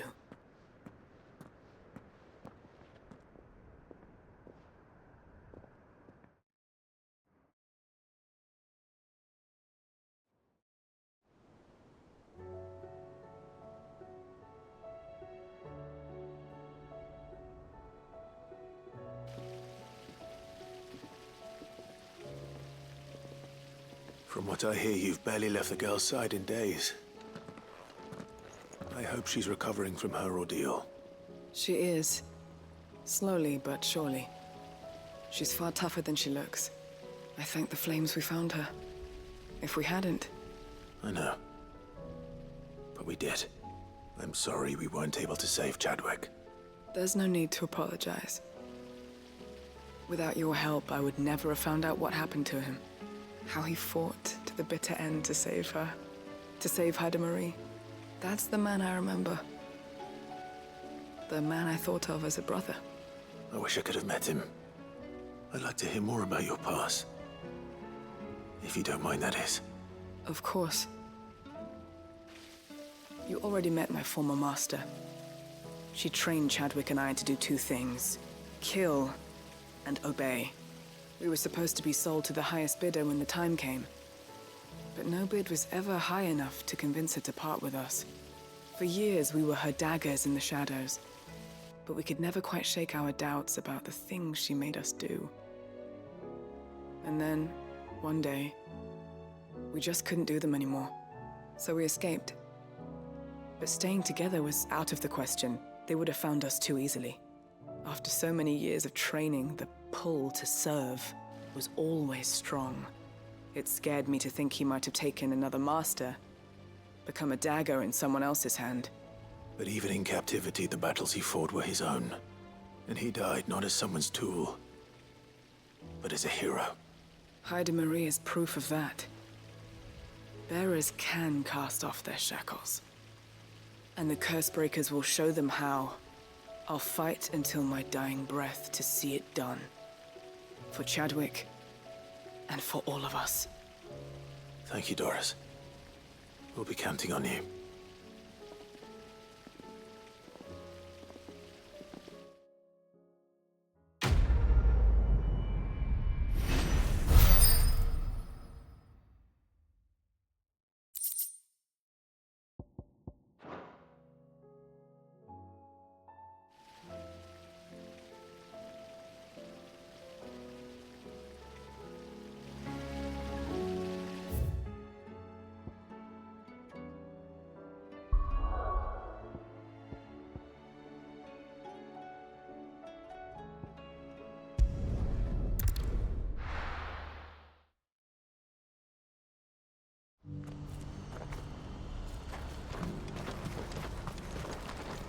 You won't find a finer array this side of the strait. A fine choice. Farewell.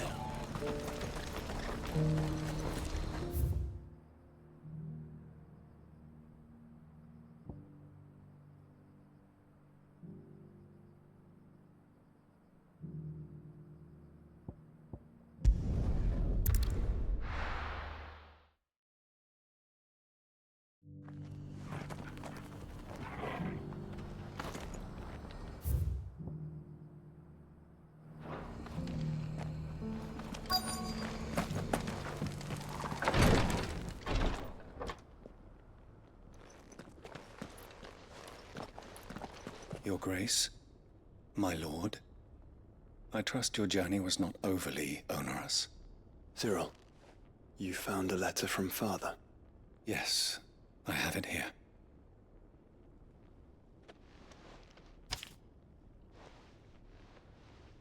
If you would do us the honor, my lord.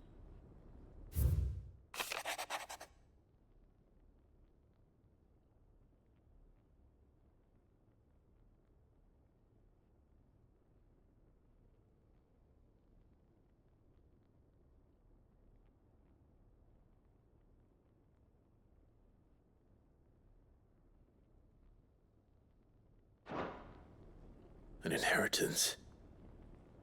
It would seem the late Archduke penned this missive shortly before his passing. The day before we left for Phoenix Gate.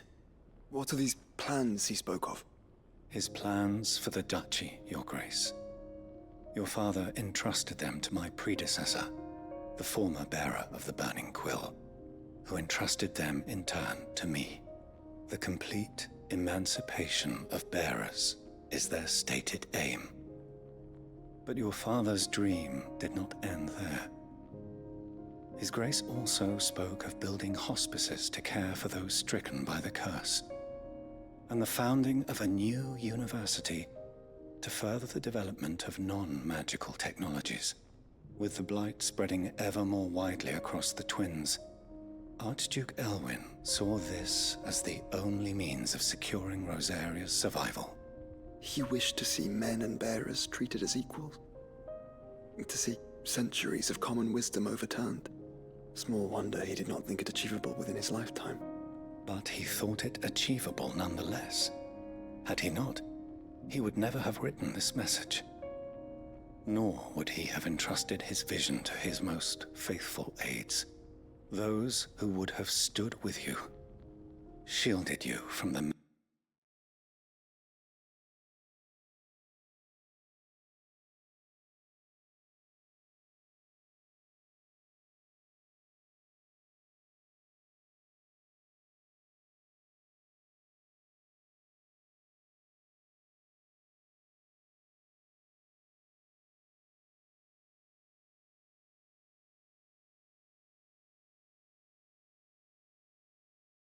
After all, the duties entrusted to me by my predecessor extended only to recovering His Grace's will and arranging a meeting with the one who might execute it, or a part of it at least. And where is this woman? She awaits you in the archive, Your Grace. Thank you, Cyril. Shall we then?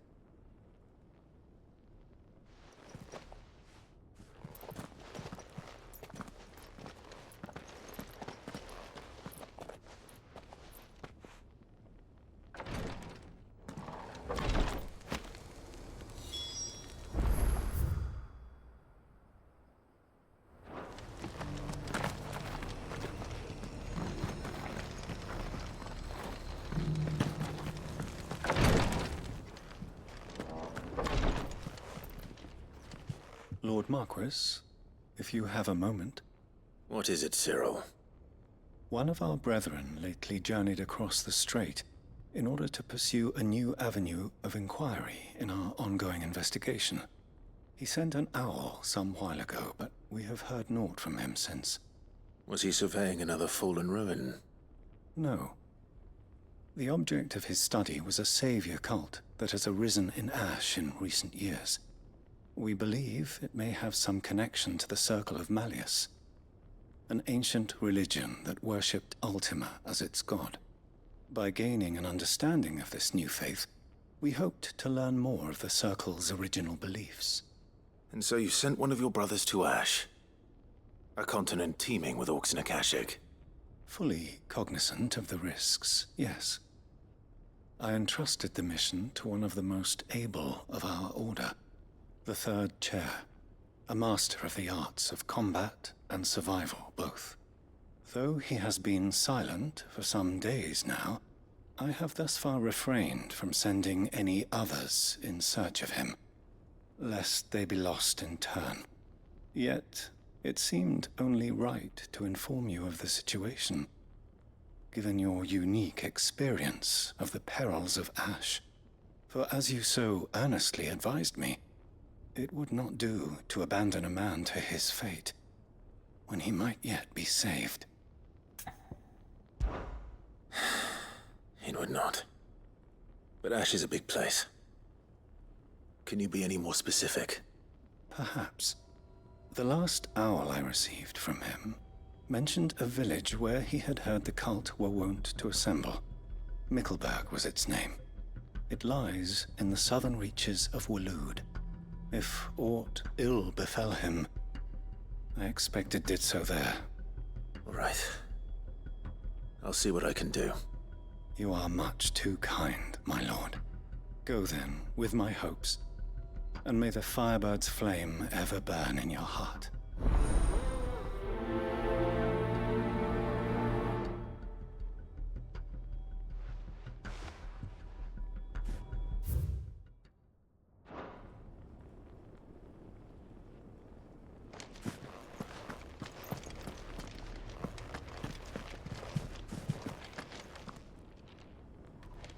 If this new faith really is an offshoot of the Circle of Malleus, then... Let's concentrate on finding the third chair first, shall we?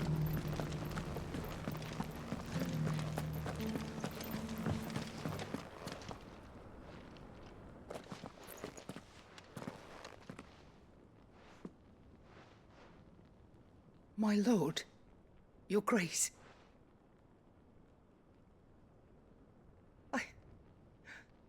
I hardly recognize you. I am Goditha, retainer of House Rosfield, loyal servant to the Phoenix and his shields. Your father, the Archduke Elwyn, entrusted me with the delivery of a gift. I only hope you can forgive my tardiness in bringing it to you. Lift up your head, Lady Goditha. You have our gratitude for your service to our house and to our father. I merely did my duty, as any proud Rosarian would. My lady. Perhaps you could explain a little more? What exactly is the gift you bring? As I'm sure you know, it has long been the custom for the children of House Rosfield to be presented with certain keepsakes upon their coming of age. Indeed it has. Our father often spoke of the day when our turn would come. And had he lived to see it, he would have presented you with the treasures I bear. Matching armbands for you both. Alas, he did not live. Indeed, he was taken from us even before they could be completed. He had intended to claim the Heartstone with which each armband was to be finished himself, but it was not to be. And his gifts remain incomplete. I see. It saddens me to bring them before you, as they are. It was your father's wish that you be presented with the finished articles, not these works in progress. But with his grace long since gone, and the stone left unclaimed, I had little choice. You are grown men now, and his house is yours. And while I would not presume to insist upon your claiming the Heartstone in his stead, I know that nothing would have pleased him more than for you to do so. Thank you, Lady Goditha. What say you, Clive? What else? Of course, my lady. May our father's will be done. Oh, I am much obliged. Do you know where we might find this Heartstone, my lady? I do. Though it may be a matter of a good deal more than simply happening upon it. It is found in the bellies of elder griffins, you see. We do at least know where to find one. A certain specimen has made its nest in Titan's Wake, not far from here. A certain specimen? You are most perceptive, Your Grace. In answer to your unspoken question, yes. In fact, this is the very same beast your father meant to slay. I have been tracking its movements since you were but a boy. Were you to slay it in his stead, as men of House Rosfield, it would surely make your father proud. What say you, Joshua? What else?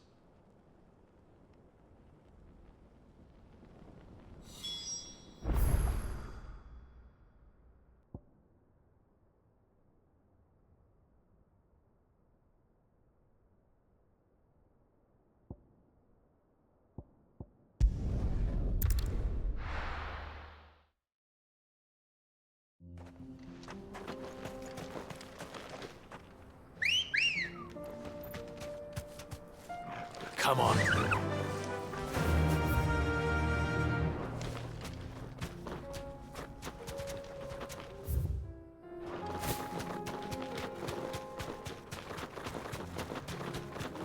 Eyes peeled, Joshua.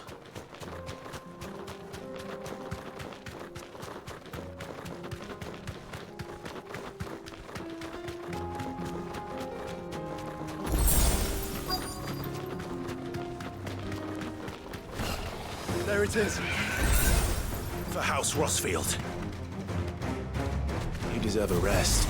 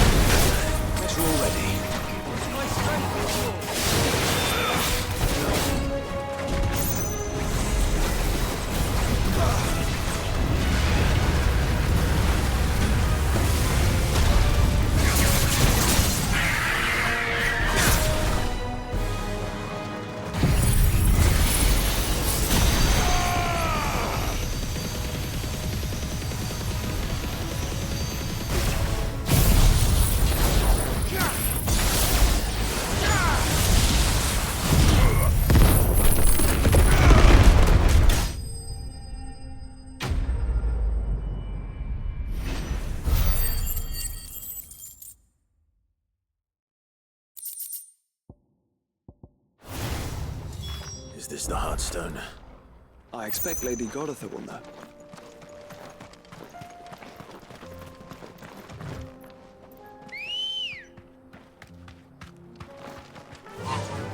Faster!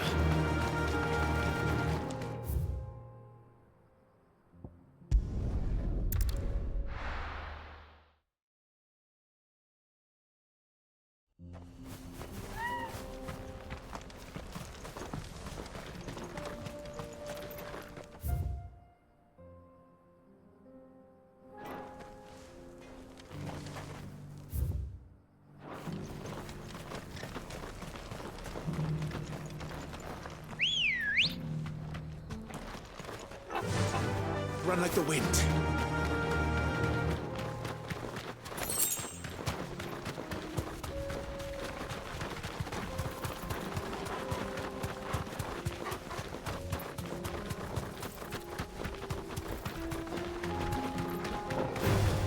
No holding back. Here we are again. Carava. If you were a tortoise, Torgal, where would you hide?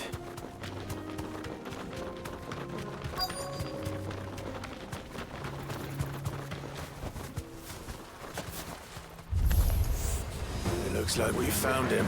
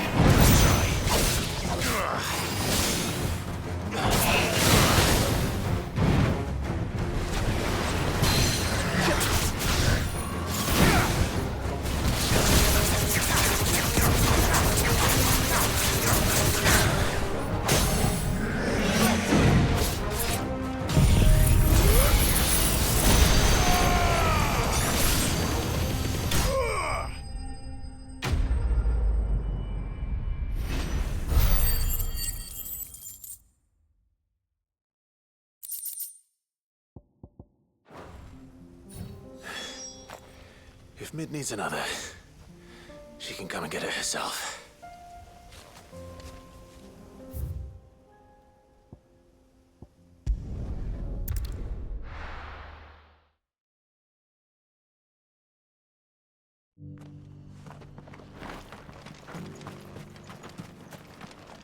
Here, take a look at my wares. Anything else? Come again. Here, take a look at my wares. Take care.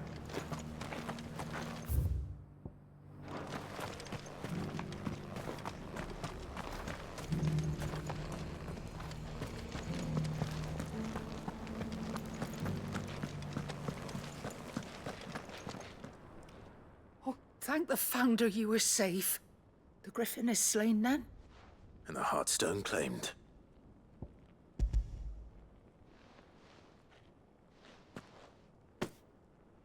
Yes, this radiant luster like frozen flame. It is just as your father described it. Thank you, my lord. Your grace. Your father would be so proud.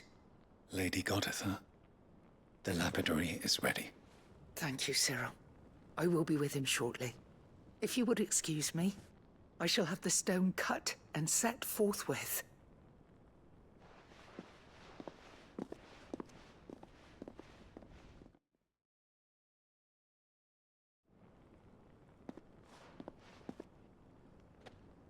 The armbands are complete. pray, take them. They are yours, after all. Heartstone is harder and more enduring than garnet, or even ruby. It symbolizes unwavering will and devotion, and the graven vines encircling the stone represent the unbreakable bonds between you. It's a message. Father knew we had enemies both inside and outside the duchy. Enemies who would thwart his vision. Only with unwavering devotion would it ever be realized. And only if we stood together, as Phoenix and Shield, as brothers in arms. Only then might those enemies be overcome. Indeed. His Grace knew the enormity of the task he would entrust to you, his heirs. But this was more than just a message. It was a promise. That he would always be with you. Thank you, Lady Goditha, for remaining the steadfast custodian of our father's will. Forgive me, my lady, but there is something I don't quite understand. The Undying told me that after Father died, Mother claimed all of the ducal treasures for her own. Even if the armbands were incomplete, she would surely not have overlooked them. So, how were you able to keep them from her? Because I was the keeper of the vault. Though I was but a lowly servant, your father spoke to me of his intentions for the bands, of the deep love he had for both of you, and his hopes for your future. In the days before the disaster at Phoenix Gate, I discovered that the Duchess had ordered her jewelry be sent away from the castle. It was then that I knew she meant to betray us. I tried to warn your father, but it was too late. When word of the fire reached Rosalith, I knew my time was short. So I took up the armbands and I fled into the night. And thank the Founder you did. Yet my duty to your father was incomplete. Not knowing what else to do, I followed the Griffin, thinking I might claim the Heartstone on its passing. And so my pursuit continued, until Lord Cyril appeared before me. He informed me that His Grace's will had been recovered, and that his sons were alive and well. Lady Goditha, on behalf of my father and all the people of Rosaria, I thank you for your loyal service. As do I. Thank you, my lord. Your Grace, for coming back to us, for giving my service meaning.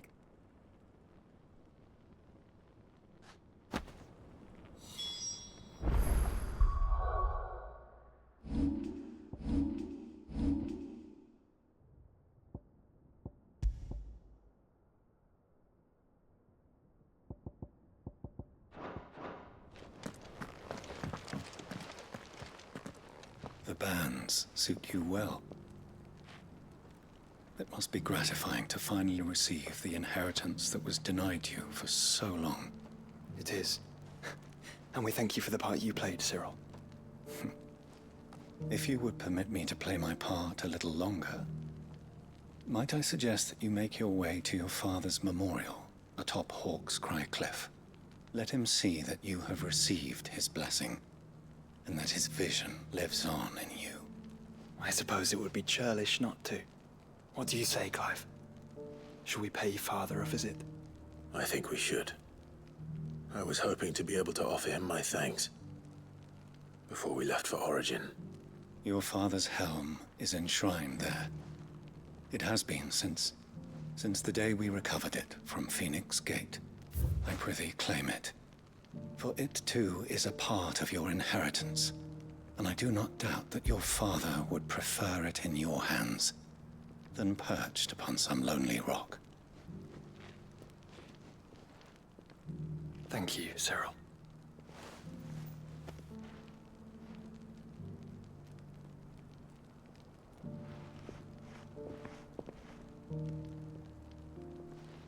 Come on, Clive. He's waiting.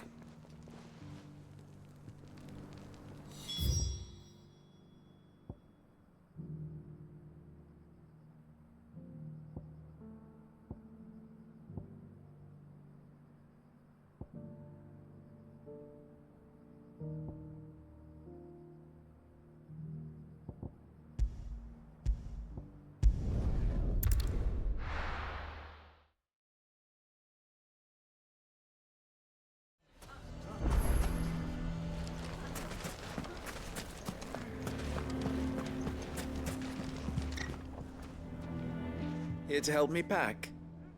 Thanks, but I'll be traveling light. I'm almost finished already, in fact. You're really going to go through with this, then? I am. But before I go, there is one small issue I'd like your assistance with. Well, two, in fact. If it's within my power to help you, I will. It's the children. I refuse to let them share in my disgrace. And if I leave them here, they surely will. Our friendship would see them ostracized forever. But I can't take them with me either. I can think of only one place where they are certain to be safe and provided for and loved. The Hideaway. Of course. The children would be more than welcome. Thank you, Clive. I will not forget this. Lubor, are you still here? What is it, Ferda? You look pale.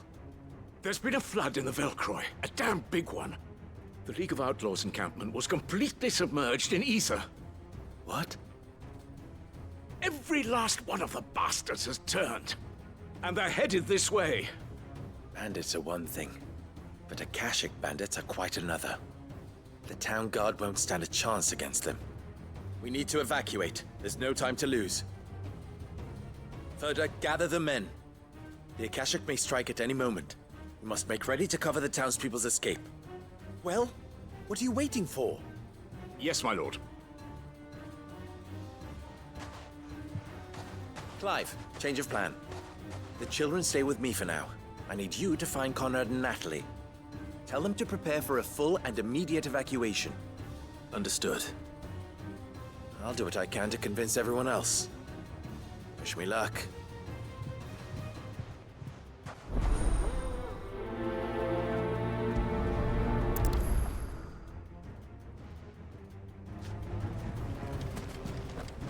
What's an... You have to listen to me. They're coming. Why do they always have to make such a fuss inside?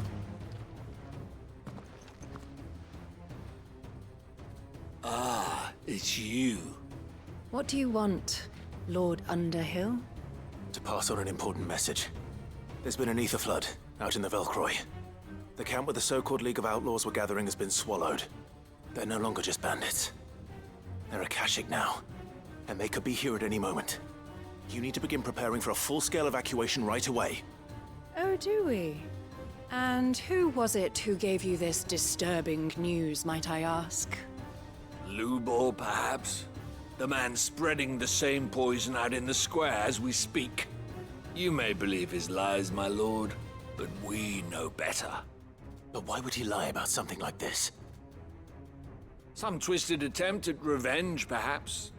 If he had not been unmasked, he may well have been elected our leader.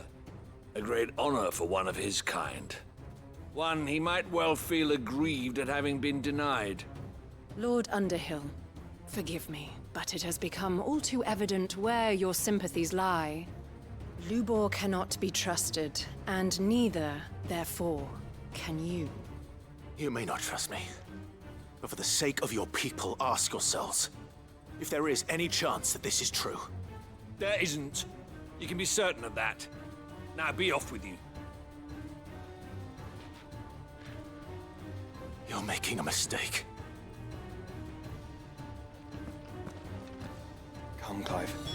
If our words will not move them, then we must find another way to help save the town. You're right. Let's speak to Lord Ferda. They're coming. You need to evacuate. I think we'd better shut up. What's Lubor raving about now?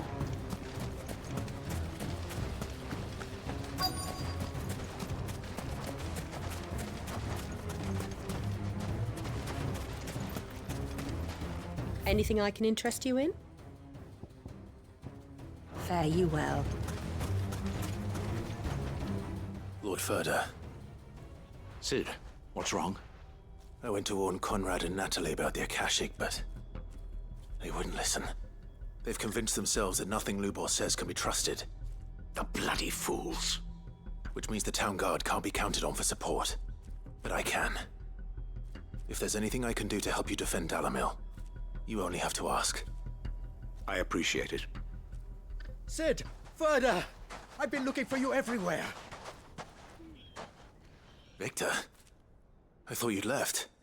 I couldn't abandon a friend in need. And Blue Boar is in need at this very moment. Come quickly.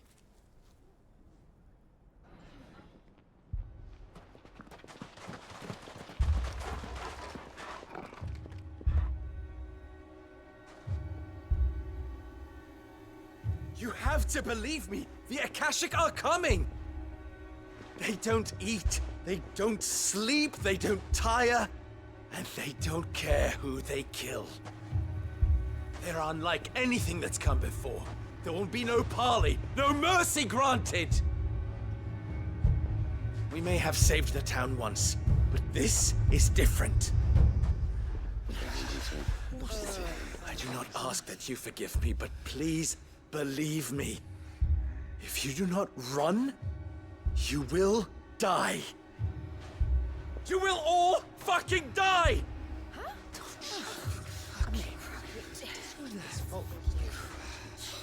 You'd like that, wouldn't you, Bearer? Yeah, with us out of the way, your kind will be free to claim Dalamil for yourselves. It's you who should run! Run, Bearer! Yeah, run! Run! Far, far away! Run! Just go! Yeah. Yeah. Yes! Go! Come on, then. Go on! Go! Just go. Lubor, wait. Someone's coming. Go. Come on! Stop! You're hurting him!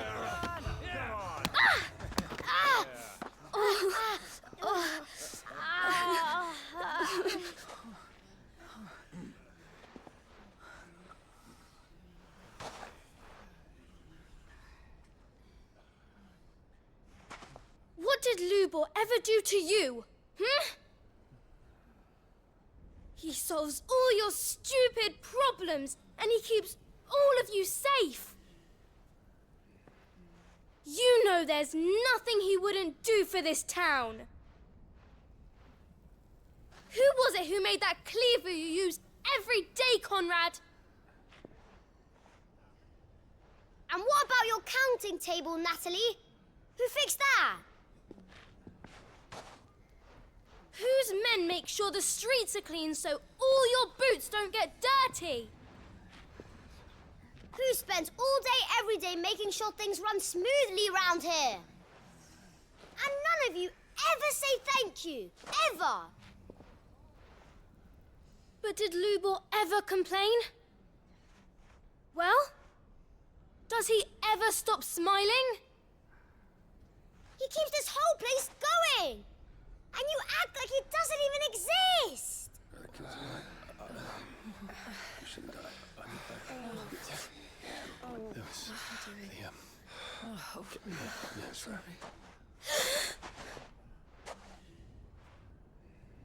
Lubor, we've heard enough.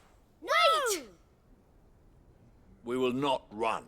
The town guard will not abandon the very place it is sworn to protect. And I will not give up for lost the stores that we labored so hard to fill.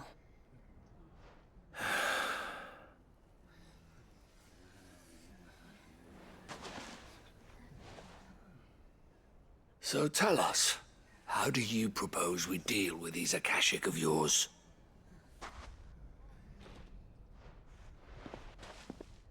We won't run, but we will fight. All right, then.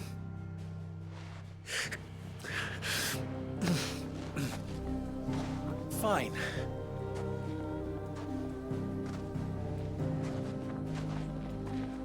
Gather round if you don't want to die.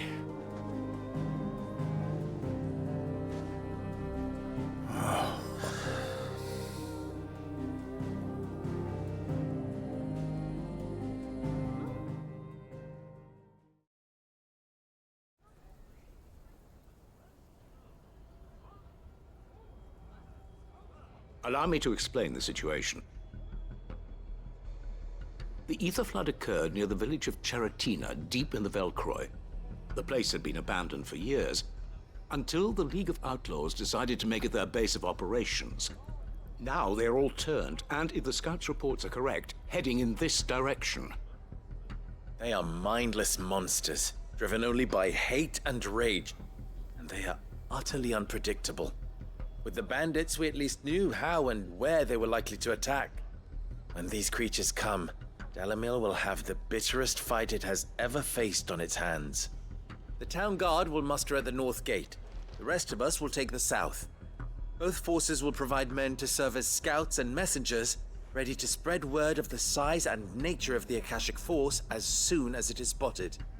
And as soon as it has been, we will converge on its position and see that it is driven back from Dalimil at all costs. Conrad, can I count on the support of the town guard? Always.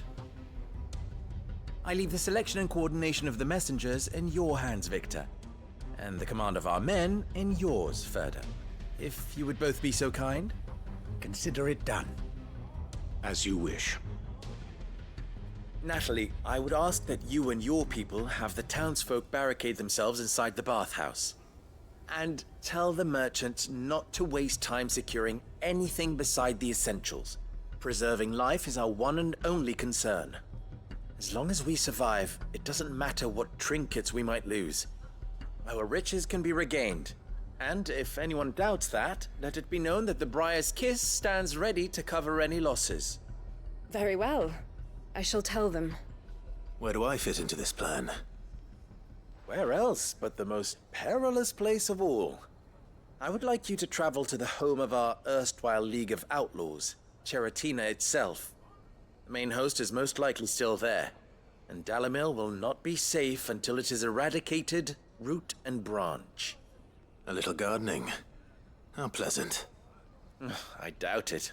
I have a feeling these weeds will be particularly stubborn. Luckily, so am I. So you are. All right then, we all know what we have to do. Now it's simply a matter of doing it. For Dalimil.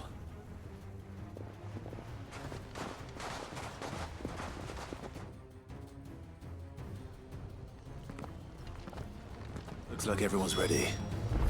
I'd better not keep them waiting.